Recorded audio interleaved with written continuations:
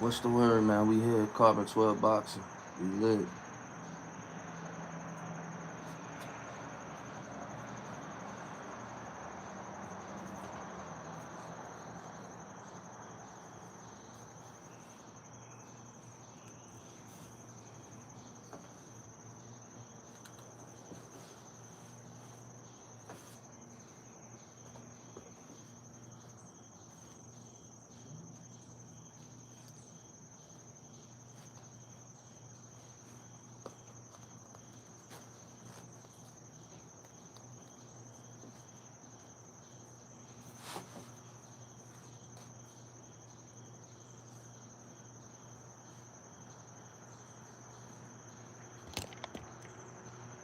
What's the word, ladies and gentlemen, man? We here, man. Carbon 12 Boxing Club. We lit on this good Sunday, man. What's the word to everybody?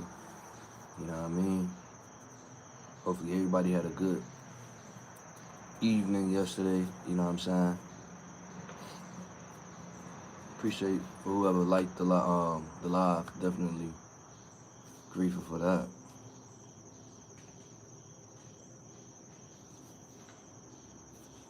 Let's see. What's the word though, man? Brooklyn, what's up, man? Hold on, Brooklyn.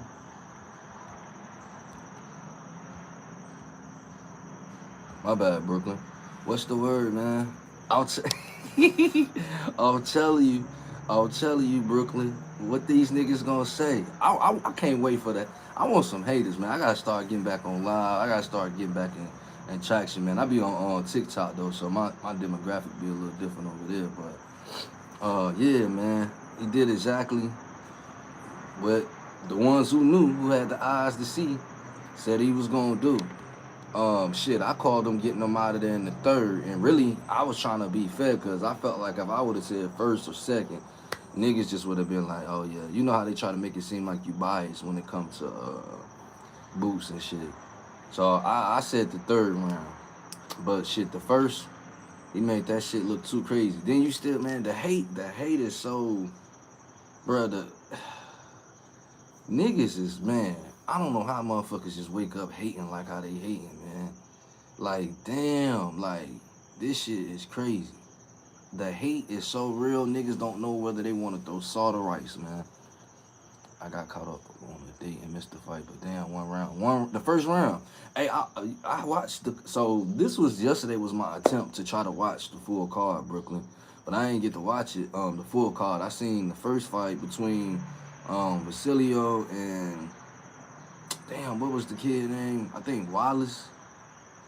Vasilio, I like that kid. I think he from like UK or something like that. He from United Kingdom.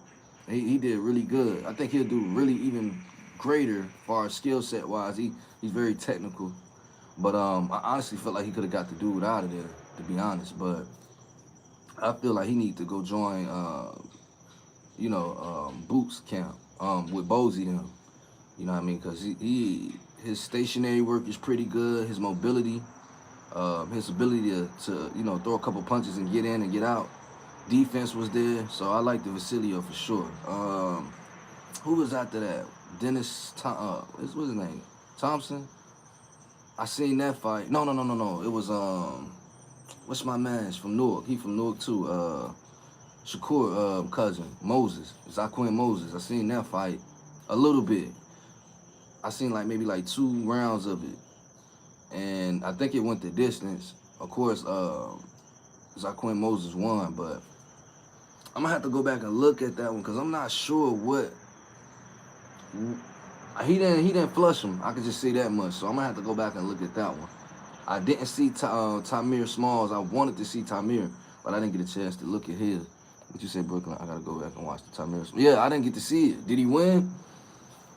I didn't get to see that one. By that time, I was out catching a couple little plays. You know me, little. You know what I mean? I had a couple little plays on the line, so I had some of the best gas on this side of Mississippi. So I had to do what I had to do. So I didn't get to catch that one because I had to use my GPS. So yeah, I didn't get to catch that one.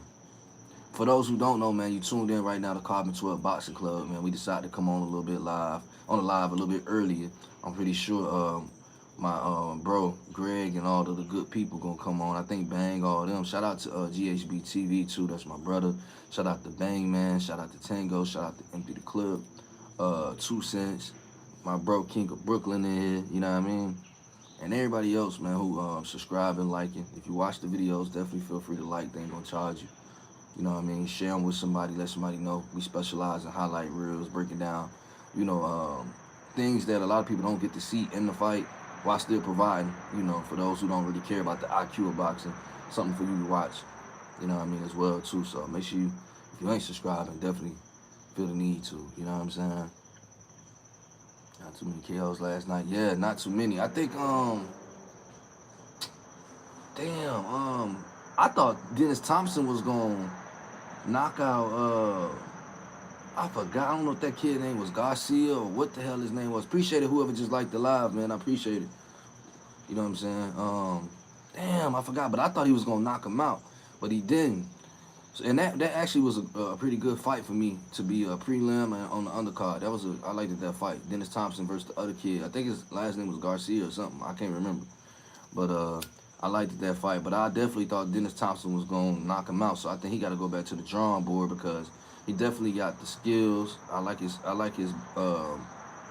you know, his movement in the inside, and you know what I mean. He got the look. He definitely got the broad shoulders, similar to Zaquin Moses. But I thought both of them was gonna get their opponents out of there. But I don't know. I don't know what that was about. But I didn't get to see Tamir Smalls. I didn't get to see the heavyweight fight. I actually got done with my plays around about the time that Boots was getting announced. Diaz. Yeah, I named him the KO. Him for the parlay, but I ain't go with my gut. Should have known because the guy he fought was. Yeah, I'm not going to lie. Shout out to Sean Diaz. Now, I ain't going to lie. To me, he brought the entertainment aspect of the fight. You know what I'm saying? Like, he ain't just standing there and get punched on. He didn't really... I think he played more of a mental game with Dennis Thompson. And I don't think Dennis Thompson really expected that. Because just, if you're going off of stature, size, and shit like that, of course, you're going to lean more towards Dennis Thompson. And to me, Dennis Thompson looked bigger than Sean Diaz. And I appreciate you too, Brooklyn, for, you know, correcting me on the name and shit. But Sean Diaz definitely looked like the smaller fighter. And just off of, if you had to bet on a parlay, you compare, you know, the stature of Dennis Thompson to Sean Diaz, you was going to definitely go with Dennis Thompson all day of the week. So I don't think that was a bad pick at all. But I think what fucked Dennis Thompson up was that he didn't expect Sean Diaz to play the kind of the mental games. I think, and I think it might have surprised Sean Diaz. And I think it was a good call for him to do. You know how you got them niggas in the hood that's like, that'll talk to you while they fighting this shit, or just like, you know, I think that was Sean Diaz's way of keeping himself alert in the ring. You know what I'm saying? And at times he was kind of doing, you know, he wasn't matching the output of, you know, maybe the ego or the confidence that he was showing in the ring, but it got him through. He didn't get knocked out. Definitely got hit with some hot shit, but, you know, shit, he was throwing shit too. So, to me, if they would have really had a bang out, that would have been one to run back. For sure. So shout out to Sean Diaz, man, just for not just, you know, curling up, you know what I'm saying, and becoming a victim. But shout out to Dennis Thompson, too. But I feel like Dennis Thompson should have definitely knocked him out. But if you ask me between Zaquin Moses and Dennis Thompson, who had the better performance, I'm going to go with Dennis Thompson. And I'm a Newark nigga. I'm from Brick City, so, you know what I mean, I'm just calling it straight down the middle. And I actually was looking to see more from Zaquin than that was sure. You know what I mean? So that's what's tricky about the parlays. That's why I ain't really just got too heavily into them, Brooklyn, because you just never know, man. Like, and a lot of times I call fights. Like, I call them bitches damn near down to the round or somewhere in that area. So I know I would come home with a little bit of bacon, but shit, man. I think we just in an area, a very vulnerable area of the sport right now, to where it's not really where you can really predict these fights, and it's not where you can't really not have a prediction if you're watching it. But I think the bridge in between either way is the narratives. So I pay attention to the narratives a lot. Not based off of media, but just what I come across. You know what I mean? So, which always usually leads me to great predictions, but I probably would have fucked up on those predictions. I'm not gonna lie. As far as if it came to calling maybe a knockdown or a knockout, not them not winning, but as far as okay, knockdown and such and such. But then we work our way to Boots, and this is why I always prevail when it comes to seeing talent like Boots, because it's not really no confusion with the talent. Which is why I can't wait to get some of these motherfuckers on here, because I'm trying to figure out what the fuck y'all not seeing. Like, what the fuck y'all niggas need 3D glasses or something? Like, I'm not understanding what the fuck y'all not seeing. But I get it, because niggas was hating on Floyd to this degree too when I was coming up. Heavy. And it was I get the Migos and the Mexicans do it, but niggas be hating on their own fighters, dog. Like outrageously. Like, it don't even make no sense. You know?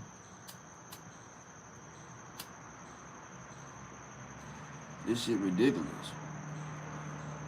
The hate is at an all-time high. You know what I'm saying? This shit is at an all-time high.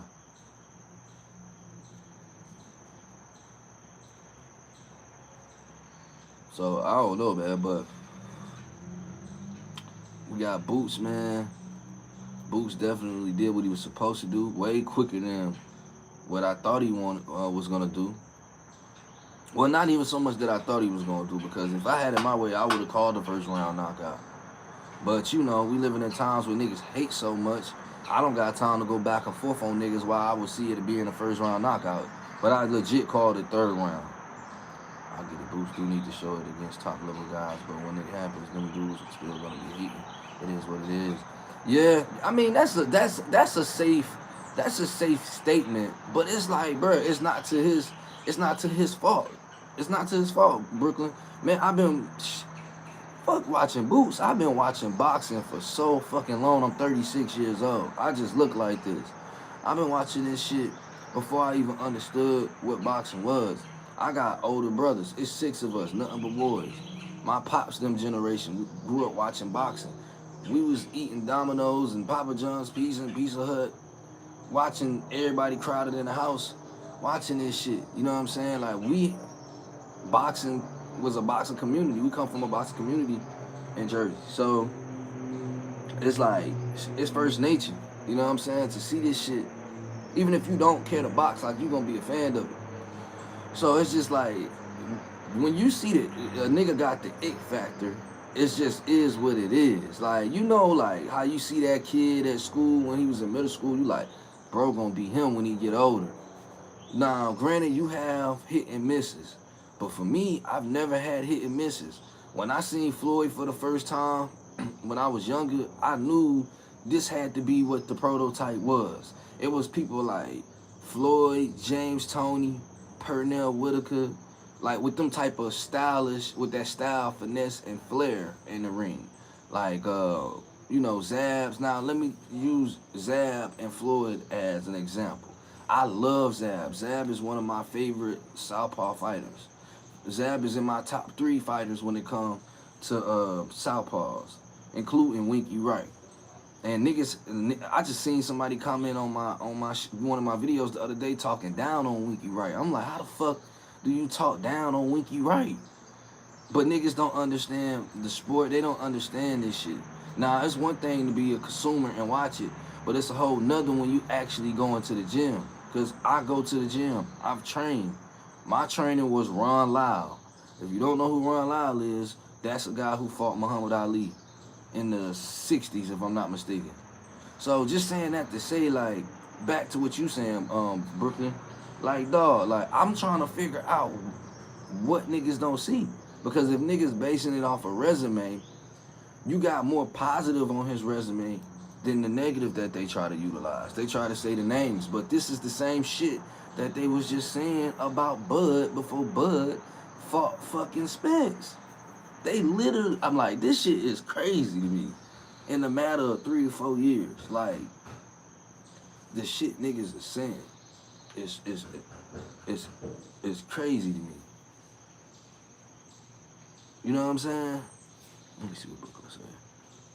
Yeah, one of my decision got a crazy knockdown during the third, like in the third. Yeah. Dennis Thompson. Oh, that's I get it. Bruce need to show against top level guys. But, I had a dude telling me Boots ran from Stanley Honest. Oh yeah, they just be talking, man. These niggas is haters. Like that, like how boldly people hate nowadays is crazy. It's crazy. It's crazy, dog. Like how, like niggas just like, bro. I seen and I fuck with Foreign. I fuck with Foreign. But I've been challenged when I met Foreign on Greg's thing. I was challenging him in the chat. I heard him and Clip go back and forth, and it just seemed like to me Foreign was just trying to find any reason to downplay Boots. And I'm like, what? But y'all niggas are some of the same niggas that was just around a couple years ago, and y'all wasn't talking highly about Bud to the way that y'all talking highly about Bud now. Some of these same niggas that's dick riding Bud was just fucking dick riding Spence. Like I seen it. Cause I picked Bud over Spence. And nigga, like, so the same, what I'm saying is the same energy is literally the same energy that they was giving Bud. It's the same shit that they're doing to Boots. And for the life of me, I can't understand it because going off the eye test, seeing the it factor, what the fuck are y'all not seeing? The man resume is 35 wins now. You know what I'm saying? And 31 knockouts. The fuck are you confused on? Now, if you want to go into the resume, right, they're going to say, you could argue the same shit for Bud in the earlier of his career. You know what I mean? If nobody wants to fight Boots the same way Bud was just saying a year and a half, 2 years ago, then what the fuck are we talking about? You know what I'm saying? Yeah, nah, Foreign my dog, but Foreign be tripping. And don't get me wrong, I love Foreign perspectives because he's not just gonna go with the narratives. He gonna question shit that, which is like, I could tell he pay attention, but he not. You know, it's like they say, you hear me, but are you listening? It's one of them type of things. And that's where you set the parameters and the difference between a brother like Clip, Empty the Clip. And I love both of these brothers, but you'll see the difference between Clip's perspective versus Foreign. Clip really is boxing. I can vouch for that. In the time of me knowing Clip. Clip gonna be able to tell you shit that's going on in the ring, outside the ring. The Clip will damn near pull an article up. Now, I'm not saying by any means, shape, or form a fashion Clip is perfect. He gonna know everything because we all got perspectives and can put pieces to the puzzle. We all might have seen something that the next person might have not caught. You know what I mean? But Clip, for the most part, 98% of the time is gonna be on point. And you know it because he only gonna speak this shit. Clip don't even be like Clip like me. We don't be really coming up on the panels too tough and heavy like that. We like to sit back and watch because we don't really care to argue because we really love this shit, man. And I'm not just saying me and Clip the only niggas, but it's certain brothers. I could tell you the same way, Brooklyn. You know what I'm saying? And of course, we all gonna have a fighter that we lean to more. You know what I'm saying? But some shit just undeniable. Talent is undeniable, bruh. Talent should be undeniable if it's real talent. You know what I mean? Yeah, and he just kind of remind me of the YNs, the young nigga. Well, they just try to find fault before they could find value. They try to find fault, and to me, that should be mind blowing to me. You know what I'm saying? Yeah, he gotta be. I don't know if you know, and I've been on platforms where people tell people to do that, but that shit just be outrageous. It be outrageous. But Boots is dealing with the same shit that Bud was dealing with. And it made me look at Bud a certain type of way because I'm just like, Bud, like, nigga, you just was dealing with the same shit. And if you on some I'll fight anybody shit, which I think Bud would fight anybody, then why the fuck would you not fight Boots? But I get it too, because at the same time, nigga, I seen Bud's transition before people was, when niggas was shitting on Bud. I was rocking with Bud, so I don't feel like Bud gotta fight Boots. If he really don't want to fight him, he ain't gotta fight him. Man, Bud went through a real process at when he became unified. You know what I'm saying? When he became unified, Bud went through a real process. You know what I'm saying? So, like, he went and earned his keep, and he's older. But not to just even put it on the age, because he still got the talent and skill set to fight. You know what I'm saying? But this is a sport where you can't argue the age, because we can't act like age doesn't matter in this sport. You know?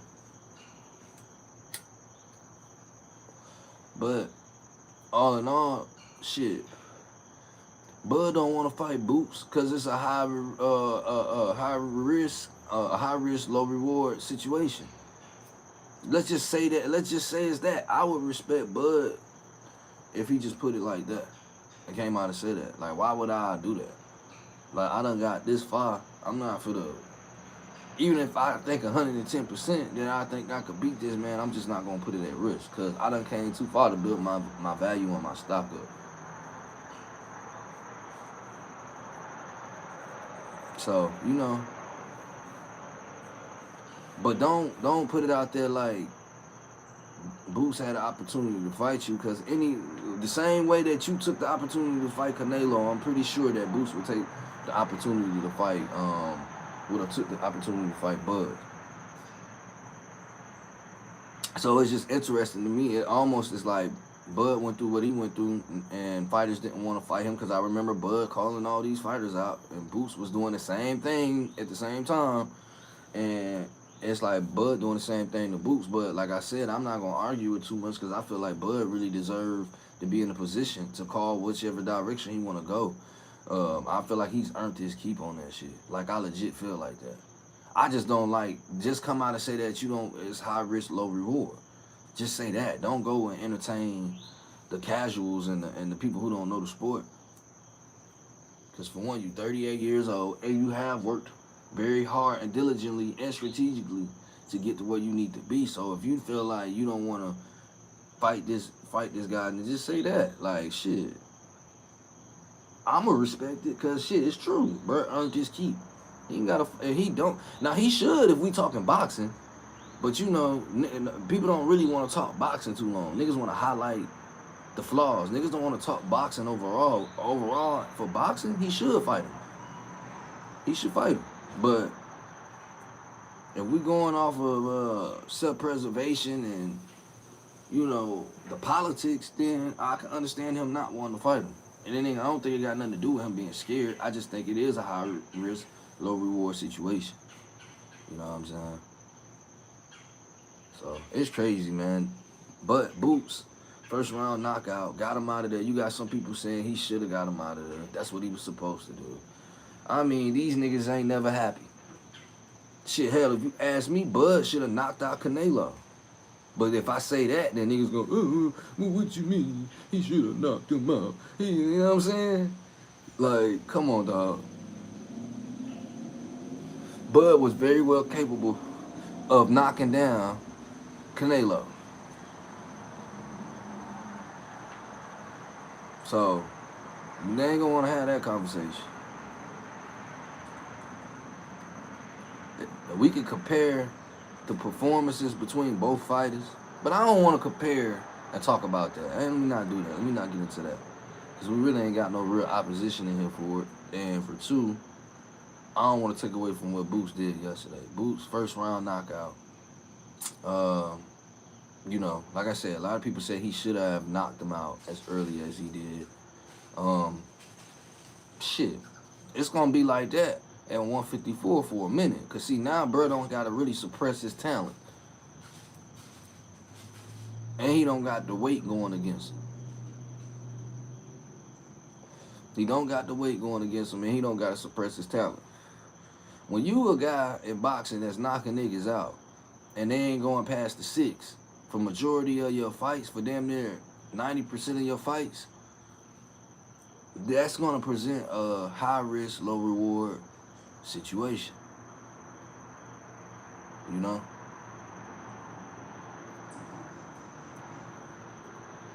So, shout out to Boots, man. Shout out to Boots for the win. Shout out for a great, Mad Love for the great performance. It was quick. It was quick. The uppercut was nasty. Niggas don't even wanna. Niggas so caught up on, oh, that's what he was supposed to do. He ain't fighting nobody. They ain't even see the uppercut. The uppercut was immaculate. The shit was beautiful. I can't even call it a counter. It was whatever before a counter. Like, the shit was prestigious. You know what I'm saying? Like, I don't know. I just guess I appreciate boxing different. I'm a film watcher. You know what I'm saying?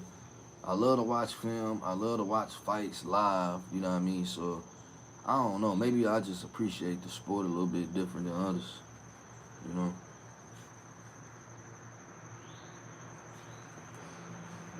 So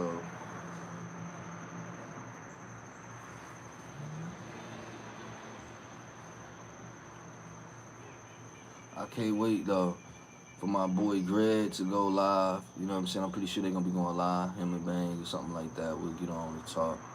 You know what I mean? I wish my people was in here so we could really chop it up, man.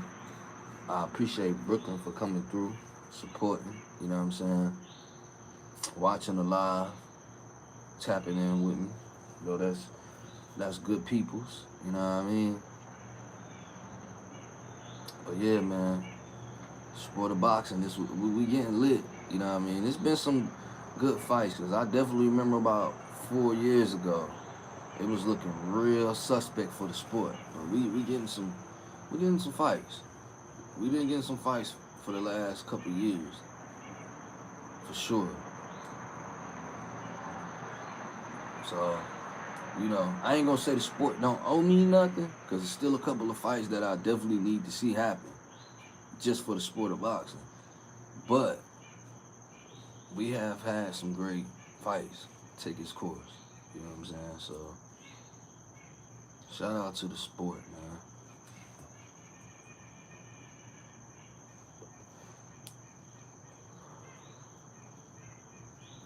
But yeah, man, we in here, Carbon 12 Boxing Club, man. We lit. Definitely wanted to pop out. You know what I'm saying? Another victorious win.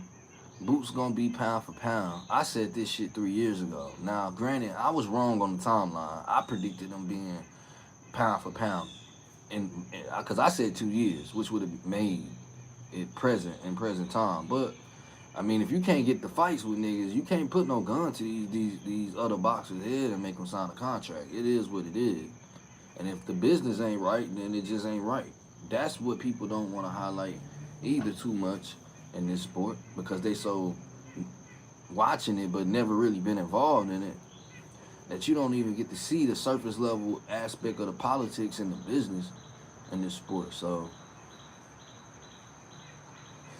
you know, I'm glad he got him out of there in the first round, because now that's what he was supposed to do. Niggas is, I know it's another champion that's happy as fuck that he calling out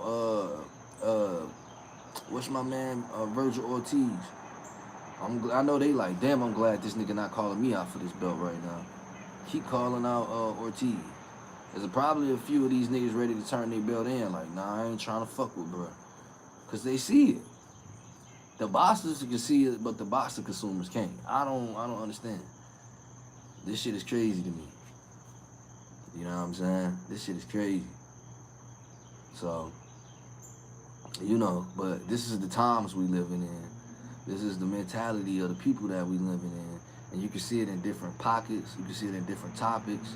You know what I mean? Of where people mindset is at. They don't want the truth. Like they say, the truth hurt. Niggas been running from the truth so long, they can't even see the it factor no more. This shit is ridiculous. You gonna see more of it though. Cause now bro ain't gotta suppress his talent. Bro can go in there and flush niggas out. No further than the 6th round. Cause that's what he was doing majorly in his career. Was getting niggas out of there. Niggas was not lasting past the 6. And niggas love to say that bro was fighting cans and shit like that. But shit, he been fighting ranked fighters though. You can go on his resume and see ranked fighters in the WBO, WBA. You know what I'm saying? So, like, what the fuck is we talking about? Really stayed at 147 too long just to get, and ended up with the lineal, ended up with belts at 147, and put his flag down in history with the names of the same people that y'all like to use against him. Bud, Mayweather.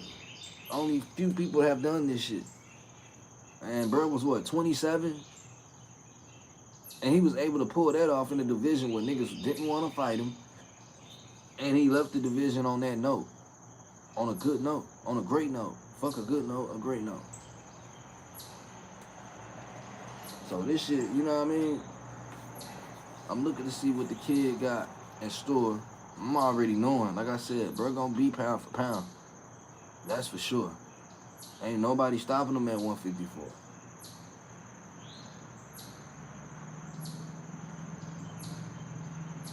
And they got me on the right day because I'm ready to, you know, communicate with some brothers on this shit.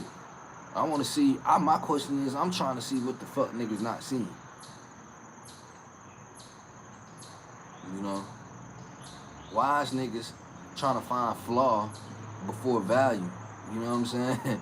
Like, the value is there. Everything that y'all complain about that y'all want to see in the sport of boxing, the man is providing. You know what I'm saying? It ain't his fault that niggas don't want to fight him. And he literally did the same shit that Bud did when he came up at 154. Madrimov was a tune-up fight last time I checked for Bud. Madrimov had 12 fights when Bud fought him coming up to 154 from 147. Lima had 14. And 14 of them fights, if I'm not mistaken, was 10 knockouts. So what the fuck?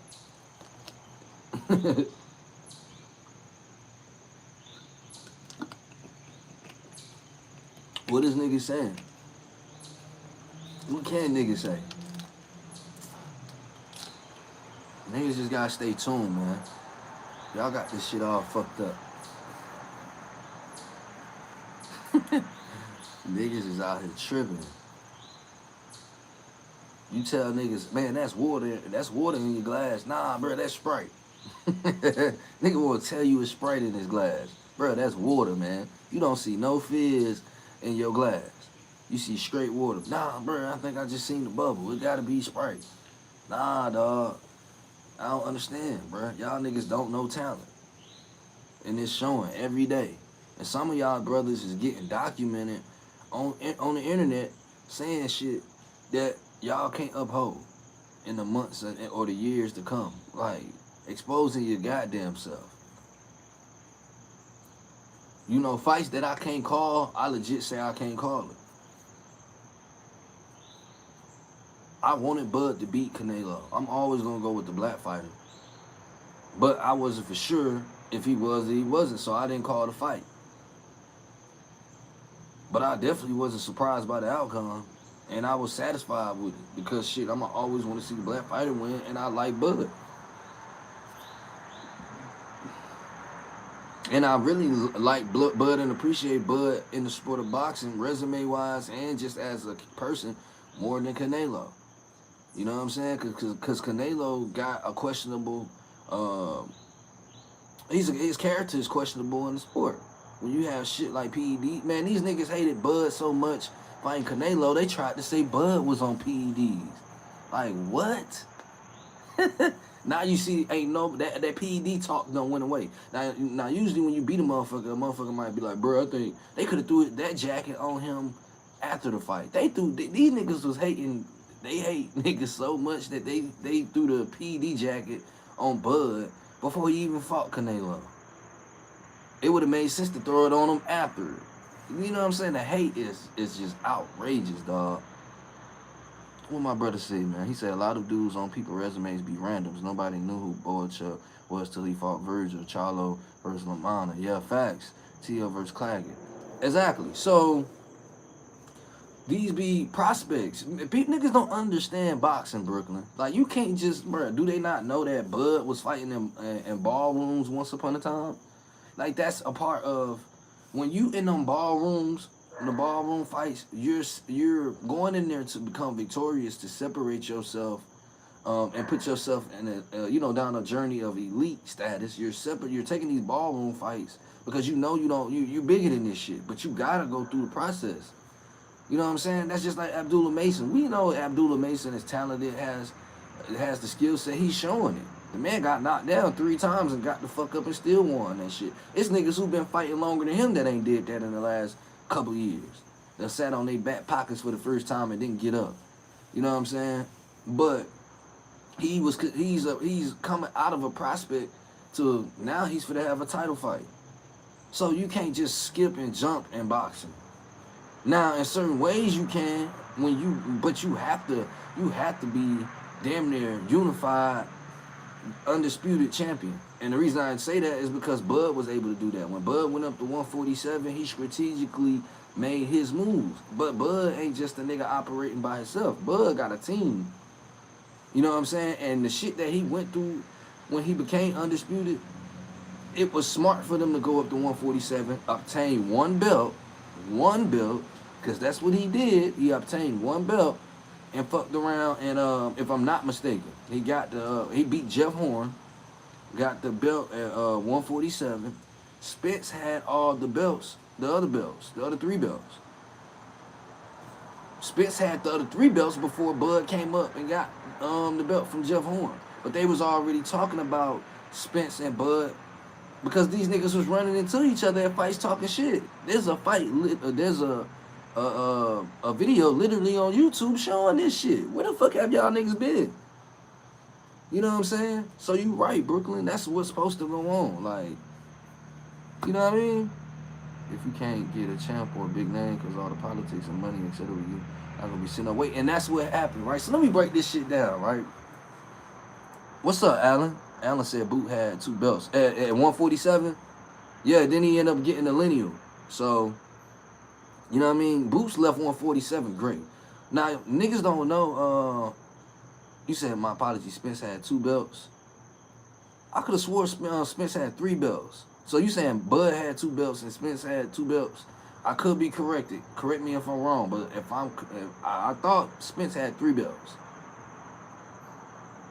And Bud only had 1. Because you got to think now, let's go back. Before Bud and his greatness, which the greatness I already had seen, niggas was holding their nuts on, dropping their nuts on Bud. Saying he was small, who he fought. The same shit niggas saying about Boots, they said about Bud before he beat the fuck out of Spence. Spence had 2 before the Horn bout.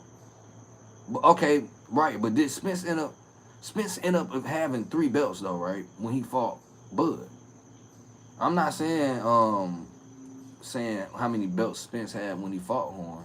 I'm saying Bud had no belts. But I get what you saying. You saying pretty much, because I think he beat Ugas, one of them niggas. But you saying pretty much at the time when Bud beat Jeff Horn, Spence only had 2 belts. I could take that. That's cool. I'm glad you informed me on that. You know what I'm saying? But all in all, what I'm saying is Spence had 3 belts when Bud fought him. So Spence was the one putting in the work really at 147 to obtain belts. And which is a blessing because he was getting niggas that was fighting him. Because Spence was running through shit. But let's go now outside of that. We had Boots being at 147, calling Spence out before Bud came to 147. Do niggas not remember that? It was Spence, it was Ugas, it was Thurman, it was fucking he didn't call Danny Garcia out. Who else? Was that fucking 147? And I'm talking about when Boots was still coming out of prospect. Same way Abdullah. That same light Abdullah's in right now, Boots was in that light then. And Boots was, to me, more dangerous then.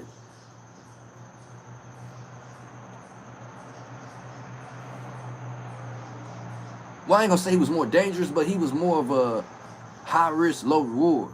For sure then. And dangerous in that aspect. I thought Spence had been Bud Yeah, that's what I'm saying. There's a reason Spence was never lineal. You know why? That's not what I'm arguing, bro. Because I could give you many different reasons on or opinions on why he wasn't lineal. Shit, he didn't even fight his mandatory. Shit. Why? Do you know why he didn't fight his mandatory? I would be interested in knowing. I don't think you could answer that. Shit, you would have to know Spence. He didn't fight his fucking mandatory. Do you know who his mandatory was? Because he could have he was supposed to fight his mandatory.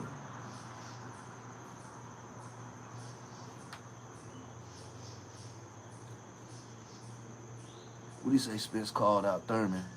He was a fringe contender. Similar situation as Boots. Yeah, nah, and you right. You right on that. But that's bullshit. We knew at that time Thurman didn't want to fight Spence. Thurman didn't want to fight Boots. Look at Thurman's outcome. It matches what it is today. Thurman went on a layoff, a crazy layoff. And I fuck with Thurman. I actually think Thurman gonna beat Fundora. And niggas will argue me that left and right. But if we just being real, shit, Spence was knocking niggas the fuck out. But it made me side-eye niggas why they didn't want to fight Spence, because once again, Spence didn't knock Mikey Garcia out. And Mikey Garcia came up a weight division, maybe 2, to fight Spence. Spence didn't knock him the fuck out. So I was confused on why the fuck niggas thought Spence was gonna knock Bud out if he didn't knock fucking Mikey Garcia out. And Mikey Garcia was the smaller fighter and came up.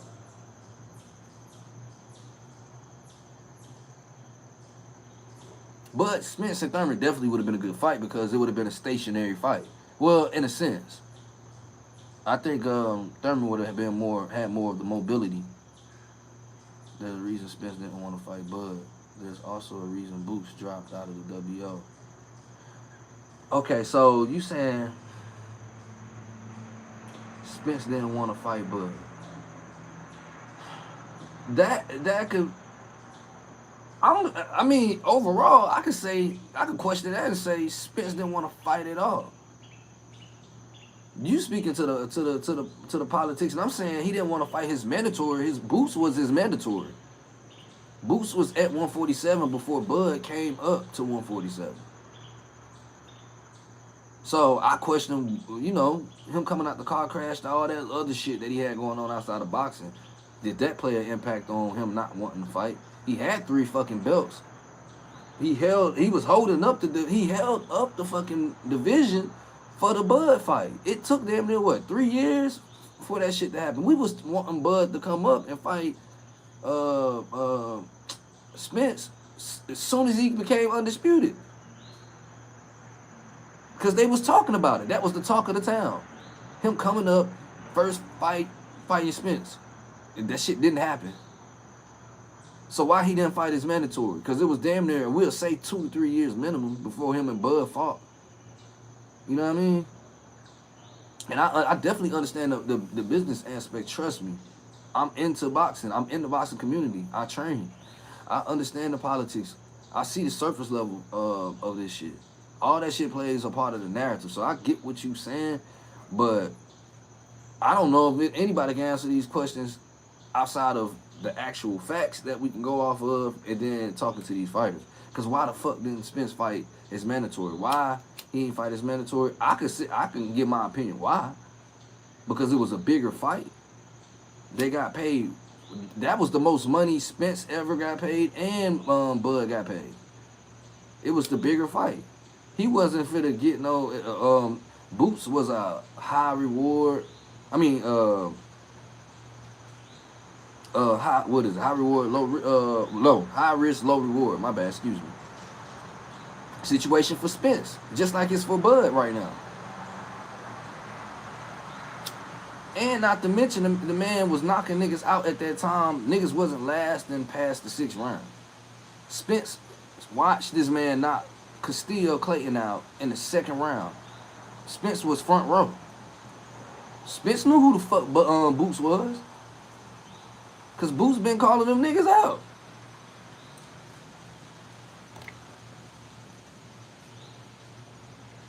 Danny Garcia got chased out at 140 by post out. Yeah, yeah. Danny, I don't know, man. Danny. I'm gonna leave Danny alone.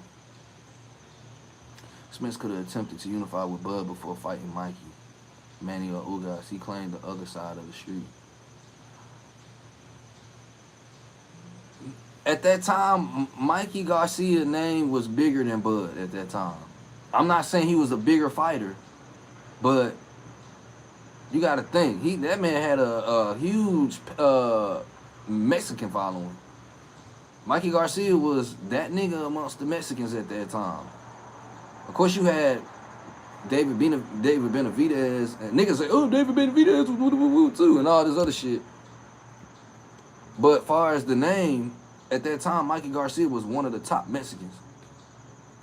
So it made sense for Spence to make, because Spence started wanting to get paid more money. Like, now, Spence, I don't shit on Spence because Spence understands the politics of boxing too. I think Spence, they were going to attempt to blackball Spence at some point. Spence was speaking out about the sanctioning fees and shit like that. So these fighters, Spence was, for one, I give Spence his credit. When Spence made that fight with Mikey Garcia, he was one of them, if not that fight in particular, was one of the main fights that started ushering in fights that people really wanted to see, and it actually happened. He was like one of the him and Mikey Garcia was one of the trailblazers in this time currently to get fights starting back to, like, niggas not just speaking on it like it's some fantasy shit and it actually partaking. Like, I'm going to give Errol his credit on that shit. Errol and Mikey Garcia fight, because that shit was like, damn near like, what?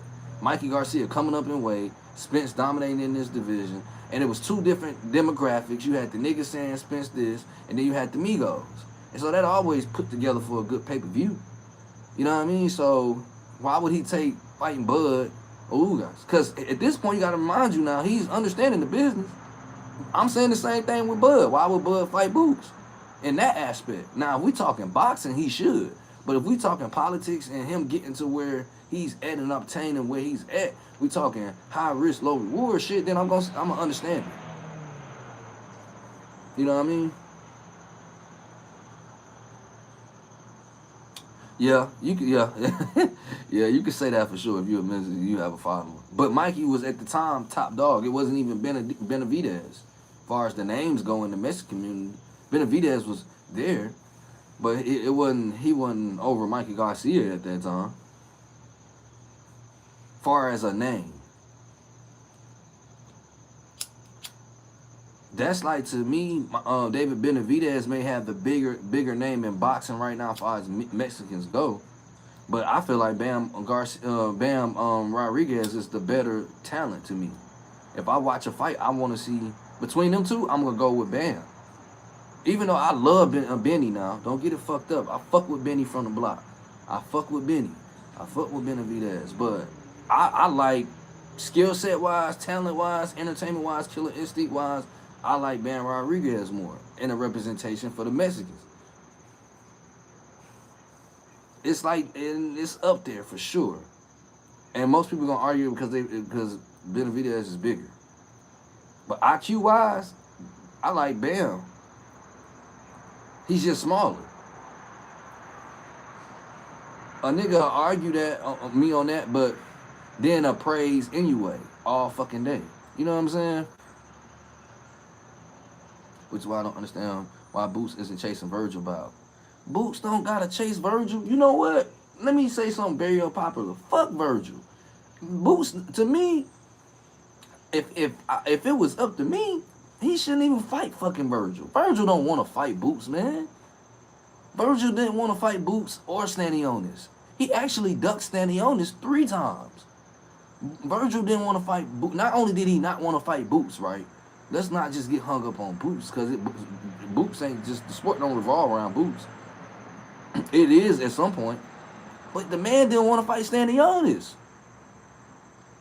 The man faked a heart attack at 147 and went up to 154. What is we talking about, man?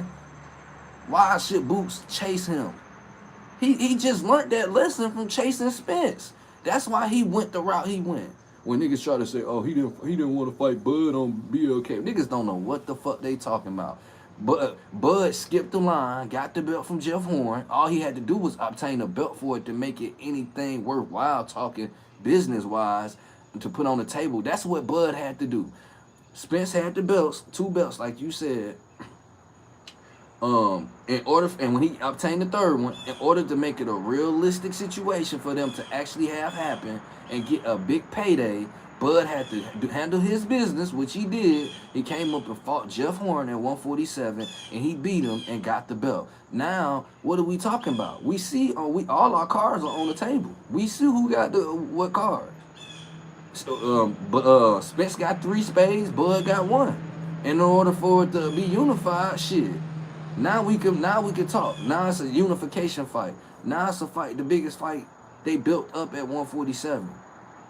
Everything aligned and made sense. And the money shows it. Look at all the money they got paid. That was the biggest payday for both fighters. Which catapulted and set Bud, which is why I knew Bud wasn't for the shit that Bud had to go through to get in the position that he was in. I knew off that he wasn't gonna lose. You know what I'm saying? So Boots don't gotta fight, man. Fuck Virgil. Virgil ain't talking about a motherfucking thing. Virgil done been put on his ass. Y'all ain't never seen Boots put down. Boots done fought ranked fighters. You know what I'm saying? Like, is Virgil Ortiz a lineal champ? No. He ain't no fucking lineal champ. Who the fuck is Virgil Ortiz? I hate that fight.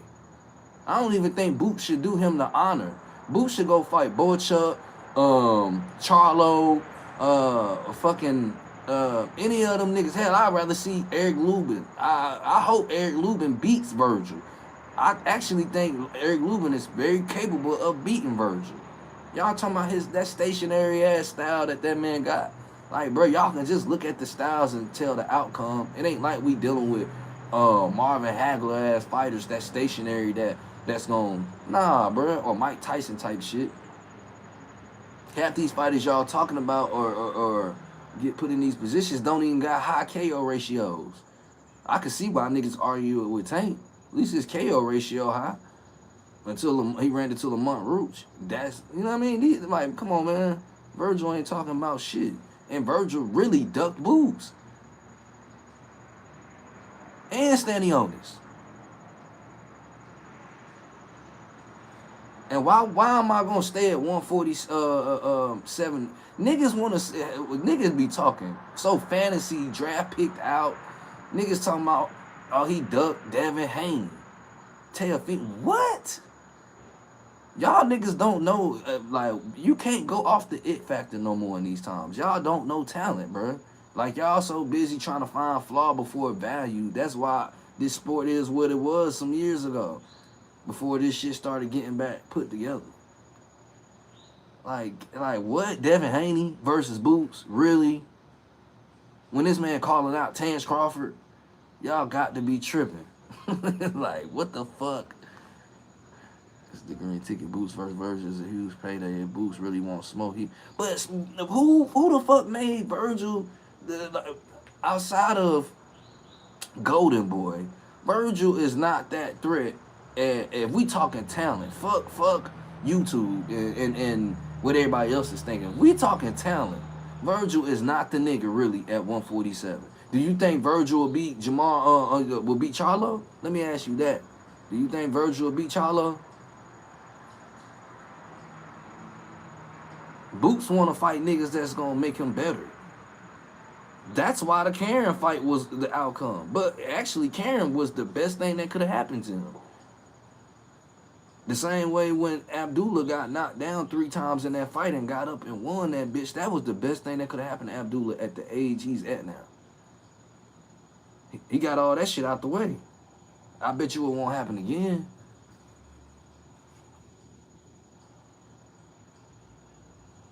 They trying to make him and Virgil fight the biggest fight at 154.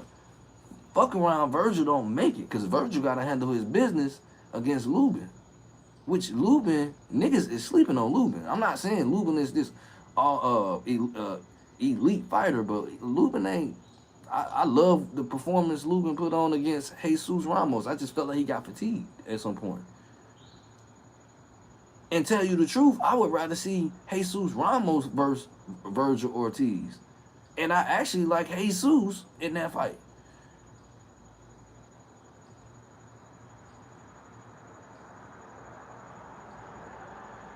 After the boosters on chase, the WBA route with fighters. We never heard of Charles. Man, the thing is, Allen Boots not for the hat. It's his division now, bro. These niggas, the belts is they either gonna give him the belts or he either gonna take the belts or they gonna give it to him, bro. And it just started with yesterday's night performance. It's crazy that the boxers are more aware who they gotta come up, because you gotta think, when you in this generation of when you take a loss, this shit matters for whatever reason. Niggas is very cautious on who the fuck they want. So you mean tell me these people build their journeys up and take these paths to get where they get, obtain these belts, and just want to give it up and get knocked the fuck out doing it? Virgil showed you that at 147 when he went up to 154. How can niggas say he ducked? Niggas said he ducked Virgil. How? Come on, dog. The man had a fucking heart attack. Let them tell it at 147 and went up to 154. How is that not a duck? And nobody really knows that this man even had a fucking heart attack in a sport where niggas getting caught on PED. Like what the fuck? You said black versus black ain't selling shit. Virgil versus Boots is a big time sell. I mean, you could say that, but that's built off of hatred. Like, we know Mexican fighters don't, or Mexican community people don't want to see a black fighter beat a Mexican. So yeah, that's gonna pack the stands. But we don't want to continue to build a boxing off of that shit. Floyd did a great job and Floyd excelled, which is why I don't get to hate that niggas give Floyd. He every time niggas, even it was more niggas damn near, it became a point where it was more niggas wanted to see Floyd lose than the Mexicans. Them days over with. We ain't trying to do that. He gonna clean 154 out. He would have cleaned 147 out if his body didn't catch up with him. Niggas don't understand. Boots was damn near at fucking 147 for a decade. And still left on a great note. A lineal champ. He had 2 belts and was a lineal champ. The only other niggas to do that, he did it with the same names that y'all saying he dug it. But you got niggas like Floyd that done did that. Sugar Ray Leonard. Like, well, what is we? Virgil ain't in that mix. Well, who the fuck is Virgil the Duck? And Virgil ain't who the fuck y'all think he is.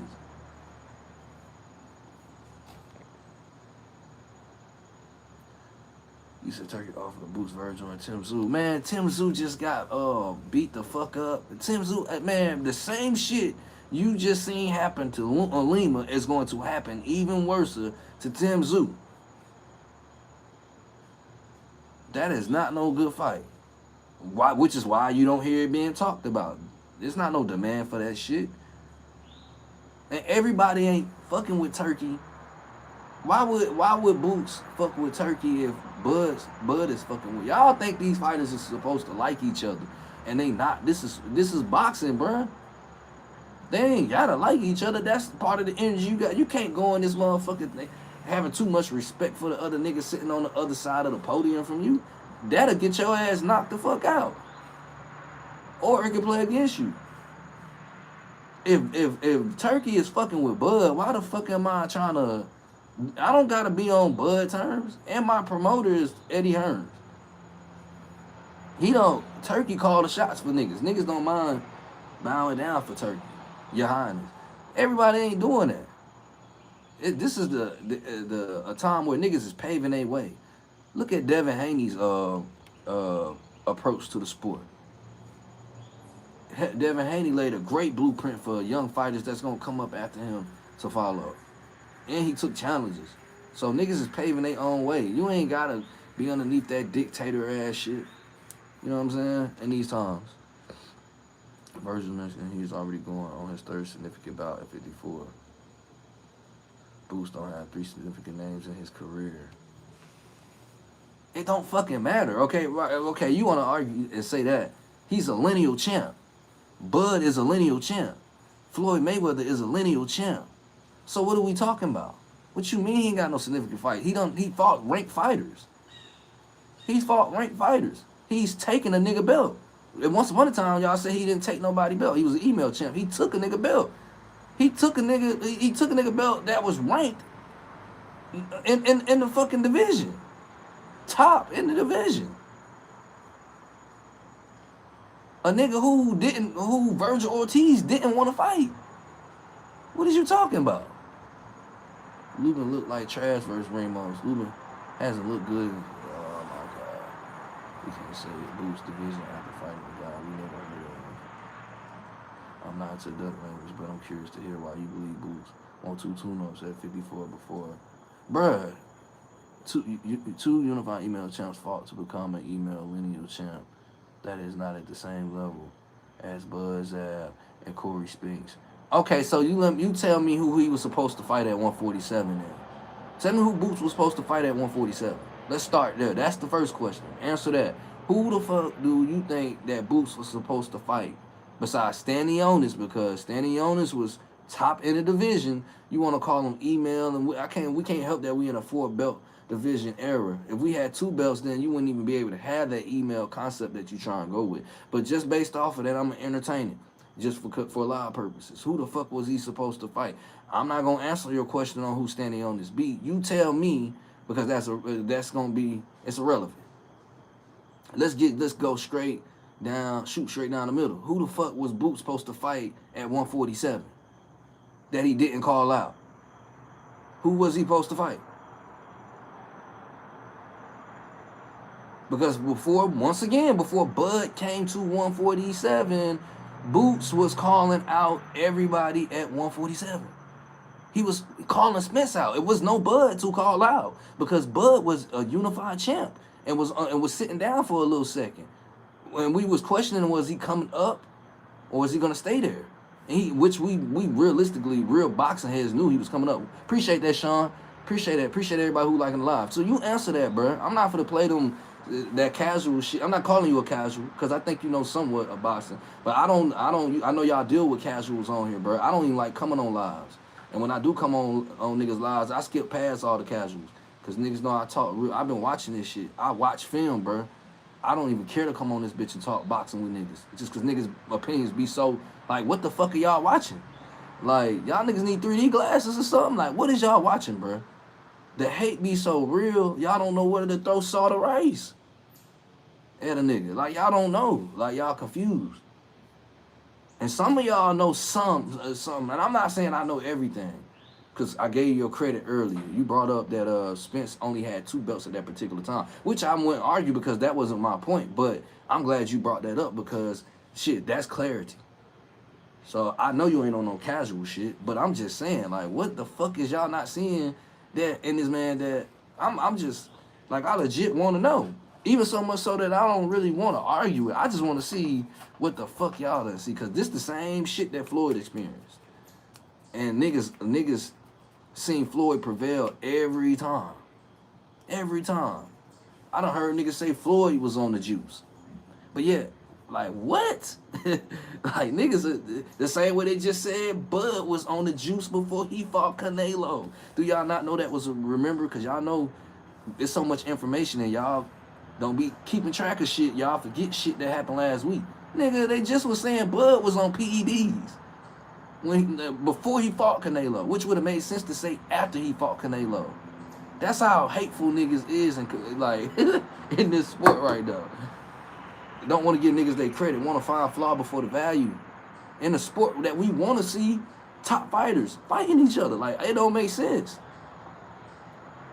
Half y'all niggas ain't even been in no gym to even be critiquing these people resumes. Y'all think a nigga could get to fight a nigga that got 30 fights, even if they at 10 fights. I don't downplay Madrimov. Madrimov showed that He had a style, and then he was beating who he was beating before he became pro, even though he had 12 fights when he fought Bud at 154, and that was considered a tune-up, was it not? Was Madrimov not a tune-up fight for Bud coming up to 154 after he beat Spence? Was it not? Or how they forget?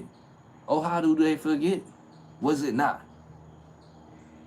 Answer that goddamn question. Was Madrimov not a tune-up for Bud at 154? The same literal shit that y'all saying Boots just did is what Bud did.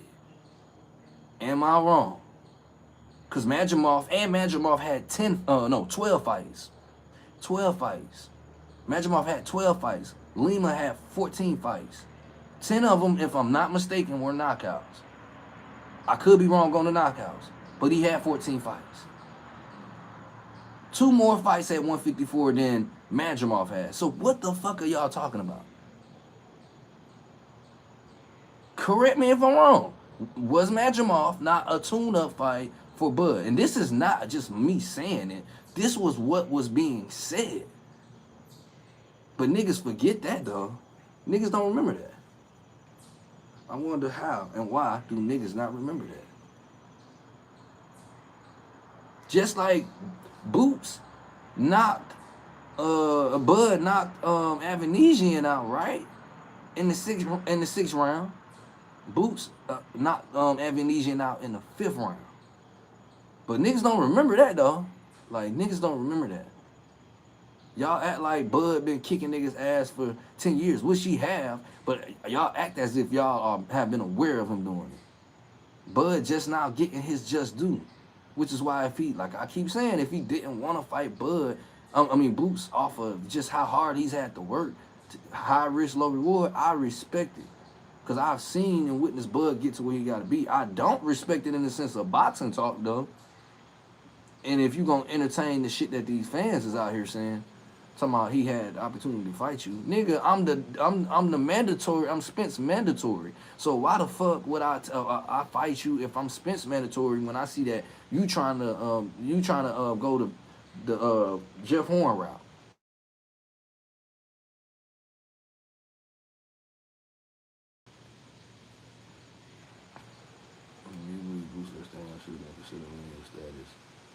When Spence grabbed 3 titles from names and minimum, you don't see the politics here. Spence route was Spence route, man. Spence held up the division. Him and Bud held up the division, if we want to be honest, making that fight happen. And it was a great fight. So why niggas do the politics? I get what you're saying, but you don't know that to be for true. That's no different from me telling you the same shit that I'm saying. Madrimov was an undefeated champion. What was Lima?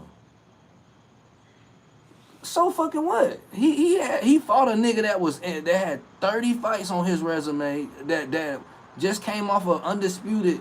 Did he deserve to fight Bud? It was other names at 154. Bud didn't have to fight Madrimov.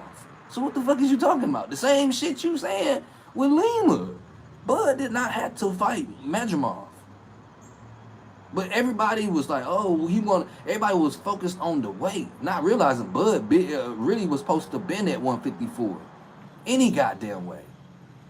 Which is why he didn't stay at 147 on my brother, too, my family. Yes, sir. We here, man. I'm glad you pulled up, man. Hey, yeah. Let me tell you something. The same shit you trying to say about Boots, it's the same shit, Bud. But answer the question: was Madrimov not a tune-up fight for your boy Bud at 154? Cause you acting like fucking Madrimov was the only fighter at 154. There was other fighters at 154. Hell, Bud didn't have to fight Canelo, but he did.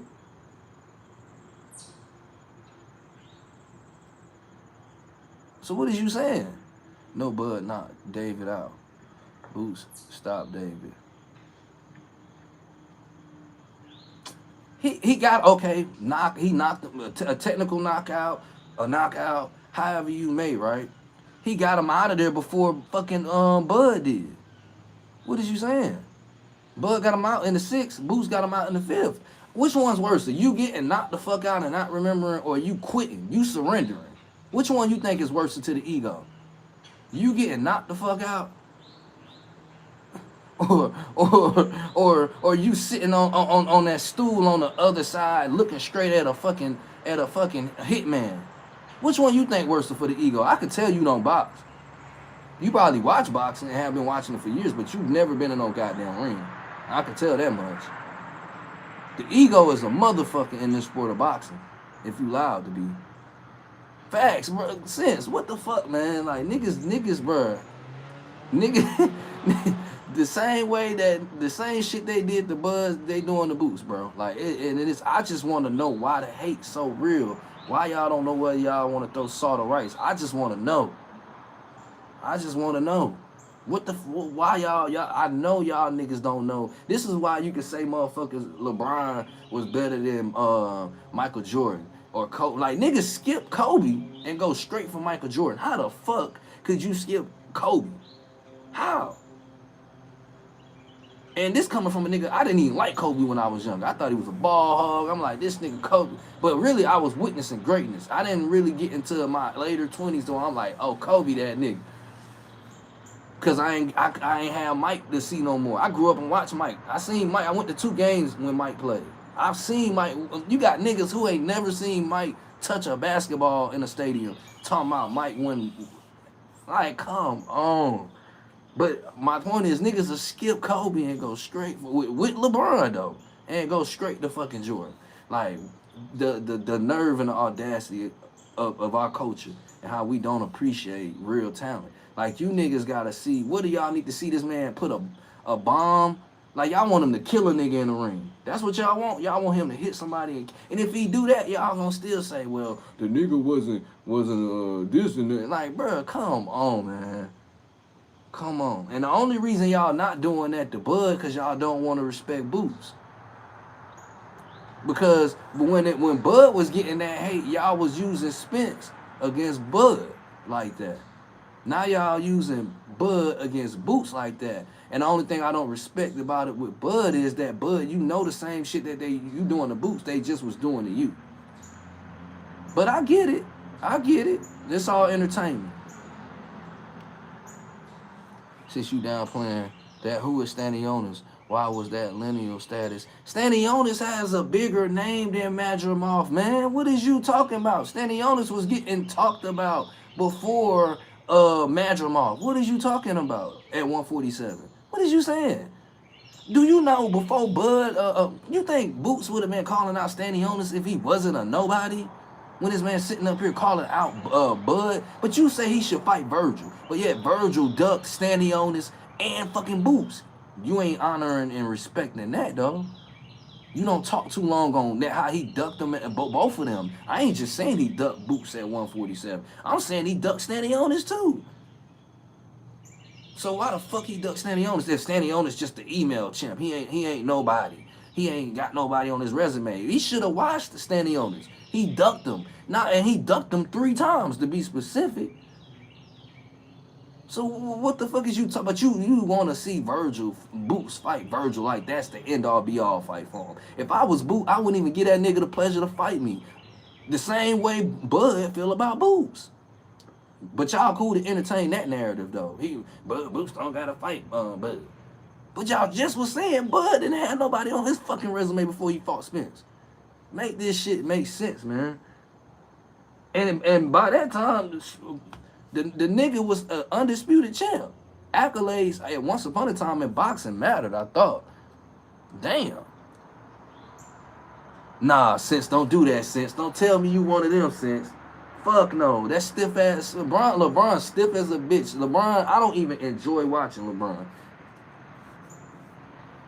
Like, what the fuck, man? And LeBron ain't did nothing. Like, man, I don't even want to go into that conversation. I don't even want to go into that conversation. I'm going to leave it alone. No goddamn way.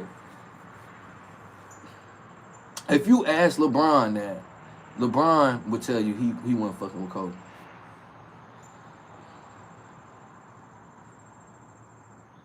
LeBron know he ain't the best. But you know, I just heard somebody shitting on Deion Sanders the other day, man. Trying to use modern day players against. I'm like, bro, y'all niggas, man. If you wasn't there to see it, then you know, I just, that's why I don't be liking to come on lives and talk to and debate with people, man. Cause man, it's just some shit you had to be allowed to see. It's not about standing on as being big. To me, the division made him big. What you talking about? He had a name in the division. You do know there's a ranking system in these different divisions. It ain't about what I can't put Stanionis in the top 10 in any division. But you that same shit you saying, I could question with Virgil. To me, Virgil is been fighting who? For real. To where I can see why you see he ain't want to fight Bud. He don't want to fight Boots.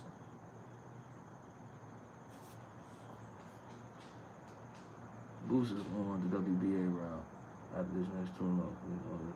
Man, okay, so Bud, I think Bud had the WBO at 147, if I'm not mistaken. If that's the case, because you saying you know his approach to shit, so you saying pretty much that he went the WBA route at 147, correct? I think you might be right on that, right? But you know why he went that route? First, tell me if I'm right on if Boots went the WBA route before Bud and Spence fight. Didn't he go the WBA route? Which is why people tried to say he ducked Bud or some shit like that. Correct me if I'm and then we'll continue this journey. Brown. Nah, hell nah, Sense. Man. That how you know the sport got watered down. Y'all just content with Braun, man. That dunking and all that shit don't amaze me. I come up in a generation where, nigga, we had the best dunkers. We made the dunk contest. We had the dunk contest ain't lit in this time and generation. And that's part of the LeBron. Because LeBron could have got in the dunk contest, but he never did. With Kobe, dunk contest. Michael Jordan, dunk contest. Winners at that. Like, man, come on, man. These niggas doing it for the accolades and the sport, for the entertainment. LeBron, man, come on, man. LeBron stiff as fuck, too bulky. Jump shot always been questionable, but niggas gonna get the... See, what I don't like is niggas get the stat pad with LeBron when they try to argue LeBron as being greater than Jordan or Kobe. And I don't like that shit. Because look at Russell Westbrook in current times. But Russell Westbrook was what? Triple-double maniac? We talking about niggas who revolutionized the game. And I'm not saying LeBron didn't do certain little things, but to compare him to Kobe and Jordan, you would just have to have been alive to see this shit. Especially when it comes to Jordan, for sure. I would take Kyrie over LeBron any fucking day as a player. But they don't give Kyrie really his credit to the degree I feel like he should have as how he's revolutionized the game. Bruce dropped out of the WBO. We were allowed for the IBF. Right. Okay, there you go. So now you do know why he went that route. Because he was the mandatory, and he became mandatory in the IBF. You do know that they weren't trying to fight him at 147. You do know that, right? The same way when Bud came up to 147, and none of them niggas was trying to fight him. Which is why you think he didn't want to give Danny Garcia.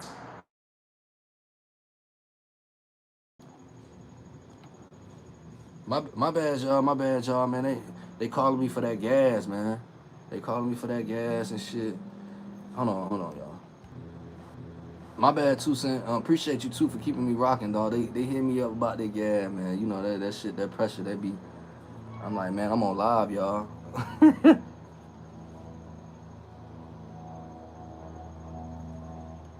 me see. Booster, where we at? should pass on top of scoring. Oh man, come on, Sense, man. Don't hit me with that shit. Kobe that nigga, dog. I'm telling you. But, you know, hold on, what we talking about? The IBF assured Boots that the winner of Bud and first Spence would be stripped immediately after the bell ring. He knew he would be elevated. He had no intention of fighting the winner between the two. Man, you don't believe that, bro. Now, baby, when you said that, you made me lose interest in talking. You don't think that's true. You don't think that's true, bro. I can't believe you typed all that shit.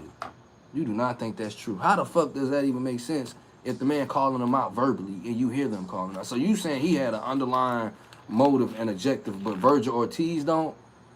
But you seeing this man knock shit out. Like, getting them out of there. But in the same fashion, Bud doing it, if not better, and quicker. But you saying he had a... Come on, man. Why the fuck would he call... Virgil Ortiz ain't called Bud out. So if he didn't want to fight Bud, why the fuck would he even call this man's name? You don't hear Brian Norman calling Bud out. Even though Brian Norman at 147. But hell, you got niggas at smaller division calling niggas that's in other divisions that's higher than them out. Just for whether it's trolling purposes or not. You don't hear him. Nigga, come on, man, dog. You don't think that shit true. You do not think that's true. LeBron had West Ham day one, Kobe.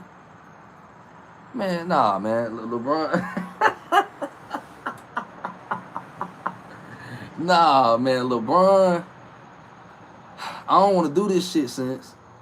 I don't want to do this shit, man. I'm telling you. We going to have that topic. We're going to have that topic because that, it just, nah, man. LeBron, I ain't fucking with it.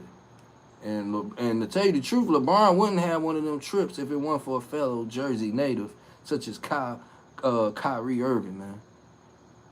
And niggas try to act like LeBron just went out there and dominated and got that shit, but let's not forget what my boy Kyrie had to do. But yeah, I bet you won't ask Kyrie who better, Kobe or LeBron. I bet you Kyrie say Kobe. Appreciate everybody, man. We got 7 people in here, man. Feel free to hit the like button. We at 5 likes, man. I appreciate everybody that's been tapped in. Make sure y'all tap in with 2 cents. That's one of my minds in here, man. That's family, you know what I mean? We got Greg Hackett, you know what I mean? That's the big bro. We got Bang Man. I'm sure they're going to be having their shit going on later on, so I'm going to try to pull up on them and support. I wanted to get on a little bit earlier before them. Make sure y'all tap in with my bro, Empty the Clip. Tago, who else? You know, I don't really be watching niggas like that, so you got to be really, I'm a tough critic. I'm fair, though, but I'm a tough critic. You got to really be genuinely on what you own. Even if it's opposition of my perspective. You got to be genuine, though. Yes, Bozy has an interview on YSM saying he didn't care if Bud versus Spence happened because we would be champions. Yeah, because they tired of chasing them niggas. Imagine how you feel if you've been in a division damn near. By the time Boots left 147, he had almost been in the division for a decade. The man didn't skip no steps to get to where he got to. You acting like he just skipped the ballroom and ended up where he's at. The man before he's doing these fights, now shit, he was signed to Showtime. So they had to go the same way Floyd was figuring and maneuvering, the same way Bud was figuring and maneuvering their situations out. Bud was with Top Rank.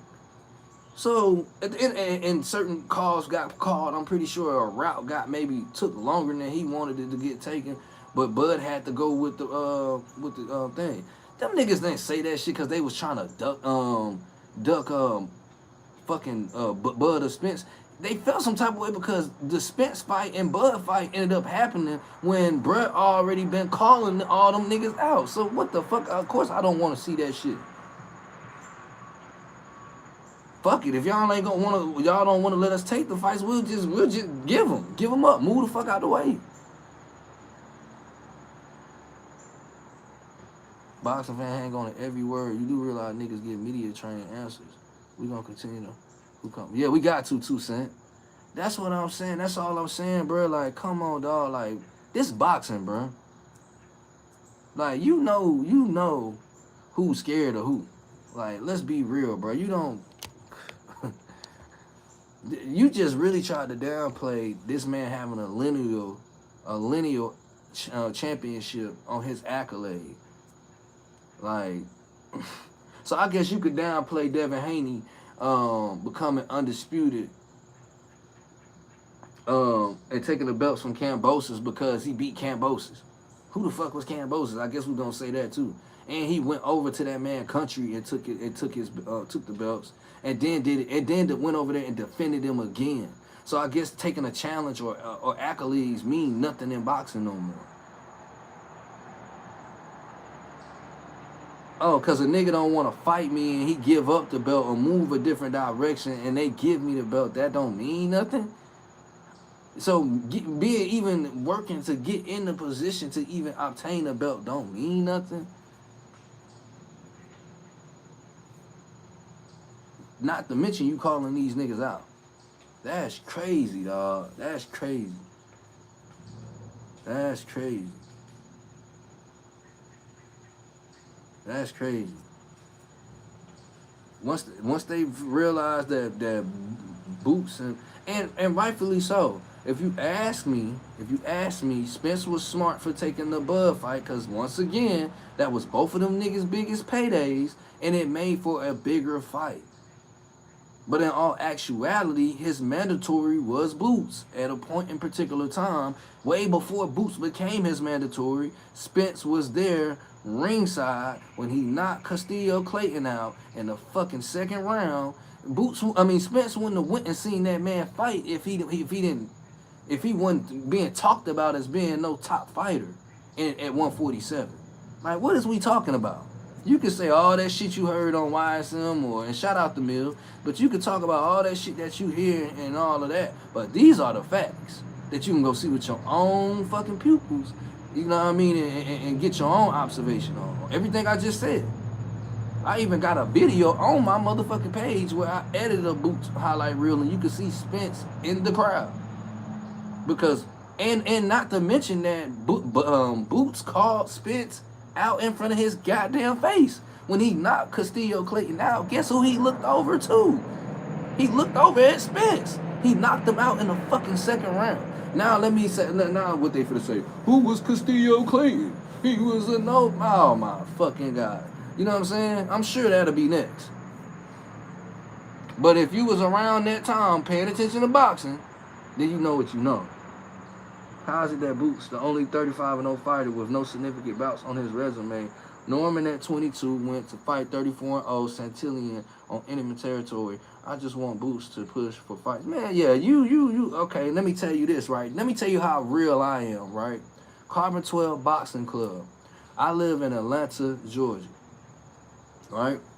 I trained recently, within the last, but I say probably, when my gym closed, 2 months ago. It's probably been 2 months ago. So, in the midst of this Brian Norman, before Boots went up to 154, I trained in the same gym as Brian Norman and didn't even know it. Like, in my gym, if you've ever seen me on live on my gym, I wish Clip was in here because he done seen it. I done gave a tour of the bitch. I done walked around. We real family oriented in there. My coach, one of my coaches, is his coach. I ain't gonna say his name, but is his coach. I'm talking to my coach, telling him that I like Boots. Not even realizing that this nigga, so just, I done seen Brian Norman in person.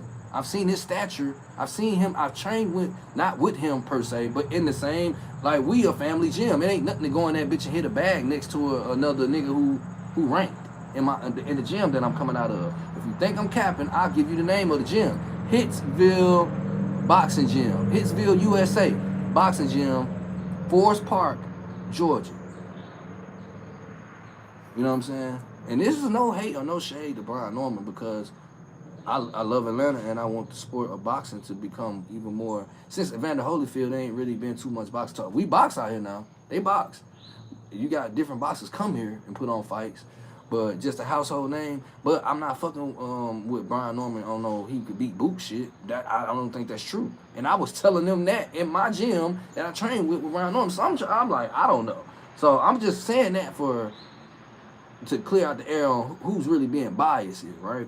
Now, you say 34 and he went and fought Santillan, a nigga overseas. Now, this is the credit I will give Brian Norman. Brian Norman went and fought a fight because anything can happen on your journey of going over there. You traveling to a place where your body has to adjust to the different climate. It's just a different environment. He could have got sick. Anything could have happened. So just him taking that route and that challenge, big salute. But that's where it goes and it stops for me. Who the fuck was Santillan? Like, who the fuck is he? And even outside of that, you can run his resume and this and that and the third. If we talk talent, because see, I like to talk talent. Y'all like to talk what the fuck y'all see on media and shit. Santillan was trash to me. Was trash. Like, Brian Norman should did exactly what the fuck he should have did. The same shit y'all saying about Boop should have did to Lima is what should be applied to Brian Norman beating fucking Santillan. The only thing I will give him credit over is that he actually went over there. He took the challenge. Because I understand the conditions of your body could be tampered with going over there. And he could have very well lost that shit because them niggas be taking PEDs over there. I don't care what nobody say. So I respect him in that light. But you trying to, like, come on, dog. Don't use that shit as no example.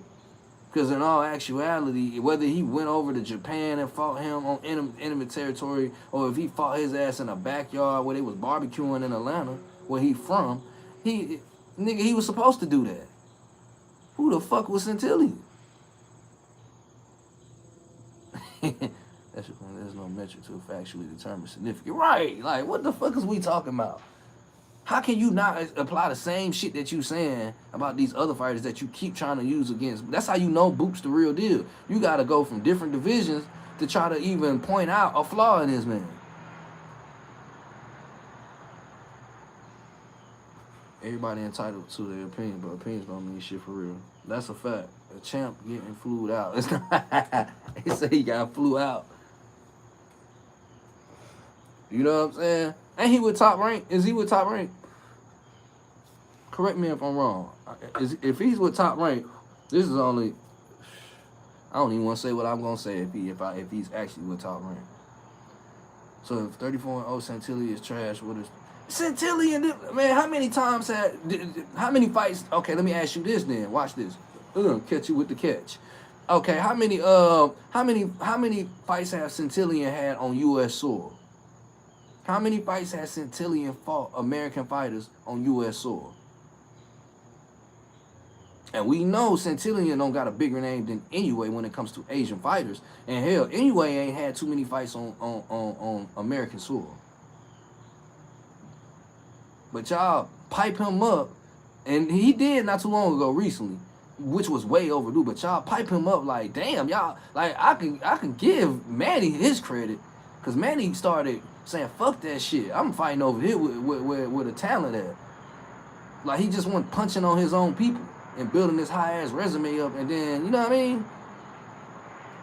But answer that question. How many fights have Santillan, chat GPT that for me? How many American fights have Santillan had? Boots is fighting American fighters, and motherfuckers coming from other countries fighting them over here. Ranked in divisions, not to mention. Who the fuck has Santillan fought? Man, just to be real, no, bro, I'm in Atlanta. Bro, ain't nobody walking around this bitch talking about who the fuck Brian Norman Jr. is. I'm just keeping it real. And I fuck with Brian Norman Jr. I'm just simply saying that Brian Norman got to build his media traction up here in this city. Boots got his shit going on in Philly. He got a city, and we know Philly is a diehard sports capital, just in general. It don't matter hockey, you can get your ass beat by the fans. Football, the fans might beat your ass if the shit don't go their way. For sure, boxing, you know what I'm saying? Anything can fucking happen in Philly. They diehard sports fans.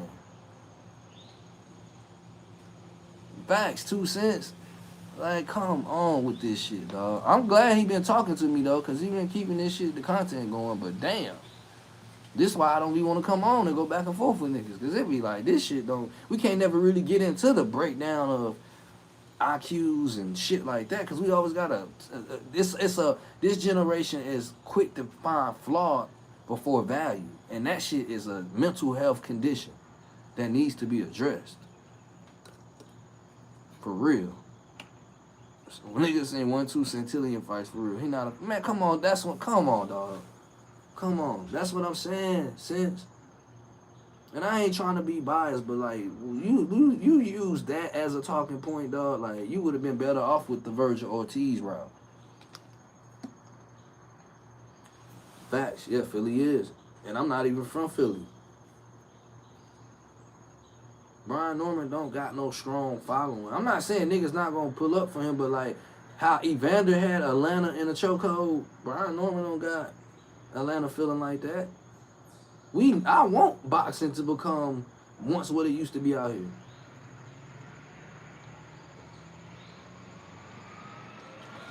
Like how I'm sure in Baltimore, how you got girls who don't even probably watch boxing like that, but they know who Gervonta Tank Davis is. You can't say the same for Brian Norman out here. It's no shade.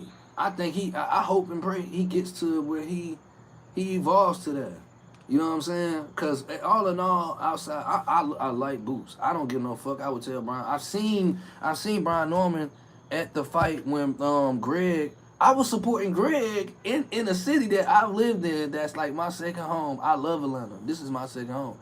I came out to see Greg fight. I didn't go to see Brian Norman fight. No biasness. You know what I'm saying? But I'm gonna go with the talent. Bruh, you could be in my family. If you're not a better fighter than this other nigga that's a better fighter, I'm gonna tell you. Like, it just is what it is. We ain't got no picks with this shit. That's why I'm keeping it talent based. This is why I know y'all can't identify what real talent is. It's like a person stumbling upon gold and it's like, and then it's gold, but you don't know really what to do with it. You don't know if like you might end up, it's like a nigga getting a good girl or a girl getting a good nigga and don't just know, like, but you done been dogged out. You know what I'm saying? Majority of your life. You don't know what to do with this shit. You don't really know, like, but to me that ain't no excuse. That ain't no real excuse. You should be able to identify, have the intuition and intuitiveness to be able to identify the elite or the people that's going to become the elite amongst the ones that's just journeymen. We do know what journeymen are in the sport of boxing, right? I don't know. You niggas be so YouTubed out. Y'all don't even understand certain niggas play certain roles in this shit based off of their talent. And in most cases, it don't be the politics like y'all try to say it be. It be that they talent is this. So the politics adjust to their talent. If your ass is only good for becoming undisputed in one division, and then you go up, and you don't become undisputed no more, then that just is what it was. You're going to have some niggas that's going to go undisputed 3 times. You're going to have some that's going to do it 2 times. You're going to have some that's not going to do it at all. But they are impactful to the sport. Mayorga was a great addition to the sport. That's who the guy Sean Diaz who fought who he fought yesterday. Sean Diaz fought Dennis Thompson. That's what I liked about him, even though, you know what I mean, like he brought a little different, approach to the sport. Hell, I think he was trying to convince himself that he could beat Dennis Thompson. And in all actuality, Dennis Thompson should have knocked his ass at least down. But it was, you know what I mean? And it was a good fight. I wouldn't mind seeing it again. I felt like if it would have been a knockdown somewhere, that would have been another fight that could have been worthwhile running back. Especially in the trajectory of where they're at in their careers. That would have been a good fight to either see down the road or run back literally again. Let's see it. I felt like that about Nick Ball and Raymond Ford fight. That was a great style. Those was 2 great styles that matched and put on a great performance. Norman won't hit versus names on his resume. Devin's biggest fight by far. Yeah, he fucking around lose to Devin. You know what I'm saying? To keep it real, like, I like Devin as a better fighter. I like Devin. I just think Devin got a little ahead of himself when he fought Ryan. You know what I'm saying? Truth be told, Devin doesn't have the power. Okay, let's just line up the 3. You got Tank Davis, Shakur Stevenson, Devin Haney. And I say this shit, and I'm gonna say it a few more times till it start clicking in niggas' brains. These are all blueprint and prototypes of the Floyd era. So Devin is more accomplished in the accolades. To me, that vouches for his the respect to give him, because Devin took the challenges that shit, maybe even Shakur didn't take, or Tank wouldn't take. Now I ain't gonna say Shakur wouldn't take him, but for whatever reason, Shakur doesn't have the accolades that Devin had. You know what I'm saying? So I feel like Devin went the accolade route that Floyd went, in a sense, or is going, right? Because he's still going, or could attain it. I'm not gonna say he is, but he took that approach. Shakur took the skill set approach. You know what I'm saying? Like, he's gonna master this shit in skills. And Tank took the entertainment, like the money. I think when Tank felt like he started getting played with a little bit or something like that, he just kept it. He like, fuck this shit. Look where I come from. Shit, I come from nothing. Like, fuck these folks. Like, he really don't give a fuck about the sport. He don't. He not lying. He don't care about this shit. You know what I'm saying? But my thing is, if you don't care about it, then get your bag and get the fuck on. And open the way for other fighters, which he may be doing behind the scenes. I don't fucking know. But I respect Devin before Tank, because even though Tank got the higher KO ratio, even though Tank got the higher name as far as the ticket sales, but as far as when we talking boxing, I'm going to lean more towards respecting Devin, because Devin took the challenges and went the challenges and took them motherfuckers in ways that Shakur didn't do it, or Tank. And I just don't think Tank would have took him. I don't know why Shakur.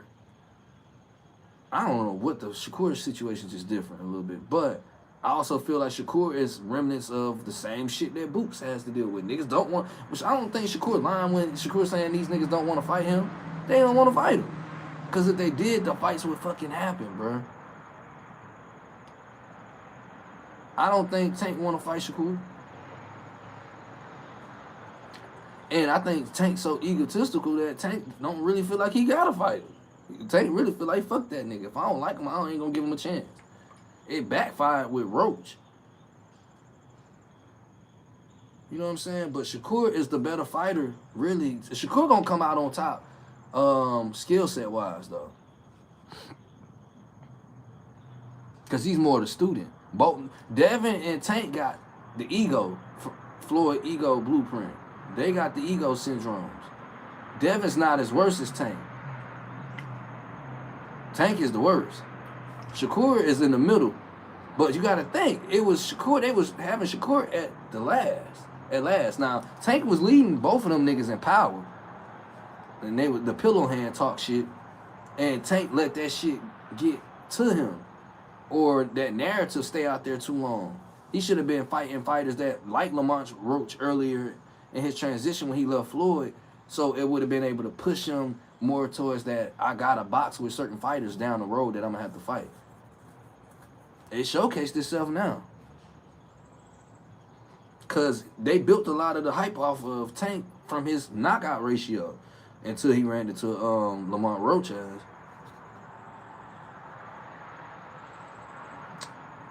So he was going down that Mike Tyson path. And if he don't showcase some type of boxing skill sets, he gon' yeah. Yeah, you said the same shit too, fam. So, you know what I'm saying? Facts though, I got Shakur over both, but nobody moved like Devin in boxing. Yeah, Devin, I mean, I got the utmost respect for Devin. I ain't gonna lie. I do. Devin, man, went and took a nigga.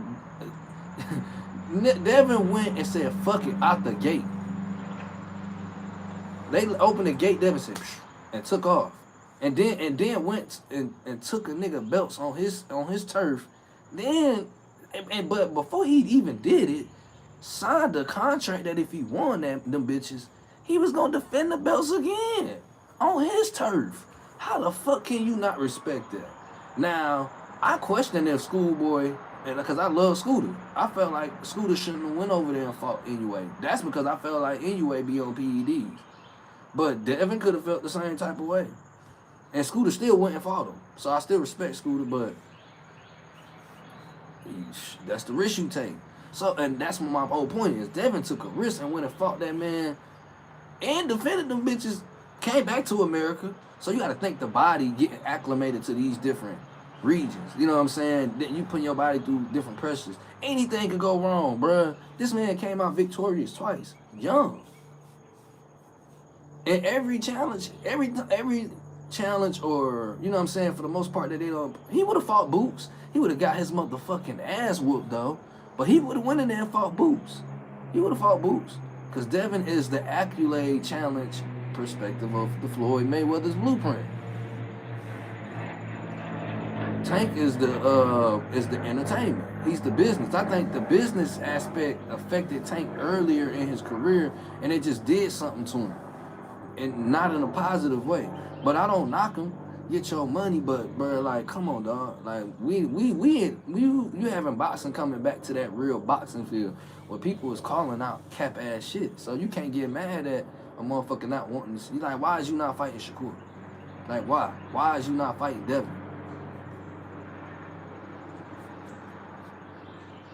Why you ain't fighting Lamont Roach? What the fuck? If that ain't this man need in the ring, and yet you still have niggas saying in real time, in today's time, that the man did not need. Like, had the Just For Me juice, Just For Me kit juice running down this shit and took a knee, and any other fighter, that shit would have been a knee. Niggas would be like, what is we talking about? The man took a knee. If Roach would have took a knee, it would have been niggas saying he took a knee. Like, make this shit make sense, man. But Shakur, and what I like about Shakur is standing in the pocket now, which he been doing, but he was more defensively. Shakur is in a position now where he's able to, his IQ is getting so dangerous, where he's standing in the pocket and hitting niggas flush. Hey, we got 12 people in here, man. Hit the like button for your boy, man. Shout out to 2 Cents, man. 2 Cents rocking out with me. Shout out to everybody in here. We got Cringe World. We had Alan in here earlier. We had Brooklyn in here earlier. Let me see. I appreciate that too. Whoever just hit the like, man, I appreciate it. I ain't asking for no money, none of that shit. You know what I'm saying? Just keep your boy in the algorithm, man. You know what I'm saying? But I definitely appreciate y'all tuning up. Canelo has power. Would it get him? Yeah. Boots would wipe the floor with Devin. Yeah, fact. Has power, still got schooled by Uisma. Yeah, exactly, 2 Cents. Cringe World say, Boots is the truth.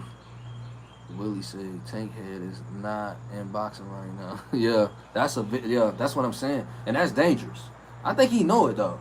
And I'm just like saying, if you know it, just like, bro, take the Jake Paul fight, get the money, and just go. Fuck him. Fuck him, Tank. Don't make, because I like Tank. I don't really care for him as a person, and I don't know him in person, but his character, I don't have to know a nigga to evaluate their characteristics as far as I can see. Maybe some of y'all do, but I could tell, like, oh, that's probably a nigga I wouldn't want to be around. I'm 36 years old. That's how I've been able to maintain being on this earth this long. So I don't give a fuck about your entertainment status or your money. I look at a nigga mindset and decision-making skills. This is important in boxing. Critical thinking. Being able to think on the fly. Saying that to say, though, like, bruh, I don't even know if the sport will miss you. Maybe in the city, they probably won't miss you. You know what I'm saying? Like, if something happened to you, you saying that the sport don't give a fuck about you or the politics. You know what I'm saying? So, bruh, just get your money and get the fuck on. Like, don't be doing lame ass shit like you did with Lamont. To me, that was lame, bruh. I don't give a fuck what nobody say. Y'all can keep trying to talk about it's the money and bruh should get his money, he worked his, man, yeah, that's all good and all that other shit. Nigga, he could have did that after the Roach fight. He could have did that shit after the Roach fight. It ain't nothing. He got a draw on his record now. Whoever thought Tank would have a draw? I didn't think he'd have a draw. I definitely thought he would have a loss, but not a draw. So shit, nigga, like, use that shit to your favor. The greatest thing that could have happened to Abdullah Mason early in his career was him getting knocked down 3 times. Now, if he could have prevented that shit, I'm sure he would have. But he didn't. And he still won that shit. We was talking about this shit the other night, 2 cents. And he still won. Man, do you know what that do to your willpower and your ego? As a young prospect that's gonna be a title holder, because he's gonna get a title. For sure. The same shit that happened to Boots when Karen ran around for 12 rounds. That was the best thing that could have happened for Boots. Because Boots was getting niggas out of there before the 6th. And nobody was really being stationed, mobile with him. Everybody was trying to bang with him. And he needed to come across somebody who was going to be mobile.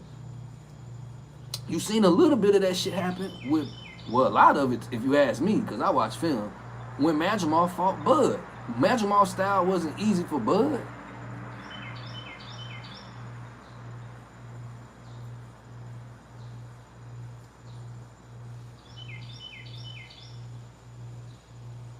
Yeah, Shakur, yeah, I agree, Cringe.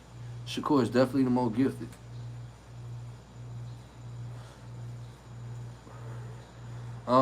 I think, and it's like they say, the last shall be first and the first shall be last, because they definitely had it Tank, Devin, then Shakur.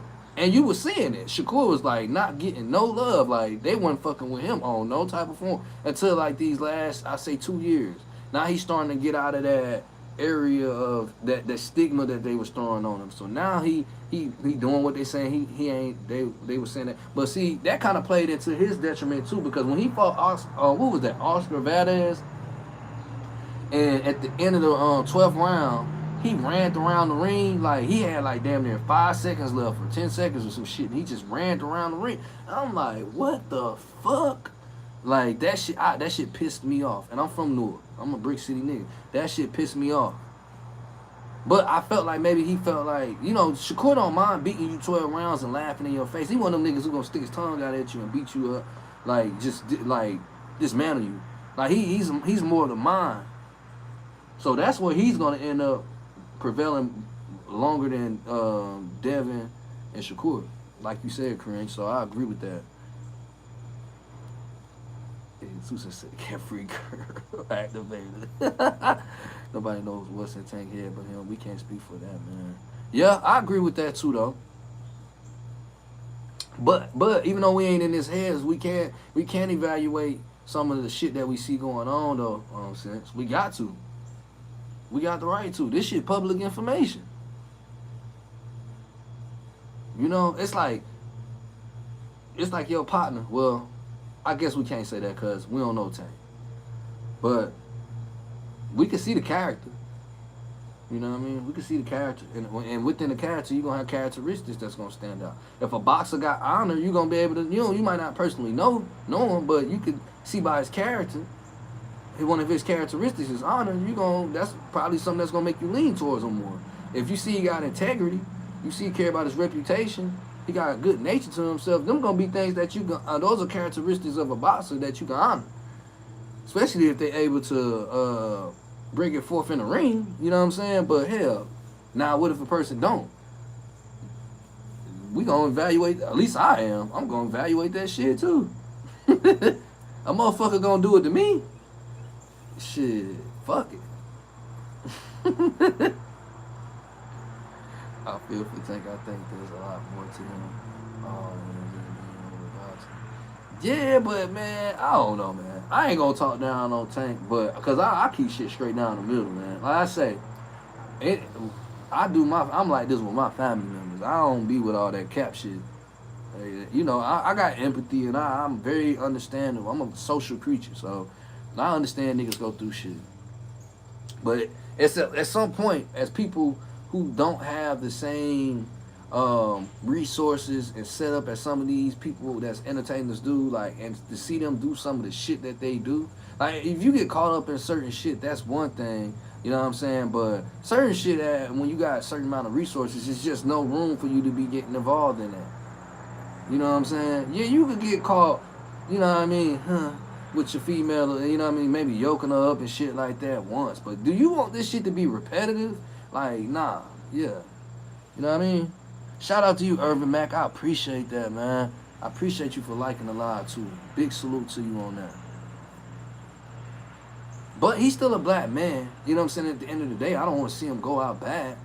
But my mindset is would be if I'm around him is for him to push to be better than what he's doing right now. I don't give a fuck about the money and the world don't give a fuck about what you got going on. If we being honest, that's why we respect these boxers, man. The ones that are able to get to certain levels or have certain accolades and shit like that. That's why we should be lifting them up. My thing is, I'll tear a motherfucker down, but I'm gonna build them up. And I'm only tear them down because I know my intention is to build them up. Versus a lot of these other motherfuckers on here that's just gonna tear a motherfucker down and leave it at that. And don't even know what they just tore apart, so they can't even build it back up. They don't know how to. And I do think Tank got. I mean, it's evident. You seeing it. He's being put in media doing certain shit that it's like 2 cents, bro. I'm telling you, at some point, I'm going to evolve in life, and I'm going to have resources in the bag. I'm going to have, example, 2 cents around me, especially if I'm growing on the boxing shit, right? I would pay 2 cents to keep me out of trouble. If I'm really just one of them crash out remnants of the YN type shit, I'm gonna pay a nigga around me to keep me out of trouble. Like, we ain't in fucking 1993 no more. Like, you can go on YouTube and see plenty of stories of niggas in boxes that made decisions that cost them their career. Like, we gonna keep playing like this shit a game. You know what I'm saying? Yeah, Lima was at 168. Irvin, that's what's crazy. Once upon a time. You say how old? I'm 36. I'm 36. I came up um, in a pay-per-view era, but my boxing experience and exposure is beyond the pay-per-view era because I was hanging around OGs like my pops them age and shit like that.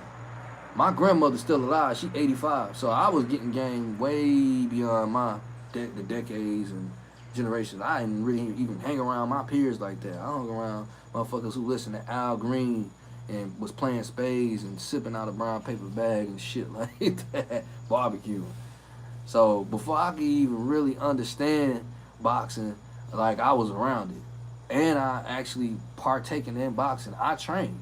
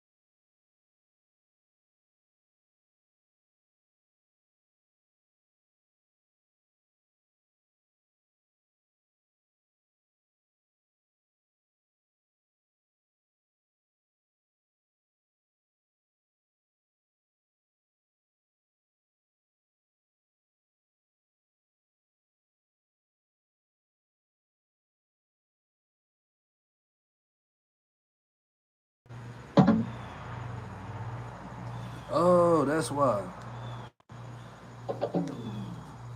Okay, let me know if y'all can hear me now.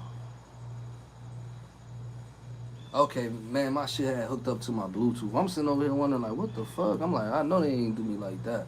But nah, I was saying, you know what I mean? Just giving a little history on myself. Like, shit, I'm 36.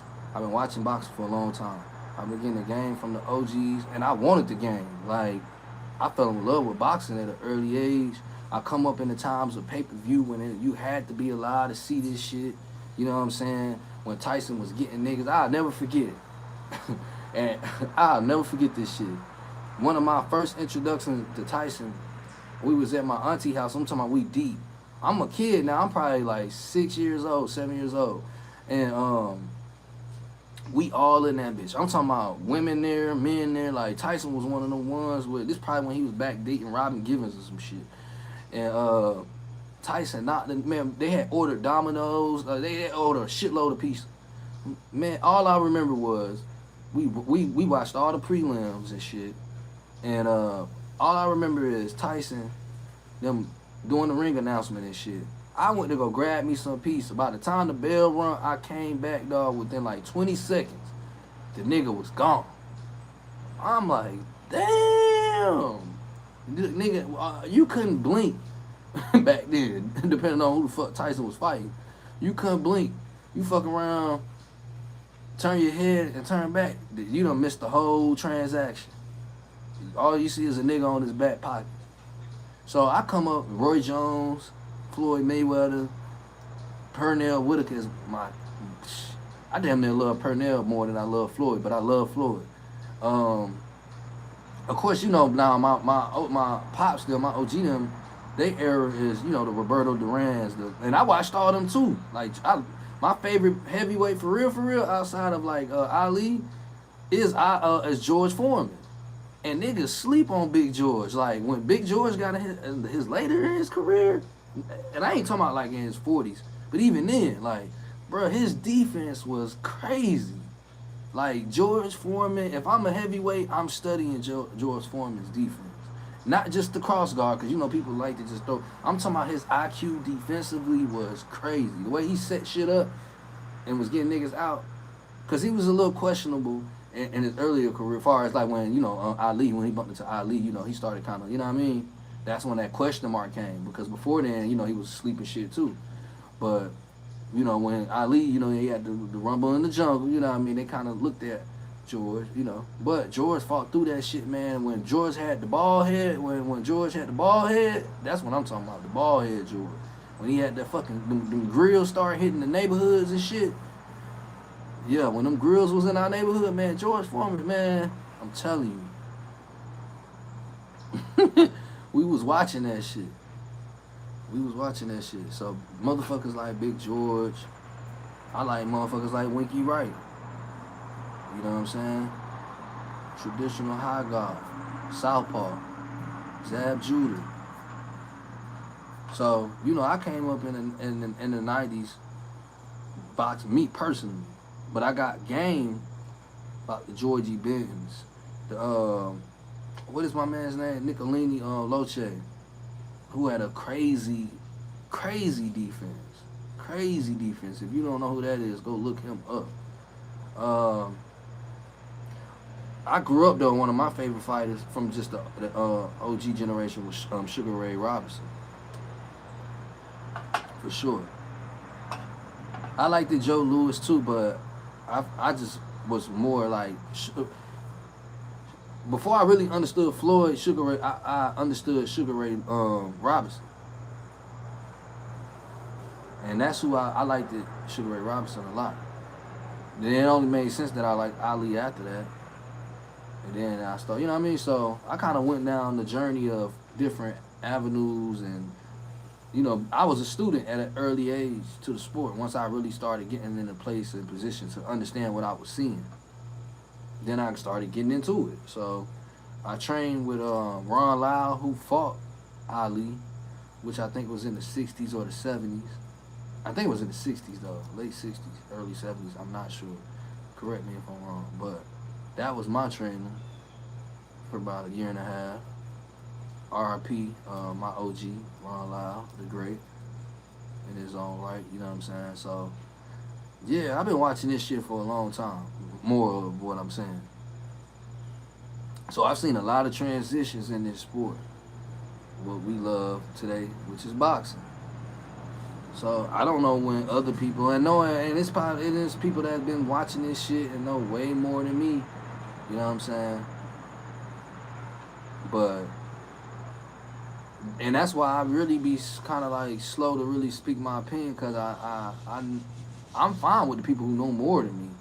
It's the motherfuckers who don't be knowing shit, that be talking like they know more than me, or more than the people that know more than me. When it's just crazy. You know what I'm saying? To deny talent. A talent such as Boots. Now my man's Allen, shout out to him. He came through earlier, but he gave 1,000,001 reasons on why niggas is questioning Boots, and none of them was real questions to me. Like, they wasn't. These are the same questions you could apply to motherfuckers like Bud. But niggas don't do it to Bud now. They did though. We definitely seen them do it to Bud. But oh, how do they forget? You know what I'm saying? That was a vibe. I didn't know who you are. I never saw this channel. I appreciate that, Malik. I appreciate that. I appreciate everybody for hitting the like button too. I ain't gonna hold y'all up too much longer. You know what I'm saying? But we just rocking out. You know what I'm saying? I wanted to get on. I think I'm gonna speak to a little bit to the fight. I feel like Boots did what he was supposed to do. You know what I'm saying? He is gonna accomplish everything that he's saying he's gonna do. Y'all gonna see at 154 him get back to not letting niggas go past the 6th. I guarantee his next 2 fights don't go past the 6th round. I'm guaranteed. Yeah, that's a fact too. Since history will silence all the dumb shit. That's what I'm saying, bro. And we gotta stop tampering and entertaining nonsense, bro. Like, bro, I'm not, man, with all, I'm very receptive. I'm very empathetic, but like, bro, we gotta, people who don't need. That's why boxing. That's why you got the terminology of casuals now. Everybody's voice don't need to be heard. You know what I'm saying? I respect everybody having a voice, but I don't feel like everybody should be at the podium. When you see a motherfuckers run for electoral shit or presidency, they usually have one person at the podium, you know what I'm saying, in representation of whatever the program they present to people. Man, everybody talking what they don't be knowing. And y'all see, I just gave a little of my credentials. That's a little of my credentials. I before my gym just closed down, y'all can see that I'm in the gym. I work with fighters. I watch film. More than anything, I love film. Tango, my brother Tango and this motherfucker, man. What's the word, dog? I know you loved the fight yesterday. It was short. It was short, but I know you love what you seen yesterday. I wish you would have been here earlier when the brother Allen was in this bitch trying to find every reason to downplay Boots.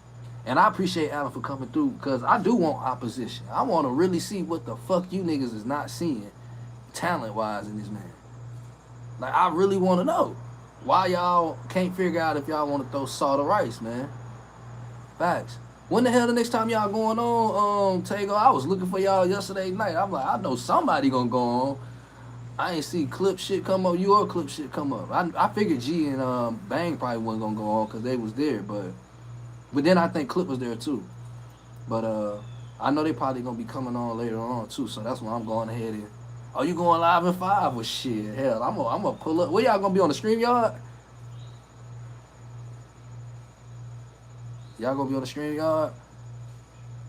Oh, you was like, bruh, the notifications on cause Clip told me he don't be getting my shit. Man, the notifications on the tube is wild, dog. Nigga don't be seeing shit. Oh, shout out to the Boxing Creed too, man. Shout out to damn, who else was in here? Malik, Irvin, Franklin, Cringe.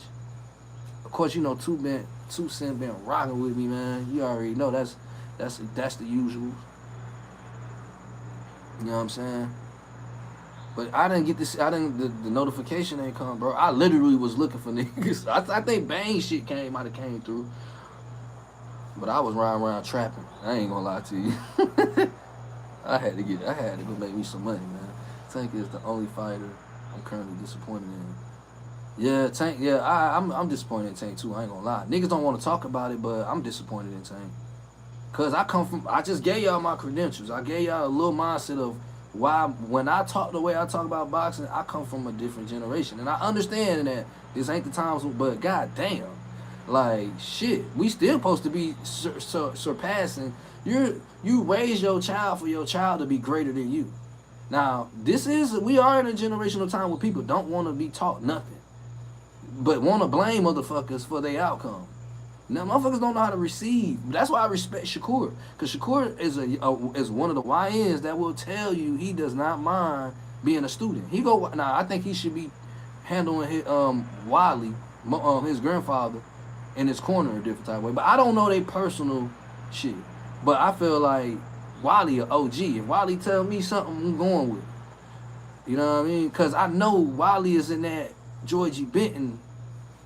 Like, you know what I'm saying? That's like motherfuckers like Bozy. Like, I'm not gonna go train with Bozy and get to telling Bozy or acting like I don't know, like I know more than Bozy. Like, I don't know, bro. I don't know. But I do respect Shakur, because Shakur puts himself in a position to be a student, and he admitted. He ain't too prideful to say he watched film. A nigga who watched film, because that was once a real thing in the sport of boxing, watching film. Like, I don't know, a Tank was, and this is Tank, goes to what, who said that, the Boxing Creed. Shout out to the Boxing Creed, man. Shout out to Philly. And this is my problem with Tank, and I'm not surprised by his outcome and his displeasure with the sport, because nigga, you don't watch film. I've heard them ask Tank, does he watch film? And he proudly says that he does not watch film. And you can see it because Tank don't do no boxing. Tank's career has been built since he split from Floyd based off of his KO ratio. Simple. We don't know Tank for boxing. I'm not saying he can't, but we don't know him for boxing. We know him for dropping shit, setting up traps, and getting shit up out of there. And it usually takes later in the round, unless you Rolly or something, which he got out like in the 7th. I'm gonna do the okay. You gonna do the Dolo shit? I'm gonna pull up. Hell yeah, I'm gonna damn sure pull up. Yeah, man, I'm gonna have to reset the cause man, I don't be liking to miss certain people's shit. I don't watch everybody's shit, cause I don't be liking to hear some of the shit that I be hearing. But I gotta support the ones who know what the hell going on out here. Cause, and that's what I was saying. We gotta stop entertaining this nonsense, man. If a nigga don't know what the fuck he talking about, squash him, get him out of here, drop him in a recycle bin. He can still come back around, but nigga, you gotta like go back to the drawing board, bro. Sometimes it's not good if you don't know. Then don't say nothing, bro. You got niggas who know, like Clip. Clip don't be itching to come on no nigga panel and talk. Cause me and Clip would be right in the nigga chat talking to each other, knowing damn well we could come on a nigga panel and talk about boxing. But it's just, bro, and niggas be so quick to wanna, you know, show what they don't be knowing, bro. And that shit it's a mental health disease, bro. Been on the Gary said Tank versus Lima. Oh no, that might be a little match. I don't know. I would rather see that than Jake Paul shit. I appreciate that too, Tank. Bob Street said, I feel everything he's saying. I'm 36 as well. I'm old school. Love Haney and David Benavidez. Yeah, I got a lot of respect for Devin Haney, man. I do. I wish Devin had the power to really just solidify him, and so he can, for the naysayers, so they can shut the fuck up. Maybe he will develop it. Hopefully, I keep hoping, because he dropped Regis Prograis. You know, the Ryan shit, that shit just was, I don't know, man. I felt like he needed to go back to the drawing board, because maybe he got a little bit too egotistical. And I'm saying Devin. Of course, Ryan is just Ryan. But I felt like, I don't know, bro. I don't know. That just wasn't a good look for him on many reasons outside of what the media portrayed. But Devin is a challenger, dog. I just respect Devin's energy to continue to challenge yourself. He's every bit of what Tank ain't gonna do, from what we see right now. So I ain't got nothing bad to really say about Devin. But I do think Shakur, like we all was saying earlier, is gonna come out on top. And the crazy thing is, because they say the first shall be last, the last shall be first. They had Shakur at last, and we seen it. A few niggas might have forgot, but I seen it. Niggas was ducking Shakur. Niggas that was saying they was gonna fight Shakur was pulling out of fights. And I'm not saying it like Shakur, because Shakur was in the talks with Devin on not having power. That's what to me put Tank in first place, was his KO ratio. You know what I'm saying? So it was Tank, Devin, and then Shakur. But Shakur gonna pass all them niggas up, and he's a student. Going back to what I said earlier. Now the minute he get egotistical, it might shift. But I don't think it's gonna be Tank. It'll be more Devin might come out, because Devin could come out on top. Devin has the accolades. He has the better accolades than both of them, and he's taking the challenges. I don't think Shakur went overseas twice at all, or Tank, and won some shit, defended the shit. You know what I mean? Then what? Turned around and came and fought fucking what's Lomachenko? Now, how you feel about the fight and how it turned out? We can talk about that some other time. But he took the fucking challenge, man. He took the challenge. I really think he would have fought Boots. He has no reason to do that. He is out his fucking mind. But he would have fought Boots, because Devin gonna take a challenge, which is gonna, if he continues to go and be prevalent in this sport with the same concept I was saying with Abdullah, getting dropped 3 times in a round and overcoming that shit, man. Do you know what that does for your ego or willpower when you can overcome some shit, a challenge? Like, damn. You know what I'm saying? But shout out to you, Boxing Creed. Bender, what? I'm gonna say Dope. I'm gonna call you Dope. Tank, we need that. Yeah, man, we need the Tank versus Roach rematch. What the fuck, man? It shouldn't be no Jake Paul shit going. See, that's what I'm saying. I don't be liking to talk. I got to talk with certain people I'm comfortable with, I'm cool with, because, bruh, nigga, what y'all mean? Like, bruh, this man don't, what, I mean, yeah, money, okay, cool, but nigga, you got money. You still getting caught up in nigga shit, low vibrational shit, with all the resources and money you got. So, how are you really doing it for the money? Or, like, is this all ego-driven? Like, what the fuck is really going on? Because I'm never hating on no nigga getting no money. Like, we know niggas been getting fucked over in this sport since the beginning of time. So, yeah, but, like, bro, if we talking boxing, nigga, no. Like, this is not it. How can niggas say they don't want to see Lima versus Boots, but entertain seeing Tank versus fucking J. Paul? Like, how are we even allowing room for this type of shit? Because the real consumers are not being heard. You know what I'm saying? The real consumers of this sport that really appreciate this shit. But we allowing this shit. Man, you can't come around me talking some shit you don't know. And if I don't know something, I'm going to say I don't know it. Or I'm going to say I know it. Or shit, I'm going to definitely tell you I don't know it if I don't know it. Or I'm probably going to just shut the fuck up. You know what I'm saying? Pitbull. Send me flash of boxing. Yeah, that's true. That's true, and that's because his fucking hand was fucked up, Tego. So he had to, and that was a trying moment. I mean, I felt good for Tank. I'm like, damn, okay, but he strayed away from that shit. He strayed away from that shit, bro. Yeah, I agree with you on that shit. Boots would have mauled Dev, dog. Yeah, he would have, man. Boots would have beat the fuck out of Devin, man. That shit, like, but niggas was saying Boots ducked Devin right along with T.O. Are you fucking kidding me? Like, bruh, like, god damn, like, y'all niggas these the motherfuckers I'm saying that don't need to be heard. You keep that type of shit in your brain. You never let that shit slip out your fucking cranium. Like, what? When we just seen whether Ryan was on PEDs or not, which Ryan was flawed as fuck, which I'm sure he was, because Ryan don't give a fuck. Ryan damn near telling niggas he on cocaine.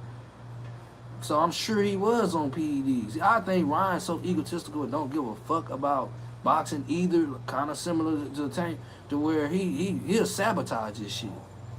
Almost kind of like what the fuck Keyshawn Davis. It's like they be going through some Britney Spears ass shit. I don't respect that shit. Y'all niggas is boxing. You know how many basketball niggas make it to the league? 400 something. You know how many niggas dribbling the basketball? So if you could be one of them 400, are we really not taking this shit serious? But you see who do and who don't, and the ones who do and how far they get with this shit. Devin was gonna get knocked the fuck out, man. I hate to say it, but that was you every bit of right on that one, Tago. Hey, shout out to you, Jay Martinez. Jay Martinez said he was front row to see the knockout, man. Hey, man, the next fight I'm going to. I'm coming to the next one. That's for sure. I'm gonna fly out. And before he start hitting, I hope he don't hit Vegas next.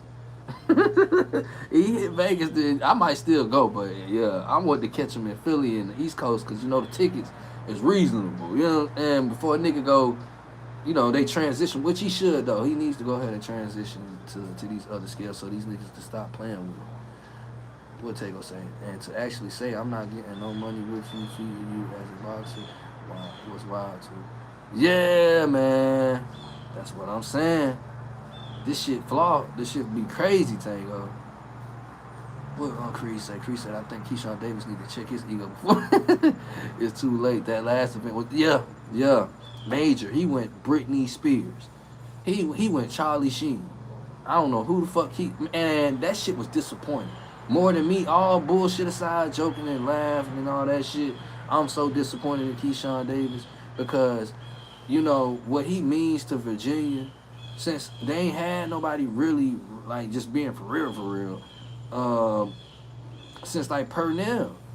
And I love Purnell, bro, and what Purnell was doing for VA and packing they need that shit.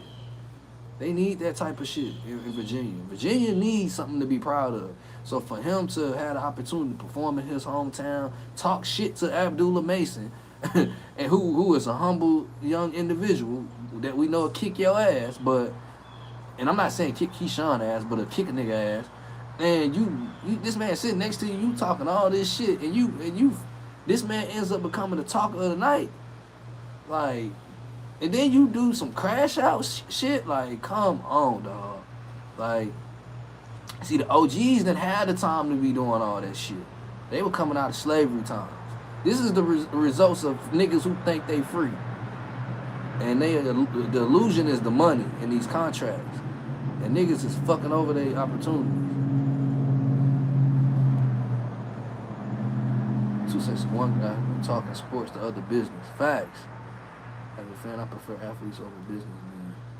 Right, the talent, man. I love the talent. The money gonna come regardless. You ain't gotta go chase the play. The play gonna come to you. If you present this shit right.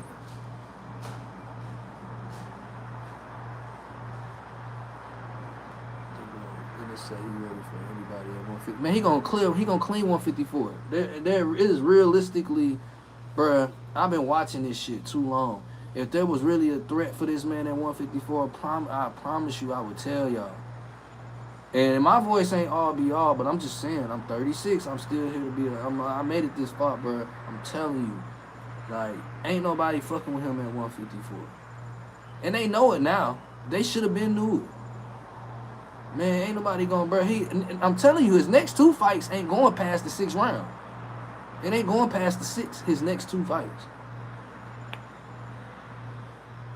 He really had to subdue and tame his talent because you got to think now. We was talking to Allen earlier, and he was pointing a certain particular part of the timeline out. But when Bud came up and fought Spence and all this other shit, right? Mind you, Boots wasn't going past the 6th round. So we talk high risk, low rewards. Man, ain't no. Why you think Keith Thurman held out? Keith Thurman ain't had to hell. He did the same shit to Spence. The difference between Spence and Boots tremendously is Boots got tremendous footwork. Spence does not have great footwork. Spence is a Mexican, has a Mexican chin and with a nigga attributes and skill sets, and he'll drop you. So he got nigga power, nigga genetics, but his footwork is of the Mexicans, and it makes sense because he from Texas. So, and the Charlos is the same shit. But imagine Spence getting the better of the Charlo twins and sparring, because that's what the fuck was going on. Do y'all not remember that? It wasn't the Charlos leading the stable, man. Spence came and was leading that stable. And them niggas why you think, you ain't hear the Charlos talking down on Spence when Spence was the deal?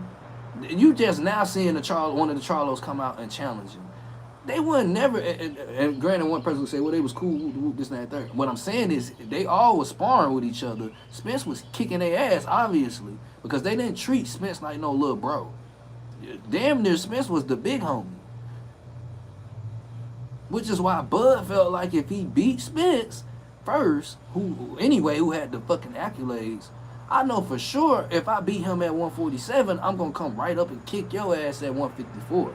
But see, Charlo really got exposed. Charlo really been exposed when he fought Brian Castillo, and Brian Castillo, they robbed Brian Castillo. Now, I'm going to tell you, I'm going to go for the nigga every time. But the truth is, I'm a respecter of talent too. So if a nigga get his ass beat by Amigo, it just is what it is. Now, I'm not saying Charlo got his ass beat, but I definitely think Brian Castillo Castillo, whatever the fuck, got robbed in that first fight. I think it was the first fight. Second one, I think Charlo beat him. Do you think fucking Brian Castillo would have stood a chance with Boots? But see, most of these niggas are exposed. The lack of footwork in the sport of boxing is here. It's right in front of us, y'all. A lot of these niggas don't got no footwork. Imagine my better record some wins if he wants to fight Boots. Oh my God, he gonna beat the fuck out of Madrimov. He gonna do it, bro. Every fighter that Boots has fought, that Bud has fought, even after, right, he done them worse. He made Avanesian quit in the field. You know what I'm saying? If he fight Madrimov, he gonna fucking destroy him. I thought Madrimov was gonna step it up at 154 off of it. I expected him to lose against Bud, but I felt like even off the loss, he would have been able to still be a household name at 154, a threat, or at least a gatekeeper. Well, not in a negative. I ain't gonna say it, because I don't want to call him a journeyman, but yeah, somebody who like you. All right, to get to the next level, you gotta come see him. You know what I mean? I thought he was gonna be one of them. He should have set himself back 18. Keyshawn ass goofy as hell. What's up, nigga? We got bro. Yeah, man, they were scared of him at 2 cents at 154. They were scared of him. They could call it what they want to call it. They so scared that they lying saying that the man was scared of them. You know how a nigga been on. You seen a nigga, you really pushed up on a nigga and you clip. Oh shit, bro, I was looking for your ass yesterday, dog. I said I just know my brother gonna come online, but Tego just came over here and told me. But I knew you was at the fight too, cause I think I seen it on Bang shit. Man, what's the word? I know. Come on, man. I needed you in here early when this nigga was talking crazy. Even though it wasn't about nothing, but just to hear what these motherfuckers is saying, dog. When keeping it real ain't real. Damn. Or treated as such, I should say. Bro looks, yeah. But yeah, it ain't nobody at 154 gonna fuck with him, dog. He finna clear out that whole division. I'm not even entertaining it. Niggas want to see Virgil. I told bro earlier, I don't even think Virgil deserves to fight Boots. He should have fought him at 147. The same way Boots could be kicking it like that. You know what I mean? But he ain't like, bro. Who the fuck is Virgil outside of them ranking him? That I'm talking talent wise. And this could be debated, but to me, I don't see how. Off the eye test, who the fuck is Virgil? I don't want to see him fight Virgil. Just to be honest, I don't want to see him fight Virgil. I don't think he has to. It's gonna be the same shit that we've been watching. I'd rather see him fight somebody else that is gonna actually give him a challenge, like he has been saying. Virgil is not for to be a challenge. He fucking around, get Virgil out of there first 30 seconds on some Mike Tyson shit just cause they been trying him with this nigga who ain't elite. This man calling out Bud. He calling out Bud. Why the fuck are we talking about Virgil? As if Virgil is the end all be all. Why? Because the media want to paint it as he's that nigga that you gotta see. Like, bruh, come on, man. Me as a fan, I don't even care to see the shit. You think Charlo still got fired for the sport? Nah, he gonna beat the fuck out of Charlo too. See, yesterday's shit, just them niggas. Whoever else got belts, it's like, I'm glad that nigga calling out Ortiz. I'm pretty sure it done cost the nigga a mind or two to give up that belt. Or fuck it, they trying to figure out their escape route right now. Trust me, dog. The nigga left 147 on a great note, a lineal champ with 2 belts in a division where the same shit that happened to Bud in divisions, it was happening to him. It was happening in the boots, which is why I keep saying that's the only thing I don't like about Bud, in the sense of, like, bro, the same shit you doing, they did to you with Spence, and was doing to you before Spence. With Spence was the opportunity for you. You doing to Bud, I mean to Boots. But I respect it to a certain degree, because I'm like, bro did catch hell early in his career getting to where he's at, and it is a high risk, low reward fight. Well, I don't know now. I don't know, so it could be questionable on the low reward. But I guess for where Bud is at in his career and what he's been through, you know what I'm saying? You know? First round body, what they saying? I don't know, man. They gonna keep hating, Clip. They don't believe this shit butter. They gonna keep hating, but in a minute he could be pound for pound. I ain't gonna lie. Now, one thing I was wrong on 3 years ago, I predicted that Boots by now would already be pound for pound. But seeing how the politics had it, you know what I'm saying, and me knowing what I know now, I'm not surprised he didn't become it. But for sure, I got it. I'm calling his next 2 fights. It's gonna be, them bitches ain't going past the 6. They may not go past. Motherfuckers might not go past the 3rd. Cause bro, that's what he was doing early in his career.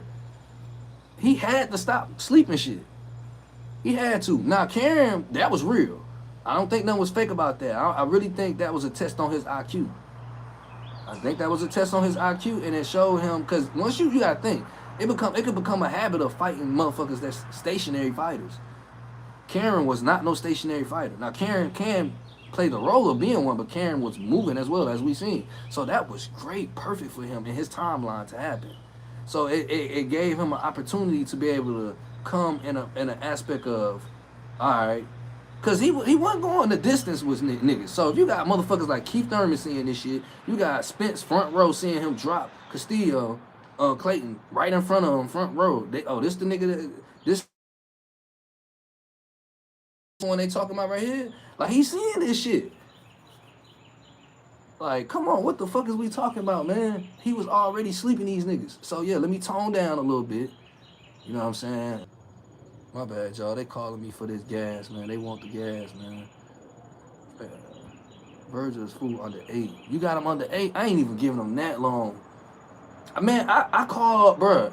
I said he was gonna get Lima out of there, and now nigga, just like niggas talk up. This how you know it was somebody holding nuts, because Tank had Boots on on the same card, right? With Rashidi. When Rashidi fought Villa, all this shit. Ain't it funny how things change? Now, Tank has a high KO ratio, or had a 90, I think like a 92, something like that at that time. Him and Boots was same KO ratio, but the media was different. So niggas wasn't really fully in the knowing of Boots. But I called Boots knocking Lima out by the 3rd round. And when I didn't give him, I gave Avenesian probably, I think I gave Avenesian 7. But I had Lima going out by the 3rd. The man got him out at the 1st. Now all I could think in my head is we back to regularly scheduled programming. Because he couldn't keep knocking niggas out for 6 past the 6. So when he had that fight with Villa, when he had the fight with Karen, them 2 fights with Karen, they both went the distance. So now niggas is questioning this. Now we going into the narrative. Now niggas is questioning them. Because beforehand they was saying he ain't never went. I swear to God, bro, niggas be forgetting. I'm tripping, y'all. My bad. I'm tripping because all this shit hit me. Niggas, I remember niggas saying like, oh, he ain't even went the distance before. This is before all this shit now. He ain't never went 12 rounds. Can he go 12? Do y'all remember that shit? They was saying he couldn't go 12. So Karen, that was a blessing. Karen fight, whether IQ wise it was a blessing, and for fights like, all right, niggas baiting these niggas in. I felt like that's what Bozy them did. They got in a position to bait niggas in because he was not for to be able to keep not going past the 6, bro. Like it was niggas was not going. Thurman, I think Thurman was smart enough to not fight him based off of that shit. I think Spence held him off from the mandatory shit based off of that shit. And, you know, the big payday, of course. My bad, I'm running my mouth, y'all. But that shit just hit me, bro. But I fuck Virgil, man. Virgil faked his death. Like I keep saying, at 147, he was supposed to fight Stanionis and Boots. And granted, the fight gonna happen. Boots wanted to happen. But if it was up to me, I would say fuck him. Stall him out. They been doing it to Boots. Go fight Boy Chuck or one of these other motherfuckers first. Fight Charlo. I want to see him and Charlo, so he beat the fuck out of Charlo. Beat the fuck out of Charlo.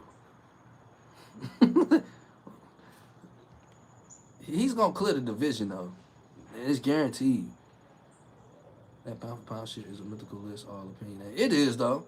It definitely is. But I'm just saying pound for pound. Like, when we was talking pound for pound, when Floyd was coming up, that shit meant something to me. You know what I'm saying? I think in these times now they've made it to be that shit. You know what I'm saying? But that shit meant something.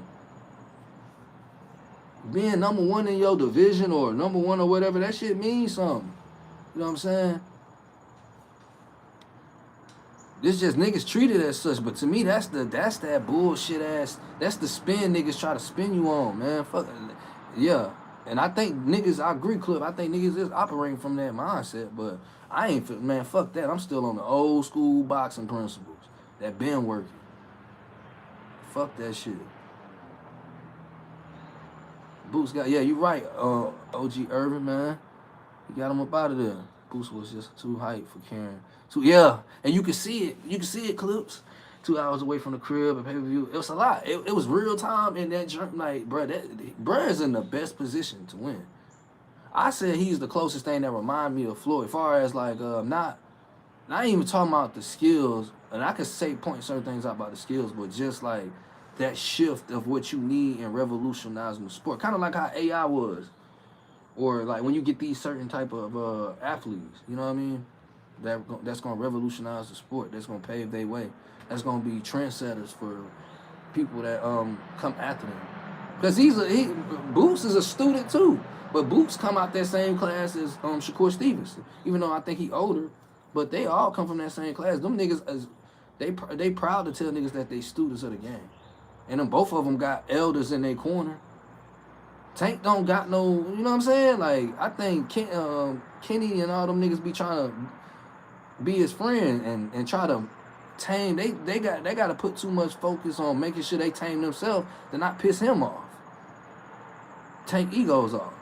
You know what I'm saying? Whether it be business wise or just family wise too. You know what I mean? I could imagine it being hard to deal with Tank. You know what I'm saying?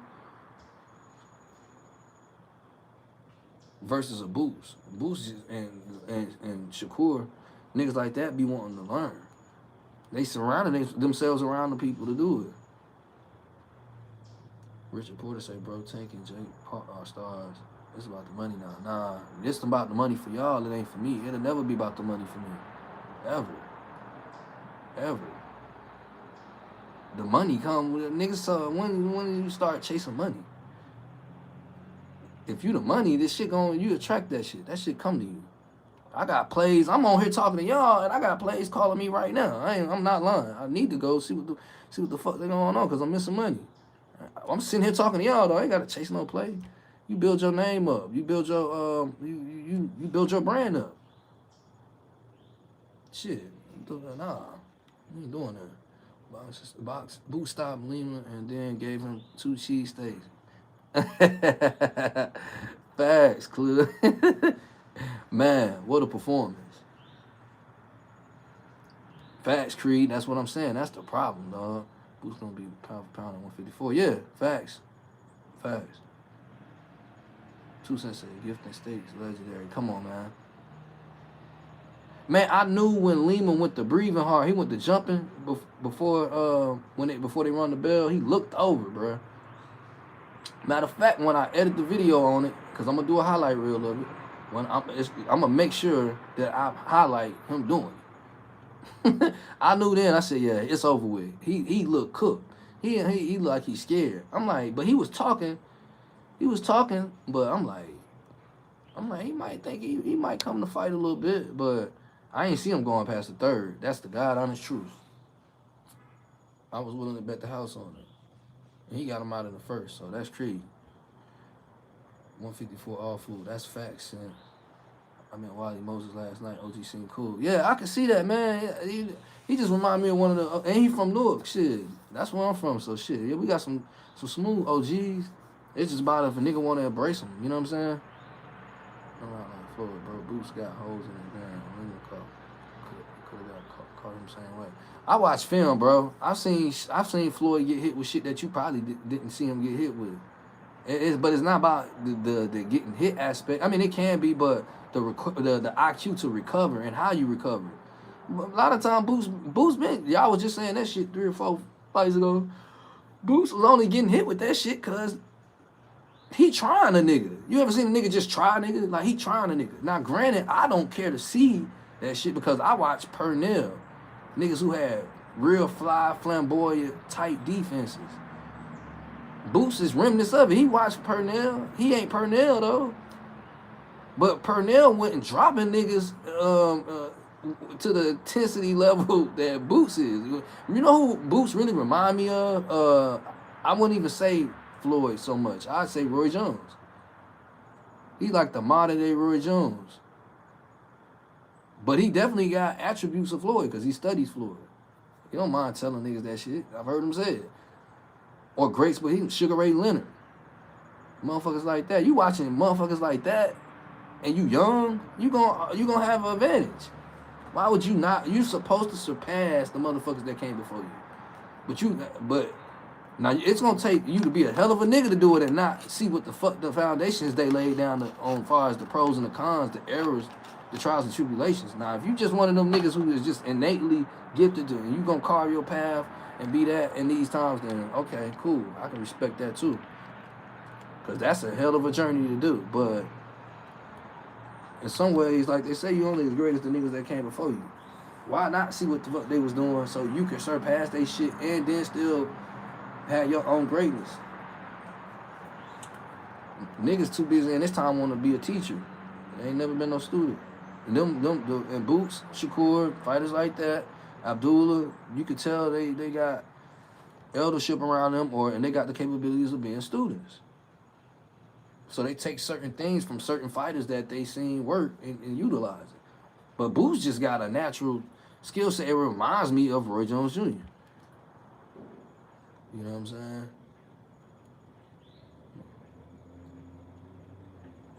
Let me see. Richard, I got 500 on Boots. The 2 cents popping. 2 cents, I got 500 on Boots. Versus Virgil. Man, he gonna beat the fuck out. I swear, bro, y'all, I'm probably gonna be the only nigga that's gonna say it. Nobody else gonna say they don't want to see it. Greg ain't even gonna say he want to see it. But if Greg was on here with me right now, or Greg was around me, I would tell Greg, I don't want to see that shit, man. I don't want to see it. And I'll be able to break down why I don't want to see it. And this ain't the first fucking boxing match I've ever seen. And it ain't the first boxing match I ain't want to see. But I know it's gonna happen though. But I don't care to see it. It ain't. It's just another fucking hat. How y'all want to see Virgil versus Boots more than Boots versus Bud? We talking about boxing, right? I'm tripping. I'm too far-fetched with this shit. Like, come on. Niggas say they want to see the best fight in the sport, right? But then niggas want to talk resumes and all. Oh, man, go on with that shit, man. I don't even got time for that shit. Niggas need to go watch Pretty Boy Floyd. Man, oh my God. Clip dog. Motherfuckers. Watch money and just start talking. Boots deep. Yeah, that's what I'm saying, dog. That's what. Hey, you know what? Pretty boy Floyd. That's why. But even though I know Floyd came up with Pernell and all them underneath Pernell, him and Zab, but because Pernell that nigga to me, dog. I love Pernell. I love Pernell like I love Roberto Duran. These is more defense. I don't know. I love defense. I love defense, bro. And but Floyd was like, he was like everything that you needed. Like how I feel about Boots, bro. I swear to God, like the same feeling I got when watching Pretty Boy Floyd back then. Cause like, you know, you gotta think, Roy Jones, niggas be forgetting Roy Jones was that nigga back then in pay-per-view era. It was motherfuckers like Mike Tyson and Roy Jones, like killing this shit. Then Floyd came. Now, granted, you had other pay-per-view fights. I'm not saying we have other pay-per-view fights, but I'm saying like forefront, like head names in this shit. But when Pretty Boy Floyd came, he really got the opportunity to excel. Like, bruh, he went through the same shit. That's why Bud respects Floyd. You don't hear Bud talking down on Floyd. The only reason why Bud really saying the little shit he probably saying about Boots is because he's still in the capabilities where it could be he could fight him. He ain't gonna fight him. Part of me feel like I don't fuck with it. Part of me do. I understand it. You know what I'm saying? But if he was anywhere closer to the age range, he would have to. But the shit what man, and when I'm saying pay-per-view, I'm talking about where niggas was paying to watch these motherfuckers fight, man. Not streaming this shit for free. I'm talking about we paying. Motherfuckers spending their hard-earned work money. You gotta think, we came up in a time too where motherfuckers was going to go buy people CDs. When a nigga went platinum or diamond, it wasn't because the motherfuckers was streaming or manipulating the shit. Like, motherfuckers really going out buying CDs and DVDs and shit. Like, the numbers really what they is. You got a packed house in this bitch. Man, Boots was fighting ballroom fights once upon a time. He don't deserve to continue to grow. But when I think about Pretty Boy Floyd, that's what I think about with Boots. It's like, bruh, when I got introduced to Pretty Boy Floyd, it was no deny. It didn't take me no more fights. Like, it was a one and done. It was like, oh, he him. That nigga is him. And at that time, you had motherfuckers like Jane Tony kicking ass.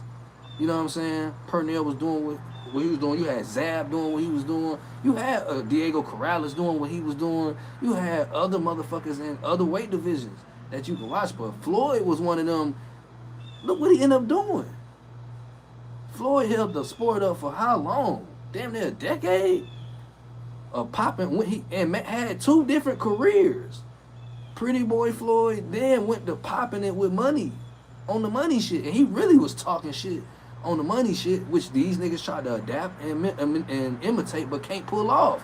You know why? Because he was a gym rat. The same way fucking Boots is a gym rat. The same way Bud is a gym rat. All these niggas ain't gym rats. You know what I'm saying? So I don't know. That's why I was asking them clip. I'm like, I'm not ducking the opposition. I really wanting to know why y'all niggas. What are y'all not seeing in this man's talent? Cause when I seen Floyd, I seen it. When I seen Boots, I feel the same type way. When I seen Roy Jones, I seen James Tony. These other fighters, Big George Floyd. I mean Floyd. I'm talking about Floyd Foreman. I'm talking about Floyd, but Foreman. You know what I mean? Different fighters. You know what I'm saying? Like you could tell that these motherfuckers is who they are. Like even if you wasn't alive when they was alive, you could be like, all right, damn, I see why he was wrecking shit.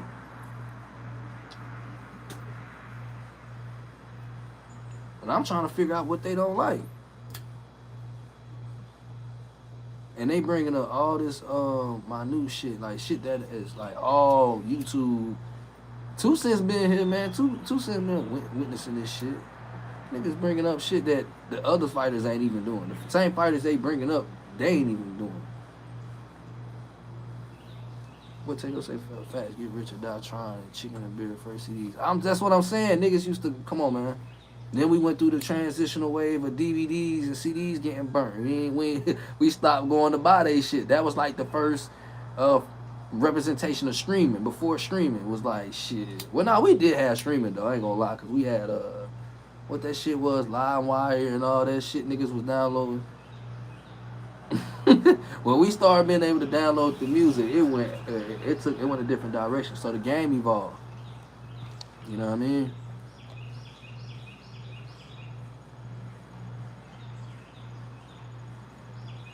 Yeah, you could say that. You know, that was a talk on Richard. People said that he could have fought Jaron.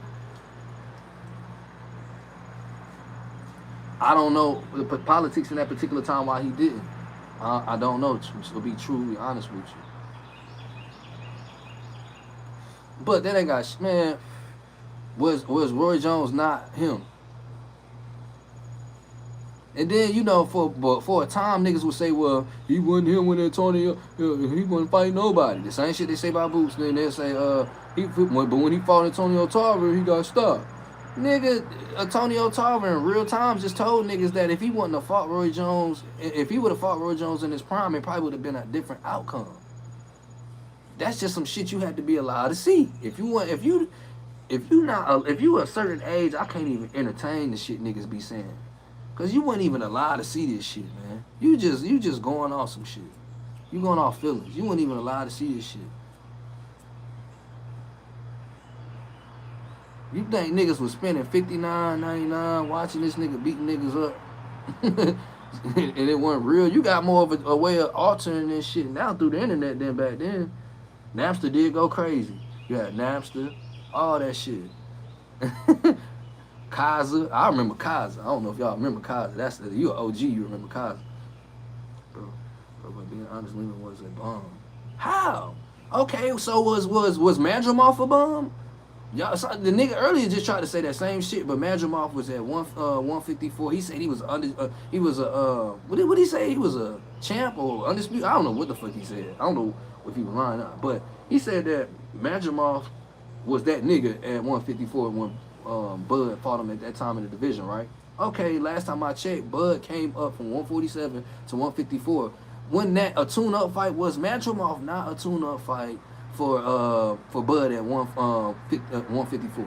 Were they not openly saying that he was? I'm not saying necessarily Bud Camp. Maybe they did. Somebody clip might pull up an article. But I know for a fact the narrative was at that time that Madrimov was a tune-up fight for Bud at 154 coming up. Oh, how do you niggas forget? Now, not only that, Madrimov only had 12 fights at 154. Lima had 14 fights at 154. Lima fought at 168 and dropped down. So what's the fuck? Why y'all ain't? What's the excuse with Bud? Ain't that not the same shit? If y'all saying he fought a tune-up at 154, is that not the same shit? Bud fought Madrimov at 154. This ain't nobody who got 25 fights, 30 fights, 40 fights. This is a nigga who got 12 fights. Just like Bud got Avanesian out in 6, Boots got him out in 4. I mean, out in 5. You know what the nigga say earlier? He say, oh, Bud knocked him out. Boots stopped him. Well, goddamn, I'll be there. Well, shit. Which one worse? You sitting on the fucking stool looking across at an animal, a fucking bear, and you gotta quit for the ego, or you getting knocked out and not even realizing your ass done been knocked out? You know what I'm saying? Like, niggas just be talking crazy. But trying to take away from the fact that the man got him out of there before Bud did, though. But that's not my argument. I ain't trying to make it a Bud versus Boots thing for real, for real. Like, this shit crazy. It's the same shit. But y'all trying to treat it like it's not.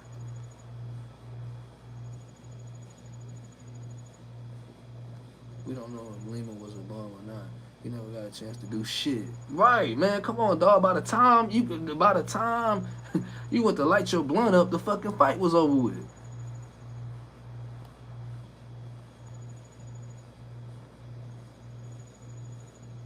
What could say? All type fighters fight good guys. The fans just don't know nobody. And that's I'm glad you say that, Clip, because you know what that shit made. I was thinking before I even got on here, right? I'm like, it's crazy that certain boxers are ducking other boxers. They are.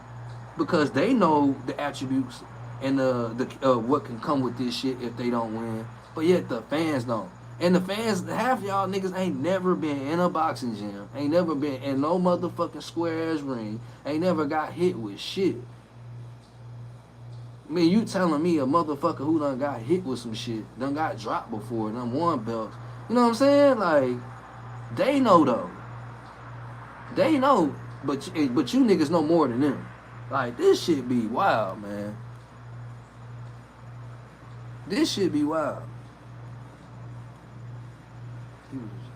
Let me go down and see. Brother Foreign, man, what's the word, man? We got Foreign in here. I was listening to you and clip shit, you know. Y'all niggas funny as shit. Shout out to Foreign. Shout out to Clip, man. Matter of fact, let me do the rundown, man. Make sure y'all follow my people, man. Make sure y'all follow.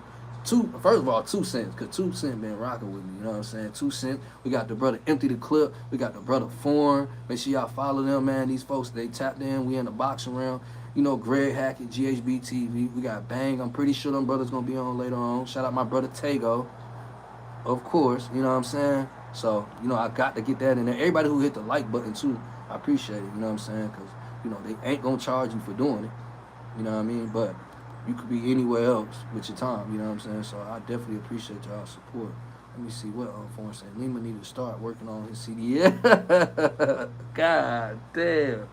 He said his CDL while he's here. Yeah, man. I knew, bro. I'm telling you, watch. I'm gonna do a highlight reel film on this shit, and I want y'all to remember what I'm saying. I'm gonna show in the film at the beginning part.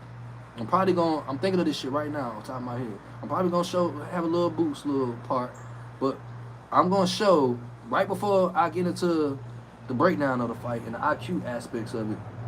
I'm gonna show the look that Lima had in his eyes, and it wasn't like the camera was close up on him type shit. It was like when he was bouncing around, he looked to his right. I said, "Oh yeah, he's scared. He's scared." I said, he's scared. I said, oh, that shit he was talking. I thought he kind of believed that shit he was talking a little bit enough to kind of make it an entertaining fight. But he was scared. He was scared for real. He was scared, dog. I promise you. I promise you he was. I'm going to show you. I'm going to show it. I seen it. The body language is a motherfucker. But it was in his eyes, man. He did like a little side look. I'm like, oh, no.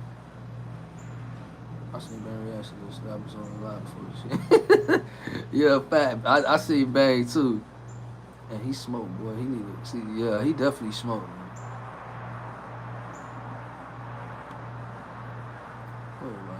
Man, that uppercut was, and that's why I was saying earlier, I'm like, niggas so busy throwing salt. They don't know if they want to throw the salt or rice at my boy. They ain't even missed the immaculate uppercut he hit the nigga with off the counter, which I don't even know if he said it was a counter. I don't know if the nigga set the shit up. He threw the shit so motherfucking accurately, which is, you know what I mean? Like, with like, what the fuck? Like, niggas can't even focus on the highlight reel for real. Niggas just so quick to want to question the man. This shit crazy, dog. As if a nigga could go in there and throw some shit like that. Virgil going to 60. He don't want it. He better go to 60. That's what he better do. He did it at 147. That's why I don't want to see the fight. I don't respect that nigga. I would have respected him if he would have. Take Boots out the equation. He didn't even fight Stanionis, man. He ducked Stanionis. Like, come on, dog. I don't, man. Get Virgil the fuck out of here. He faked this heart attack at 147 and got the fuck on. So he better go to 160. He would be better off. He looked over his right shoulder at the right Clip. That's what. Goddamn Clip, bruh. We might be some kin to each other, nigga. Bruh, I swear to God, I'm not making this shit up. And I seen it on my phone, nigga.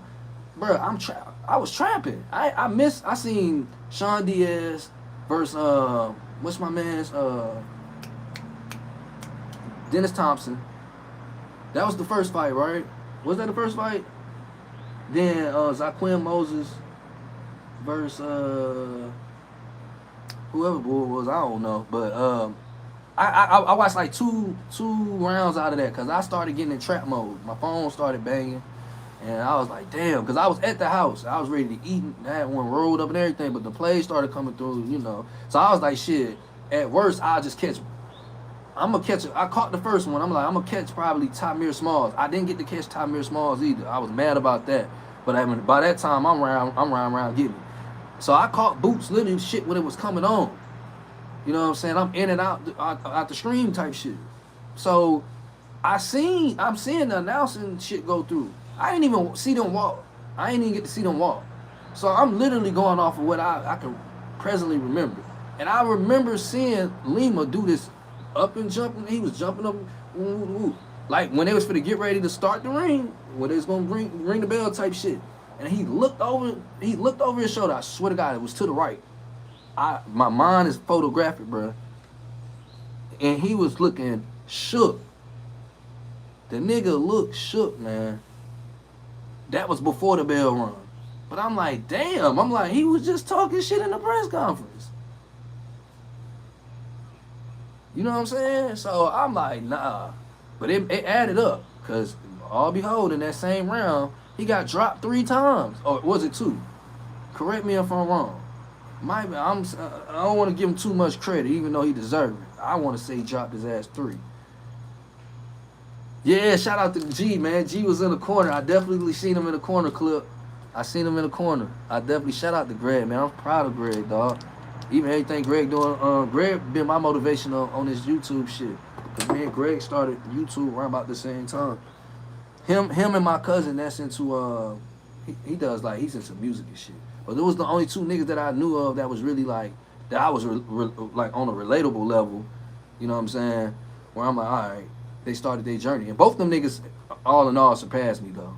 But they deserved it. They stayed more consistent. You know what I'm saying? So to see Greg doing what he doing, bro, and actually be who he is off this motherfucking end, you know what I mean? So like that, because I've met him before, too. I had the privilege to meet him and shit.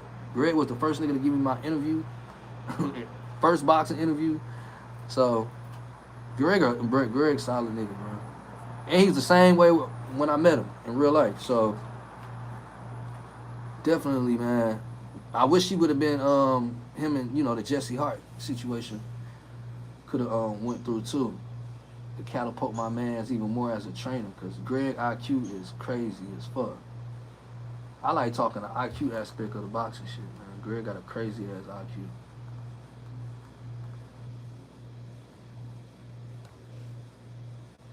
Facts, man. Oh, he dropped him twice. Okay.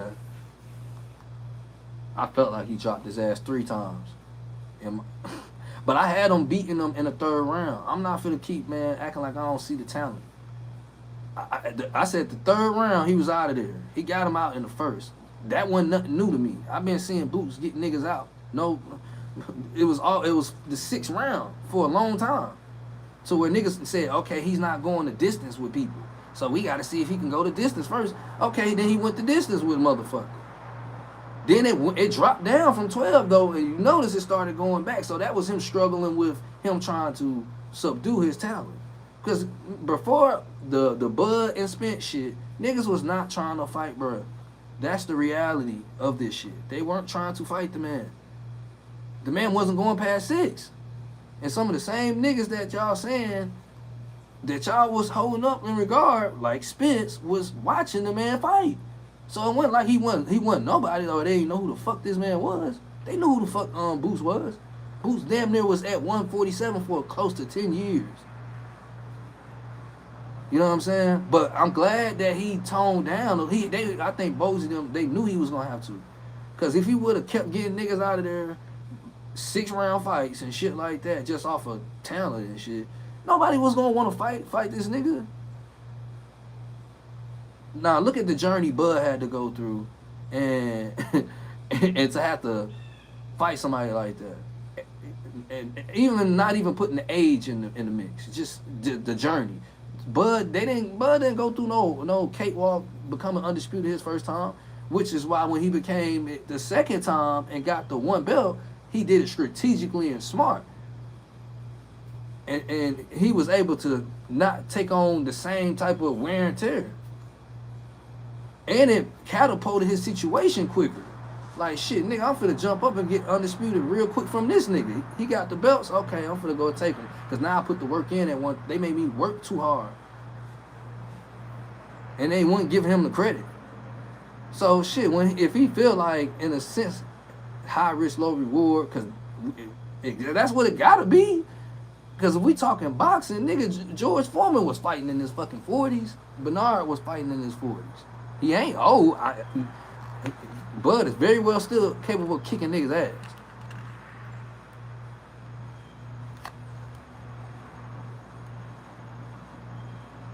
What form said he gets all the straps? Undisputed then for 68 when Crawford he cleared. Yeah, I can see that too, for him. I can see that. I can see that. Realistically, I don't think him and Bud gonna fight. But I could definitely see it going that route. Could say I had to tell Greg, nigga, you the first coach to win at Xfinity Mobile Arena. He looked at me. Hey, that's lit, dog. That's lit. Shout out. Hey, man, that's what I'm saying. Everybody getting their accolade game up. This shit about accolades. The money gonna come. I'm proud. I was happy to see him. I was happy to see Greg on that, dog. For real. I strive to want to be in that same position because I love the training aspect.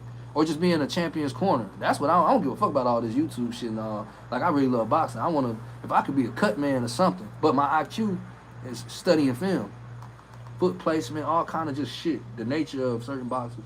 So that's really what I would want to bring to a camp. So to see certain aspects of somebody who came on this motherfucker as a voice, but was a trainer though. And you know what I'm saying, to see him catapult himself on YouTube like how he doing is crazy. He gonna continue to grow. All of us, dog, man. All of us. This shit full circle, man. And he touching people. You know what I'm saying? They're pulling people. You know what I mean? Not touching, you know, in that way. But I'm saying, as far as bringing people up with him. You know what I'm saying? So, Greg, solid, bro. Shout out to Boost for that intro too. I missed the intro. I didn't even get to see. What for? Say, bro, different eras. Susan said, let's get to the next fight first. You know how this boxing shit go. Bro, stop missing him. Like, man. Yeah, I don't think they gonna fight. I mean, really, bro, I respect Bud, bro. Like I said, niggas was doing the same shit they doing the boots to Bud when Bud was at 147 fighting Spence. I literally remember, like, niggas saying, Bud too small. That's why I fucked with, that's really what made me become comfortable with even coming on Greg's platform, and I connected with Greg quick because I'm like, damn, this one of the only few niggas that's saying that Bud gonna beat Spence. I'm like, niggas was really like counting Bud. I'm like, how? Spence did not Mikey Garcia out. And Bud one of them black niggas in your neighborhood who kick ass. He one of them. I just imagine Bud being a badass, dark skinned nigga kicking everybody in his neighborhood ass. He just give me them type of vibes as that's the energy, the aura I get from Bud. It don't matter really what class he in. He gon' fight. He one of them niggas. I came up in the era where they used to take us to different niggas' projects. We used to fight niggas who was the best nigga in the hood type shit. Real shit. So, you know what I mean? Like, Bud one, you could tell he not ducking shit in the sense of that. You know what I'm saying? But I don't feel like it do benefit him. Now, boxing wise, I don't feel like he should entertain no negative talk to Boots because he was just in the same position, literally. I knew Spence was not couldn't fuck with Bud because Spence is a stationary fighter, bro. And Bud can be a stationary fighter too, but Bud's better than Spence. Was Bud better than Spence back then? How the fuck? Like, he was standing in the paint with motherfuckers like Gamboa, with Benavidez and shit like that. Those are niggas who got styles that's stationary. They ain't mobile fighters like Karen or somebody like that. So shit, man, I'm like, Bud did a beautiful job of beating Spence at his own fucking game. He told him that shit before when he won and became undisputed. They got that video of when they had met. I don't know what stadium they was at, but this was back in that time era when we used to have niggas kind of bumping into each other at different fights, and we was seeing certain fighters, you know what I mean? And we was, that kind of way. It was around about that time. And he told him he was gonna beat his ass. And that's exactly what he did. But I was surprised. Spence is a stationary fighter, bro. that got power. Well, had power. And it definitely didn't present itself that night. So the same way they doubted Bud is the same way they doubting Boots. It's the same shit. Madrimov was a tune-up fight at 154 for Bud. The same way niggas is saying Lima was a tune-up fight for Boots. It's the same shit. Now, bro, but the difference gonna be, bro, gonna clear 154 out. Cause then, what point? If Bud ain't gonna fight him, it ain't no point to go up. Like, it made sense for Bud to go fight Canelo. This who they saying the face of boxing is. Look what all I done came from. What I came from and went through. Damn near blackball. The obstacles I done had to face. You know what I'm saying? The accolades I got. You know what I'm saying? I can leave this bitch on top. To me, Bud don't gotta fight no more. Bud should just go ahead and hang the shit up. What else is it to do? You beat Canelo, nigga. You know what I'm saying? If you ain't gonna fight Boots, talent-wise, that's what we want to see as far as the boxing. Fuck all the money. Fuck all the division shit. We talking about this person on this side of the ring, this person on this side of the ring. We want to see Bud and Boots.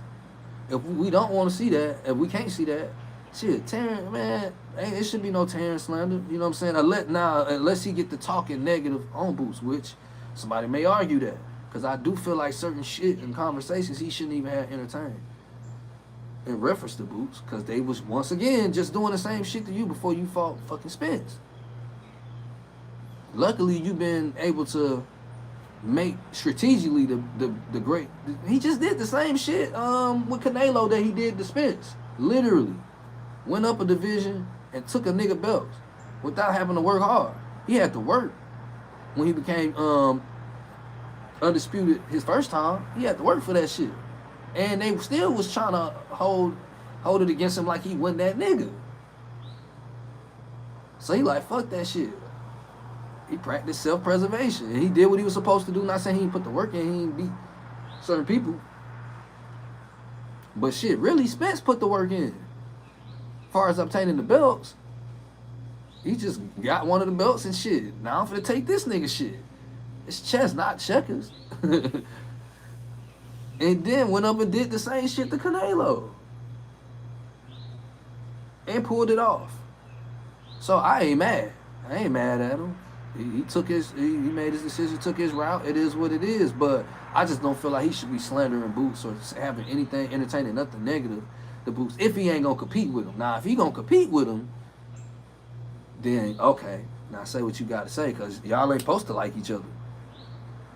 And part of me feel like they may, it may, but I don't want to see that shit a year or two from now. Bud got principal officer. Principal. This nigga 26 crazy, dog. Why does Southpaw TV always talk about Philadelphia watching? I don't even know who. I only know who Southpaw TV is because of Greg. I don't really watch. I'm gonna tell y'all who I watch, or even entertain. I don't, cause I'm not really even an internet motherfucker really like that either. To be honest, I had to make myself come on this bitch. Clip, Greg, Bang, watch him, Mill. I watch him.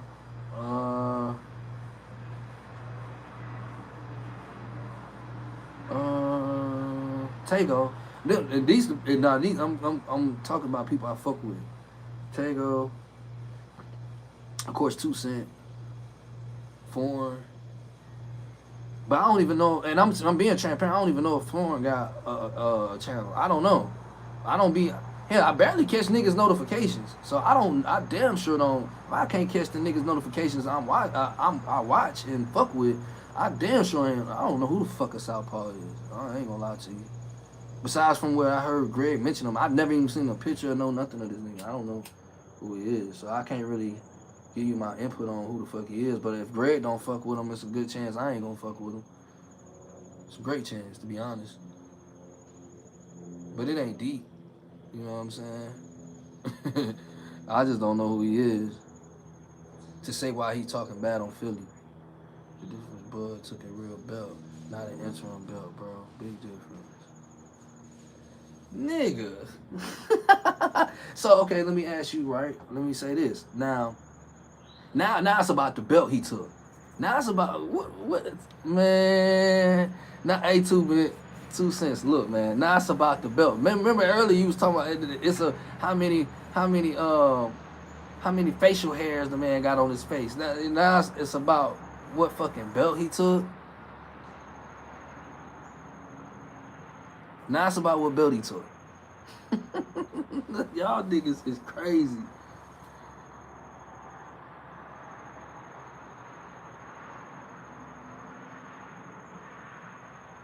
Man, they made it for the fight. Google.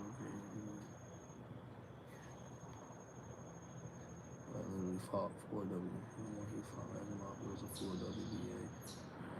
WBA. Okay, that's what I'm saying. Like, what the fuck is wrong with these niggas, Clip? What, bruh?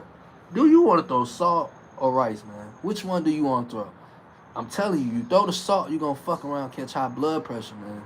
And that shit ain't no good for you, especially in our black community. We don't need no more of our brothers going out from having high blood pressure because you want to throw salt. What the fuck are you talking about, man? I just said earlier how literally Bud, the same shit y'all complaining about Boots, Bud did. He fought Madrimov. I don't give a fuck about the belts. Y'all, that's some, I'm just trying to kick and squirm up out of here. He fought a nigga that had 12 fights. Boots fought a nigga who had 14 fights. Both of them fought somebody within that range coming up to 154. Y'all are saying that Boots had a tune-up fight. I'm saying that Boots had a tune-up fight according to what y'all saying. And if that's the case, if I entertain that, Bud had one as well. But y'all seem to forget that Bud had a tune-up fight with Madrimov. Was it not? It ain't like like I said, he ain't fight nobody who was fucking 20. Who the fuck, like, niggas didn't know who the fuck Madrimov was. The same way y'all saying y'all didn't know who Lima was. Now, get on this bitch and say that you knew who Madrimov was and you been watching him since 96 and shit like that. Try that shit. Try that shit. Y'all niggas crazy, man. They don't fuck around. You gonna wake up, your foot gonna be big as fuck from all that salt that you done intook, man. Fuck around, have to amputate your shit. Y'all niggas, man, y'all niggas sick. This is a mental health condition. I do want you folks to know that. All bullshit aside, right? The hateful nature, it's a form of colonizer, but it's definitely a mental health issue that you niggas got. When we in the times where we want the best fighters fighting the best fighters, and we somewhere getting there, we getting a lot of more fights than we was, because one point in time this shit was dry as a bitch. That we almost thought it was over. You know what I'm saying? But we came back. And y'all mean to tell me, y'all like, bruh, y'all niggas, man. The fuck? Clip, I seen they put the WBA Interim out. I just big because these niggas crazy, Clip. These niggas crazy, y'all. New coach.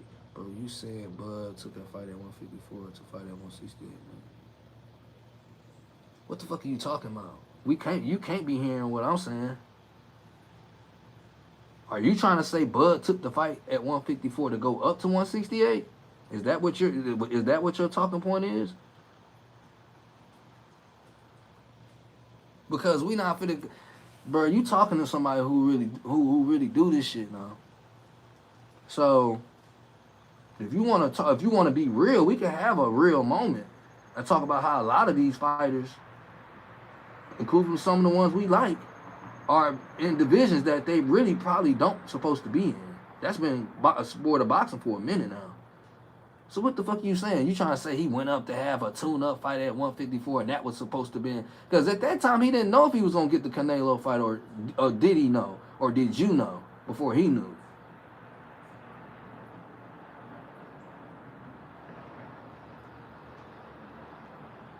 Yeah, Lima was at what, 168 and came down and fought him at 154? So shit, just based off of that, I'm sure Terence can come down from a division and fight Boots. It wouldn't be too much on the body if Lima did it. Maybe Terence. I don't think Terence would get knocked out in the first round, would he? Y'all don't think that's possible, do it? Hell, they can even fight probably at a catchweight. But niggas don't even want to fathom the thought of that shit. The niggas don't want to fathom the thought of it. Y'all niggas hate Boots. And that shit's sick. God damn. Y'all hate the future pound for pound? This shit is wild. Bud out the way now, though. Bud out the way at 154. And to truth be told, when Bud won Lineal, he was too big for 147. So he needed to be at 154. Now he's at 154. And he gonna be there for a while. And ain't nobody, it ain't no, who the fuck is the threat at 154? Talent-wise. I ain't talking about media and all this other shit that y'all like to talk about. We talking about we line this mother, put this motherfucker in the corner, and we put this motherfucker in the corner. Who's gonna be realistically threat? If the man just was challenging Bud, if he ain't a nigga at 154 fucking with Bud. So realistically, if he feels like mentally he could beat Bud, like come on, dog. And fuck what he feeling like. I see the talent. He lucky. Luckily, I ain't Eddie Hearn. For real. Y'all niggas tripping, man. Bruh did the same shit at 154. Now, he could have stayed at 154 because initially he was supposed to fight Charlo, right? That was before Canelo even came into the talk, right? He was supposed to be him calling out Charlo and fighting Charlo. And Charlo, y'all said, oh, Charlo is 154. He's too big for Bud. Y'all was saying that when he was at 147. Really, Bud could have been at 154 when he was fighting at 147. I rest my case, Your Honor. You know?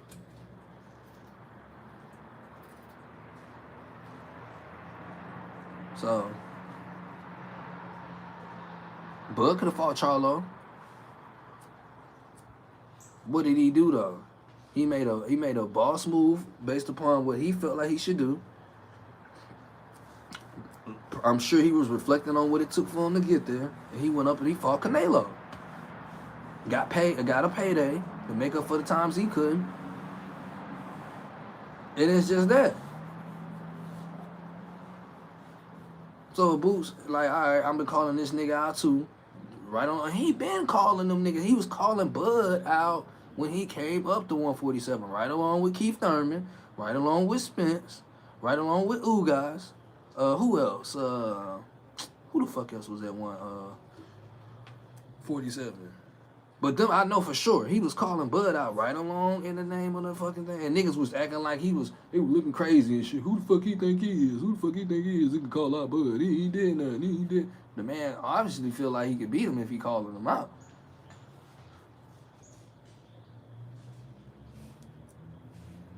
So Boots at the place now, he like, fuck him. Shit, like, man, I can pay, because the thing about it is, bruh come from a fighting family similar to Floyd. So you know that the understanding of legacy is that's the foundation. Bud don't solidify Boots' legacy.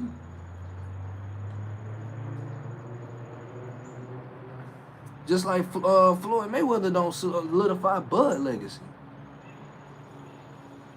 Pacquiao was supposed to fight Bud, let them tell it. Well, Bud wanted to fight him. He didn't. That didn't stop that man's legacy from being what it is today.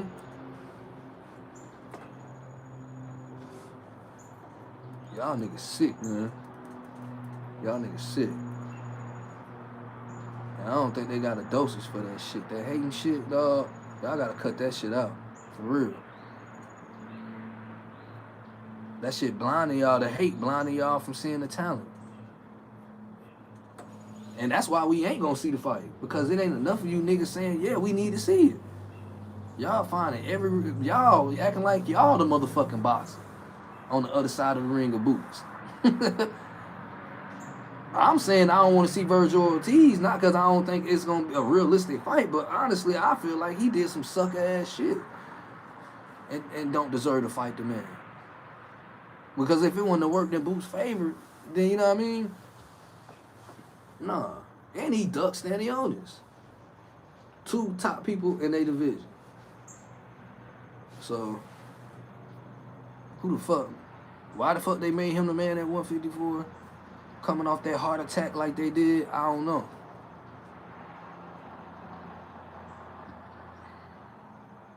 So, yeah, man. Y'all niggas tripping. Y'all gotta get this shit together. But, once again, man, Boots, excellent performance. First round, I called it in the third. Obviously, I was wrong. You know what I'm saying? For great reasoning, I was wrong. Obviously, I didn't, get too carried away. You know what I'm saying? I didn't get too carried away because, shit, I said the third round. And shit, I think Greg actually, and Greg said it, gave him more credit. And this a nigga who personally be seeing Boots. I'm like, hell nah. That nigga ain't gonna last past the third round. And this was before I made eye contact as if I was at the fight with him, showing that he was scared. Cause I know exactly where I seen this shit at. And I'm gonna highlight it. You know what I mean? I had him going out in the third. The man goes out in the first. So we gonna see this for a good little minute. I'm telling you, next two fights ain't going past the third.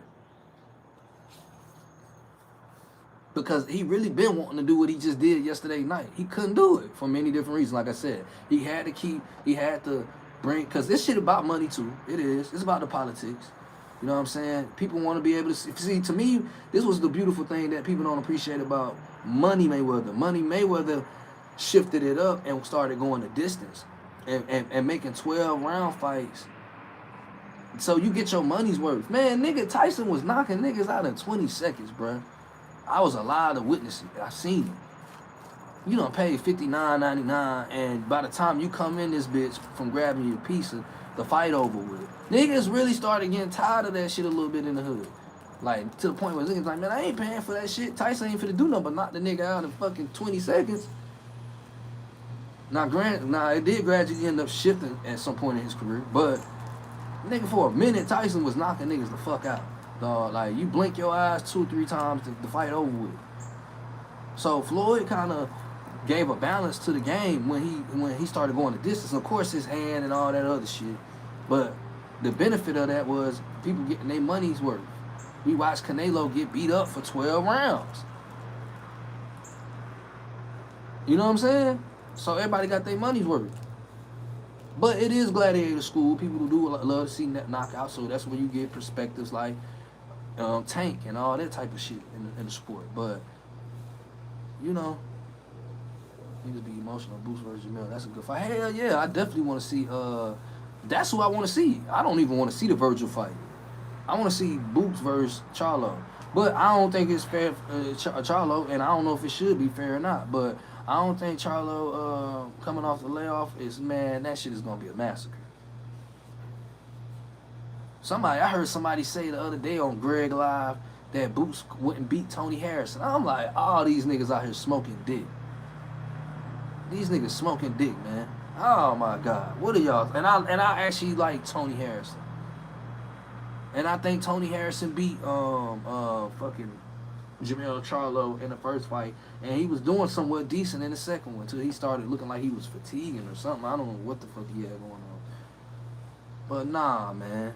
Nah. Tony Harrison beat Boots. Y'all niggas done lost y'all fucking mind. These are the extents that niggas is going to tear down the kid, man. This shit wild. And I ain't going for it.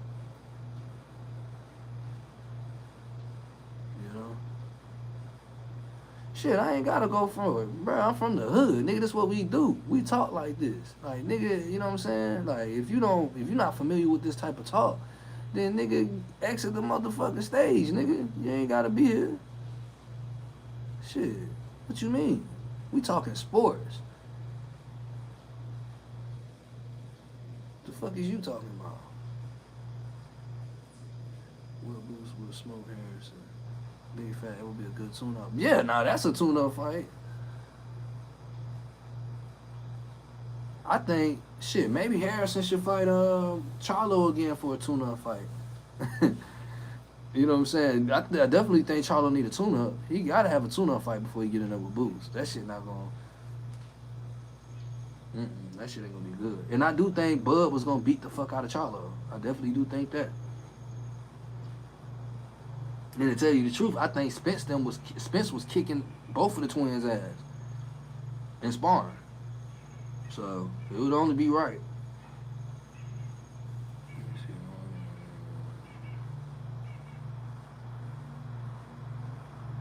Well, I keep seeing motherfuckers ask other motherfuckers about them naming 5 opponents Boots face. Where y'all getting that shit from? That's how I know you one of these YouTube niggas. You just gave yourself up and you just put that on there. Cause I've seen somebody ask somebody else that. I've seen it on multiple occasions, just within the last week. And then I've seen a person name 5 opponents. So what the fuck are you saying? Cause no one can. Okay. But Virgil Ortiz is gonna be the end all be all for that. Man, please, nigga. You don't know boxing, bro. Bro, Roman Villa was ranked in the division. What are you talking about?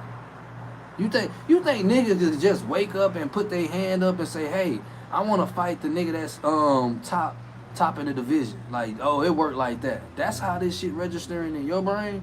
If so, you need fucking help. You a part of the mental health conditioning that I'm talking about that's going on in the sport. You out your fucking mind. So Roman Villa just walked up to a sanctioning company or to a promotion company and said, I want to fight Boots, and that's what it was. He didn't fight to get to where he was at. Once upon a time, Villa wasn't a journeyman. Maybe once upon a time, Villa wasn't in a ballroom fighting. Maybe once upon a time, Villa wasn't fighting in this small city or where he's from to get to where he's at. Do you see how that don't make sense on what the fuck you saying? Right now, okay, let's see what he's talking about. Ranked and championship contenders is 2 different things, homie. Duh. That's not what my fucking point is. He was ranked in the division. You just had a nigga on here that clip caught in the rat trap trying to say that Bud didn't fight for an interim. You niggas just be lying on here. Y'all just be y'all hating, y'all throwing salt, and your blood pressure gonna go up, bro. Your blood pressure gonna go up, dog. Stop throwing that salt. You trying to find something that you can highlight instead of you just accepting what you seeing and appreciating value in the sport of boxing. You want to find flaw. So who your favorite boxer is right now? Who your favorite boxer is? You is not no Madrimov. Bullshit. Nigga, Madrimov had 12 fights when Bud fought at 154. So Boots actually fought a nigga who had more fights. Lima had 14 fights and fought at 168. What are you talking about?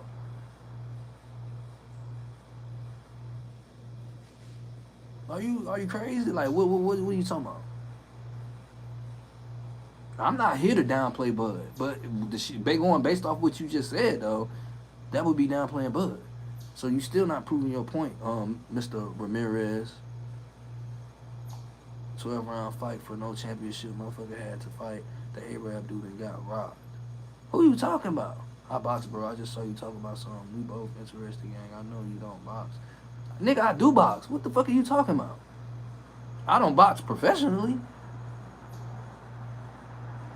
I've been trained by Ron Lau, who is an OG.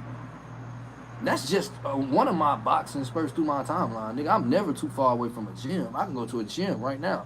I've been on my lives in the gym. I'm a regular nigga that tend to do content, but I train people too. I have other admirations in the sport outside of being pro. So I don't have to be delusional like you niggas. Like, I watch film. I would rather be watching film than sitting up here trying to convince your crazy ass on something you don't know what you talking about. I don't give a fuck about you boxing, nigga. I know boxers, personally. I got boxers in my family. The fuck that supposed to mean? Because you box, nigga. That ain't shit to put on a pair of gloves, nigga, and consider yourself a boxer. The fuck is you talking about?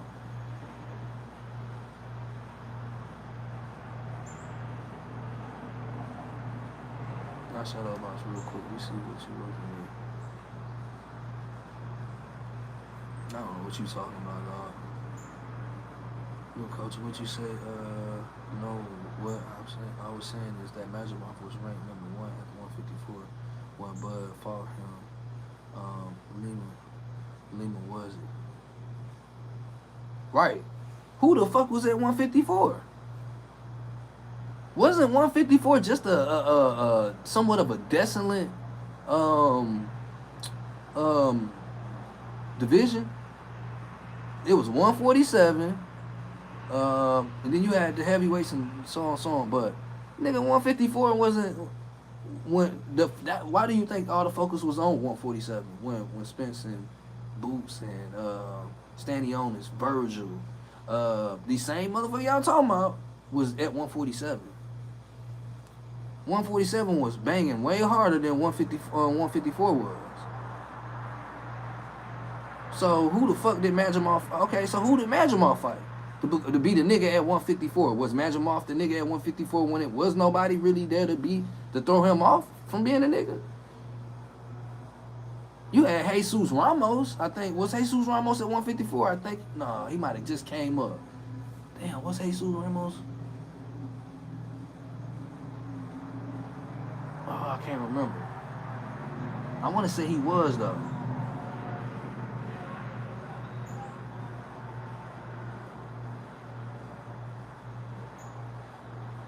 It wasn't like Magic-Mouth was undisputed. It wasn't, or he had 3 belts. He had 1 fucking belt.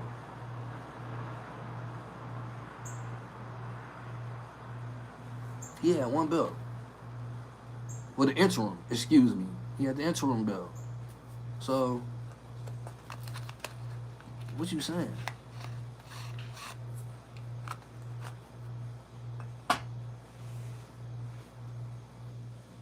Boots beat Stanionis. What's the difference? Lima had 14 fucking fights at 154 and came down from 168.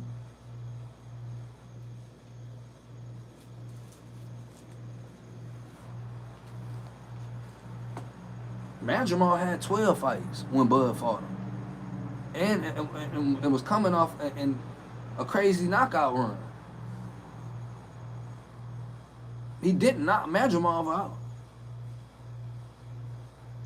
Boots, the same niggas y'all talking about that ain't shit, bruh, been putting these niggas on their back pockets. Some of these niggas, you ain't even seen them since.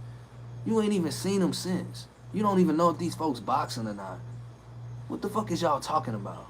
These niggas done disappeared off the face of the earth after bruh touch up on them and shit. Punish them, get them out of there, clean them up. You don't even be seeing these niggas no more. Nigga said earlier, Bud, what did he say? Bud not Avenesian out in the 6th. Boots, yeah, Boots got him out in the 5th, but he stopped him. Nigga, what? Okay, so that means he stopped them in the 5th round. Bud beat him and knocked them, dropped them in the 7th round. Like, what the fuck? I mean, 6th round, excuse me. So just based off of that alone, but see, niggas ain't want to pay attention to that because that would mean that Boots got him out of there quick. So, you know what I'm saying? Niggas go to say, oh, well, damn, he stopped him, Bud knocked him out. Bro, he dropped him too. What the fuck is you talking about? And he quit. A nigga quitting and getting knocked out is anybody can get knocked the fuck out. But when you quit, you fully conscious of what the fuck going on. You fully conscious of what the fuck going on. Bud didn't make Magic-Mouth quit. Bud didn't knock Magic-Mouth the fuck out at 154 when he did have his fight at 154. Guess who just knocked they motherfucking opponent out at 154? The man been stopping. When the last time you seen him not stop nobody? Karen? How many fights ago that was? Y'all niggas haters, man. Damn. That's crazy. He said Bud taste snap. You see, I ain't even trying to go there with them, Irvin, on that type of shit. Cause I fuck with Bud. I do fuck with Bud. But some of this shit, man, you gotta like, a spade is a spade. You can't make a club a spade just cause it's black. You know what I'm saying?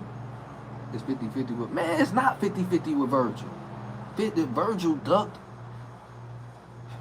I'm gonna have to get out here because I got plays to catch, man. But it's not a 50-50, bruh.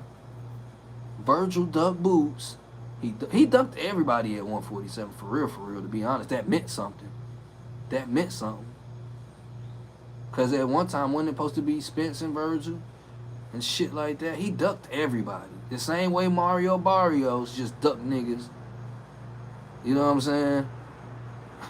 Same shit.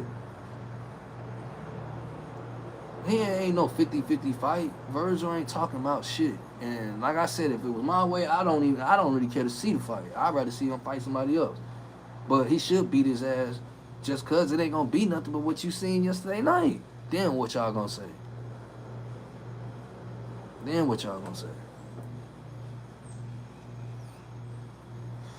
Charlo would be a fight. Yeah. It would be a good fight. I think you know, who do I like in that fight? I like Charlo in that fight. I like Charlo. Even coming off the layoff. I like him versus Fedor. I don't think Fedor can withstand the power of Charlo. I think Charlo power would be relevant in that fight. Now you talking about Lima quit, man. Get out of here, dog. What's your point? Boots, who I love, can get it. Bud, Boots, he can get it. Jameek, I don't know what you typed, man. You gotta type that shit again, dog. I don't know what you saying. After Bud, he was damaged good. Who, coach? Who you talking about? Keep on machine on your live, bro. Nah, I was boxing at the same gym his son was at, but shit, that's up to Brian Norman Sr. to come on here. I don't hate Brian Norman Jr. I just don't think he better than Boots. And I live in Atlanta. Been at the same gym with him. Done seen him. I mean, I'm not no man. I don't know what type of shit how y'all niggas was raised, but I'm not no respect of a person like just cause a nigga. I'm not no hater, for sure. Cause the shit y'all got going on be hate. But nigga, I ain't man who. There's levels to shit.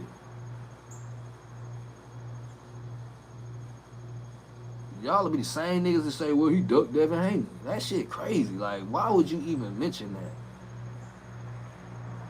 that? Like, come on, man. Don't embarrass yourself. Don't embarrass me by saying some stupid shit like that. Lima never got started last night. Right. He got his ass flushed quick. Bruh been doing that majority of his career. He gonna get Lima. He gonna get what's his name? If he fight Ortiz, he gonna get him out of there. It ain't gonna go past. That shit might not go past the third. Shit might be the second. I said the third with Lima yesterday. He got him out of there in the first, and that was me. I really wanted to say some shit like the first, just me going off of raw talent. But you know, when you around the as they say, the casuals, you don't be having time to argue with you niggas too much. So I gave him the third round. I didn't even see him going past the third. So the first, he's getting back to regular scheduled programming. That's what Boots do. Boots get niggas out of there. The task was him going the distance. Because that could be difficult when you feeling like, shit, man, I'm finna get this nigga the fuck up out of here. But you can't build ticket sales like that. It's harder to build ticket sales when niggas only seen a certain amount of rounds you win. So that was playing against him. That shit ain't playing against him no more. He could legit go to be at 154 and get niggas out his next 3-4 fights out of there within 3 rounds. Then you same niggas on here that's talking crazy with that high blood pressure syndrome ain't gonna have no choice but to respect it. By that time, it won't even matter, cause you niggas have been done blended in, just like y'all did with Bud.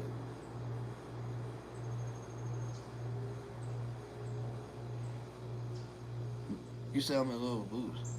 Nah. I just know talent. You niggas don't know talent. This ain't got nothing to do with love. What the fuck are you talking about? This is about utilizing what the Most High, the Divine Creator gave you. Now, you know, you got senses. If you niggas choose not to use your senses, that's on you. That ain't got shit to do with me. Why I got to be in love? Why it can't be you hating?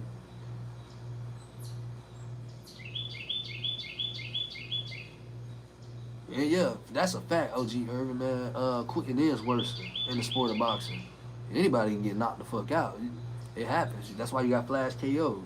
But quitting is a whole nother impact on the ego. Bro, we got link with this boxing shit. I love the sport of talking points. For sure, new coach. Man, anytime you welcome to come on here, new coach. I appreciate you for tapping in with me, too. You more than welcome to come on here, politic, and build with me at any point you want to come on, dog. You know what I'm saying? I'm going to start cricking up the screen yards in a little bit. I'm just trying to get more familiar with rotation with coming back on lives because I be doing more. I focus really more on the IQ aspect of boxing. Which is why I be talking how I be talking to these niggas because they don't be knowing shit. They just be watching this shit one time and then just go off of what they know. Nigga, I watch live fights. I watch fights with the volume off. Nigga, I edit film. Now, I'm not saying I know everything and I'm the greatest and my word is law, but I'm just telling you what I put my efforts towards. Versus some of you niggas who just sit up here and listen to other niggas talk or go off of what y'all think y'all know. And y'all ain't never been hit before. And yes, I have boxed before. Not professionally, but I have boxed before. I have been trained by a world trainer, class trainer. So, like, yeah, what the fuck, man? Y'all niggas know more than the actual boxers be knowing. But to put less work in, I don't understand. When was the first time you heard about Lima other than when they announced the fight with Boots? When was the first time you heard about fucking Madrimov? Y'all niggas acting like y'all knew who Madrimov was. You named 5 fighters Madrimov beat, nigga. How about that? For Bud to want to fight him at 154. You named 5 fighters that Madrimov beat. How about that? Yeah, he a bad man. They just don't want to pay him his homage. This the same shit they did to Floyd, though. This is the same exact shit they did to Floyd. No way in passion am I saying he's Floyd, but the hate is very similar. Bud was just experiencing it too before he made these niggas believe it. With the opportunities he got strategically. He got Fandora and Charlo, good measure, stick for Boots. What's the argument? Boots is now. He can get Bud. You talking about dummies, you look dumb. We can see Boots. Careful, we empty out 154. I don't know. Maybe you confused on what I'm saying. What the fuck? What are you trying to say that? What do you think that I'm saying? You think I'm saying? You think I'm big in love with Boots as homie just said, and that I don't understand the talent of Boots, or you saying you think that that I think Boots is too talented? What are you saying?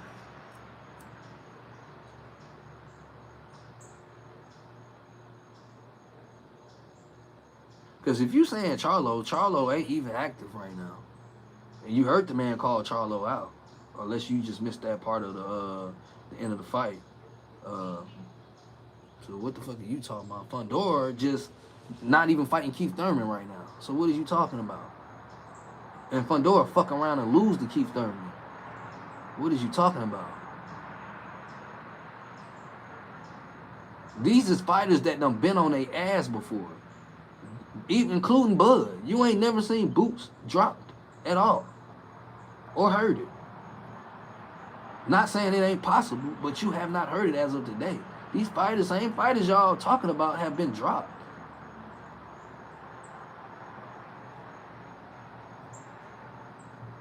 Or beat.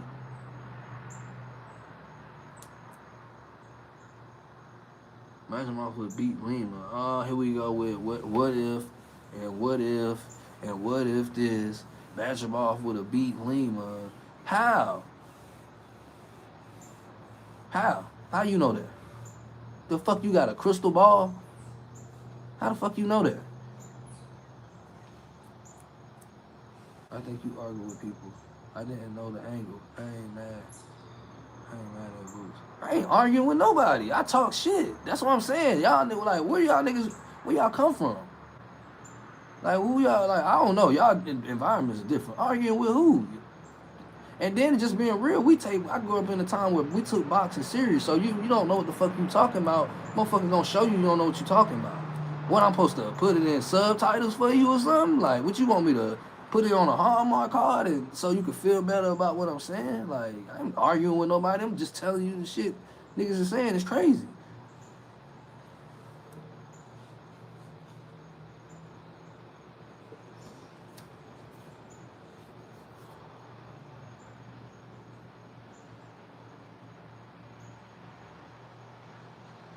What you say about that's fancy fight? Let's bet on Fundora versus Thurman. I got Fundora. Yeah, we can. How exactly do you want to pull that off? You want to go to one of my comments and put your you can put your handle on one of your social media platforms. I'll follow you on there, and we could definitely bet. We can bet on that. I like Thurman versus Fundora.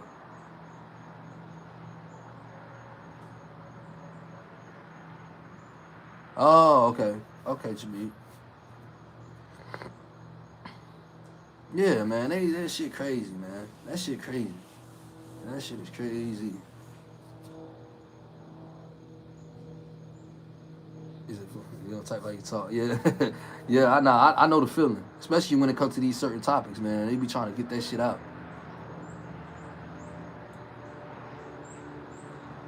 Shit, Baccarat didn't want to fight him either, did it? Baccarat don't want to fight him either. They definitely don't want to fight him after they seen what just happened yesterday to a non-contender. But the nigga had an interim belt. Well, it was for the interim belt, right? He had the same opportunity boots, and he was at a higher division once upon a time, 168. Like, make it make sense.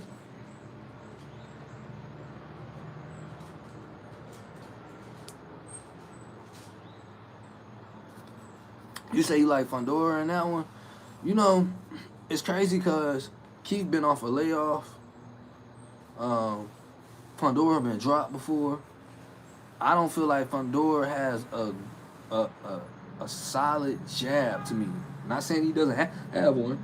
Not saying I haven't seen him use it. I don't feel like it's solid though. Fundora got a questionable chin. We've only seen Thurman lose to Pacquiao. IQ wise, Thurman is running circles around Fundora. So yeah, it's gonna be. And now allegedly his hand is hurt, which I don't want to hear as an excuse when they do fight. For bruh, whoever bruh is that's supposed to be sending me his handle, so I can make sure I get that money from him. So yeah, I know a lot of niggas is doubting Keith Thurman. We shall see though. But it's a fair assumption because Keith is coming off a layoff. So, you know, I can see why a person would think that. And then, you know, most people going off the stature of Fundora. In most cases, the image they see. You talk a good one, homie. I'm gonna subscribe just to argue with your ass. But yeah, let's bet on Fundora versus Thurman. You seen what Jose Cito and Pacquiao did to one time. He said I talk a good one. Well, shit, yeah, you make sure you subscribe, bro. Yeah, you make sure you subscribe. And you make sure that you sharpen your sword and make sure that your arguing and talking points are legit. Because none of what you saying is factual. Does Keith Thurman not have a great IQ? Let's start there. Does Keith Thurman not have the better IQ between him and Fundora? Does Keith Thurman not have more experience? Now let's see if you take that away from the man. This is gonna let me know all that you can subscribe, but I might not argue with your ass. Cause to me, a lot of y'all niggas ain't even worth it. Make it worth my while. Is Keith Thurman IQ better than Fundora? Does he have more experience?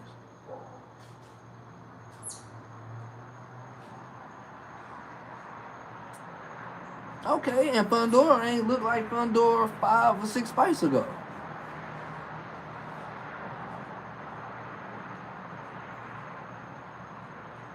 Fundora ain't never fought a Pacquiao.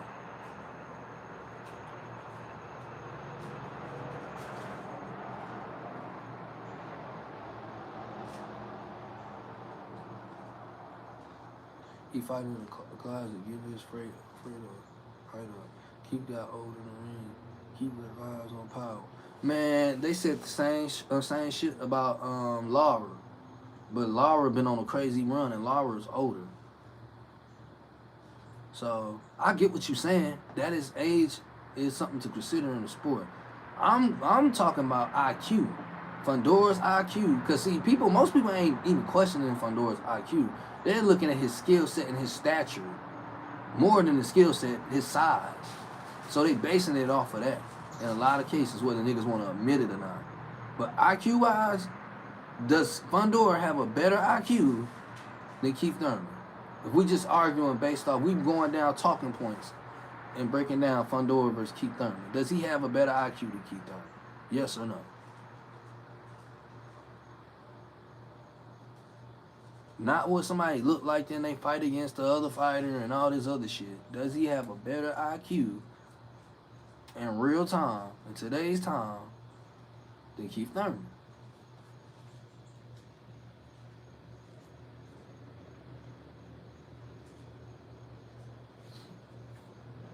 Now, if Fundora had a solid jab with the height and the stature that he has, similar to what Tommy Hearns utilized, then we will be having a different conversation. And we may have a different conversation if he does come out like that. But if he does not come out like that, we might see something else different. Or if Keith comes out on, like y'all are saying, on some layoff ring rush shit, very well much so, y'all could be right. Y'all could be accurate on what y'all saying. I don't see it going that way, though.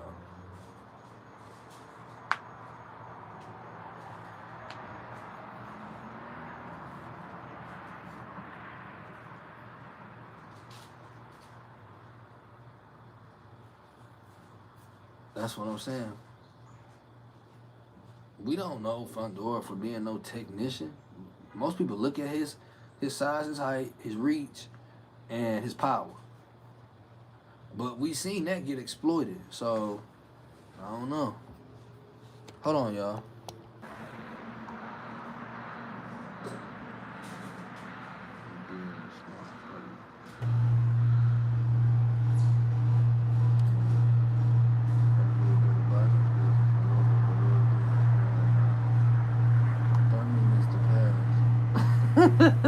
God damn. Well, you mixed a little truth with a couple. Well, I mean, it's your opinion, so I can see that. Neither one are known for the cute and smart party.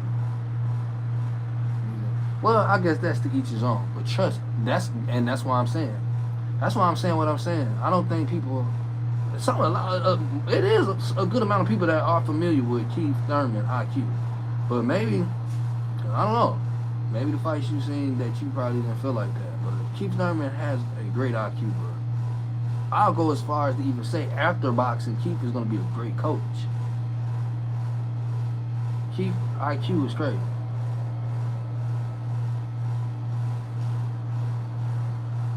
It don't take shit to set up traps.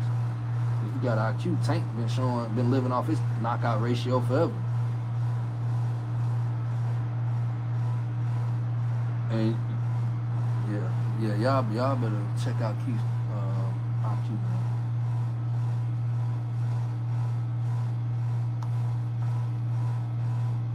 Keith is for sure knowing that he's got to close the distance with Fundora. He's not gonna fight him at no distance, and if he do, it's gonna be to tire him out. Keith Thurman, what's up, Breon? He said Keith Thurman gets his hair cut where I get mine. I heard him honestly say he would fight Boots, but would have to have a serious training camp and money right because of the damage he might take to win. And you know what's so crazy, Breon? That's all it is. That's all it is. And I'm glad you say that now. I wish I could have heard that out of Keith's mouth because I would have respected it. That's all I was saying with Bud earlier in so many words. But that's a lot of them fighters is that. They know they're going to take a loss. They want to get paid for the shit, though. They're not going to tell y'all that. Maybe one of these motherfuckers will be brave enough to say it. A lot of times you see it after the fight. But yeah, man. Cause he's definitely gonna keep Thurman's ass.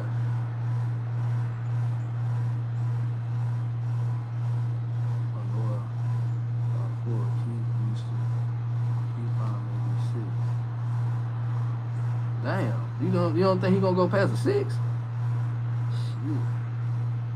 Thurman didn't look elite no more. His last fight, he didn't show no skills. He just walked him down. That may be true. He was coming off a layoff.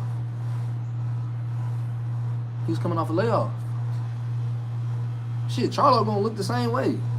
But y'all want to throw that nigga in there with the boots. Are y'all crazy?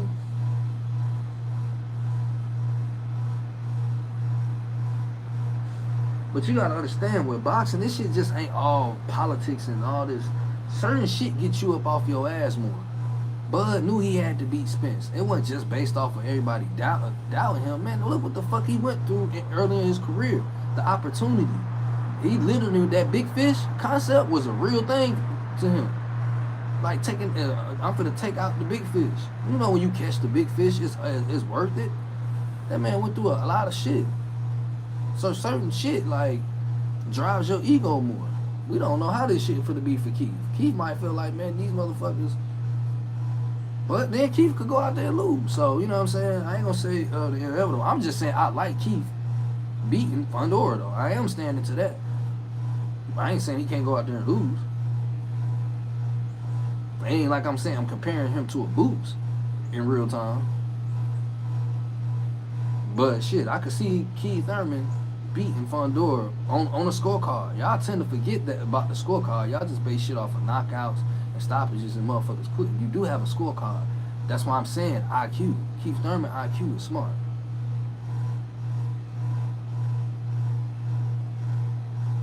You don't just see Keith Thurman getting dropped and knocked down and shit like that.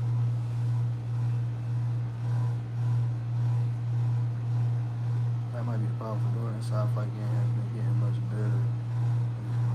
Yeah, he got a good Fedora. Got a good inside range. This is gonna have to be a fight that we're gonna see, because I'm telling you, Chief IQ. When you dealing with somebody like,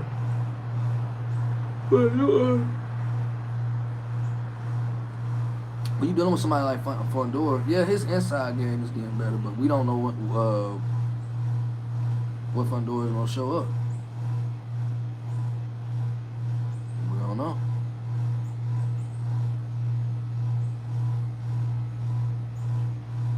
I've been watching Keith, Young Draft, Doctor, and Poe, and that's like Mario Barrios. I just don't.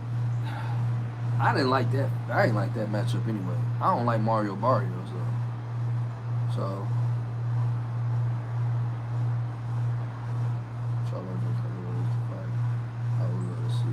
Yeah, nah, I agree with you on that, OG, Matt. That's a good fight. Charlo and Fundora is a good fight. I don't think he should come back fighting Fundora though off the layoff. But yeah, that's a good fight. I got Boots over Charlo specifically versus Little Charlo. He reminds me of he just talks a little one. Well, you was partially right on that one. I definitely like Boots over Charlo. So yeah, I agree with you on that one. We talking good talk, man. I don't know, man. I can't help you on that. I hate that you feel like that. I mean, shit. I mean, that's what haters do. You know what I'm saying? You know, they tend to misconstrue what you say, so they can talk shit and feel a little important. You know. Charlo hates Philly fighters.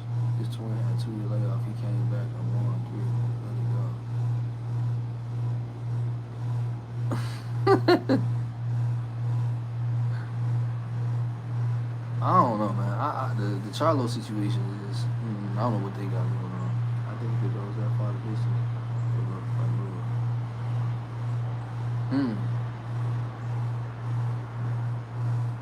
Damn, so y'all count and keep out like that. Alright, we gonna see. Fedora wants to stay in that weight class because it's to his advantage. He don't want to go up because he know he would get tested with big guy. Yeah, then he'll have to adjust to that new weight, and I don't know. But there's been a lot of weight bullying going on in boxing for some time. Boots versus Arrow, that shit ain't even realistic. I'd rather see Charlo versus both. That's really the fight right there. Charlo versus Arrow. Both of them ain't really been on shit, so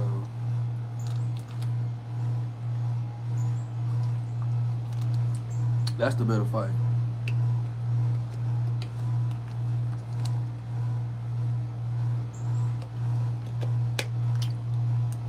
Yeah, I agree with that too, OG Matt. But that's the fight they don't want to see. They hate every bit of even imagining that fight.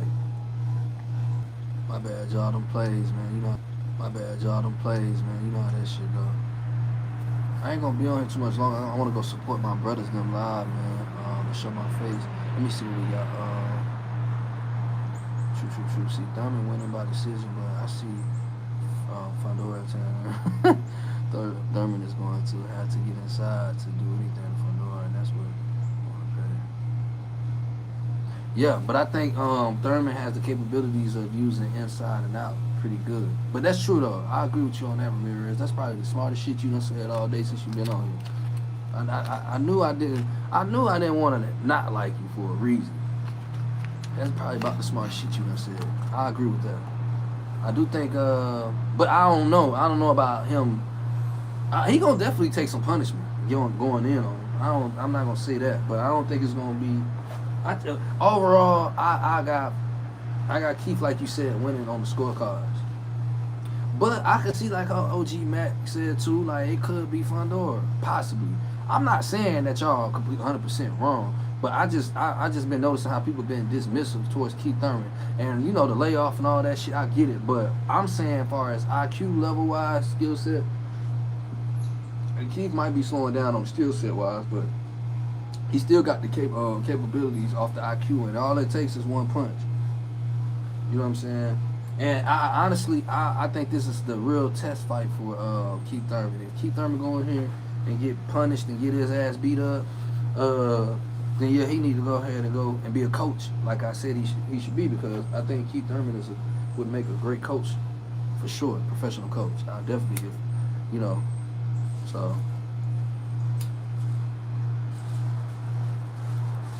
And this is coming from somebody that I'm not really the biggest Keith Thurman fan, because I didn't appreciate that whole layoff shit and him kind of holding up the division.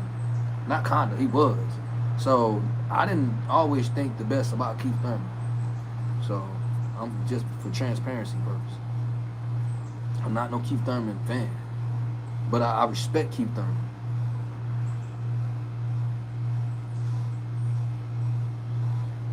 I do. I would be a lie if I say I didn't. But I appreciate y'all, man. Let me get off this live, dog. Hey Ramirez, all is all, man. You know, we gonna talk shit because I need people like you. Just don't be trolling too hard, because some of this shit be like, come on now, man. I want to at least know you know what you know on the sport. But you're more than welcome to always come back, man. Politic with me. Subscribe. You know what I mean? OG Matt, you know what I'm saying? You know what I mean? I appreciate you, dog, for pulling up on me. I appreciate all my brothers that came through, man. We got up to 16 likes. That ain't much, but that's a lot for me, because I don't be coming on like that. We had Breon came through, Jameek, you know what I'm saying? Shout out to the OGs, you know what I'm saying? My older crowd, my younger crowd, the middle age, whatever, you know what I'm saying? I appreciate all y'all for pulling up, man, and supporting me. And yeah, stay tuned. I specialize in highlight reels, so that's really what I do. I just been coming on YouTube more for algorithm purposes, as far as live go. And you know, just to chop it up, get y'all perspective and things like that, you know what I mean? So I want y'all to, you know, as time go on, y'all gonna see me progress and grow, and the environmental change, just all little different little stuff we gonna do to try to spice up what we got going on at Carbon 12 Boxing Club, man. Other than that, man, I appreciate y'all so much, man, and I appreciate everybody who hit the like button as well too, man. Forever grateful, forever grateful. Till next time, y'all be safe. Don't do nothing I wouldn't do, man.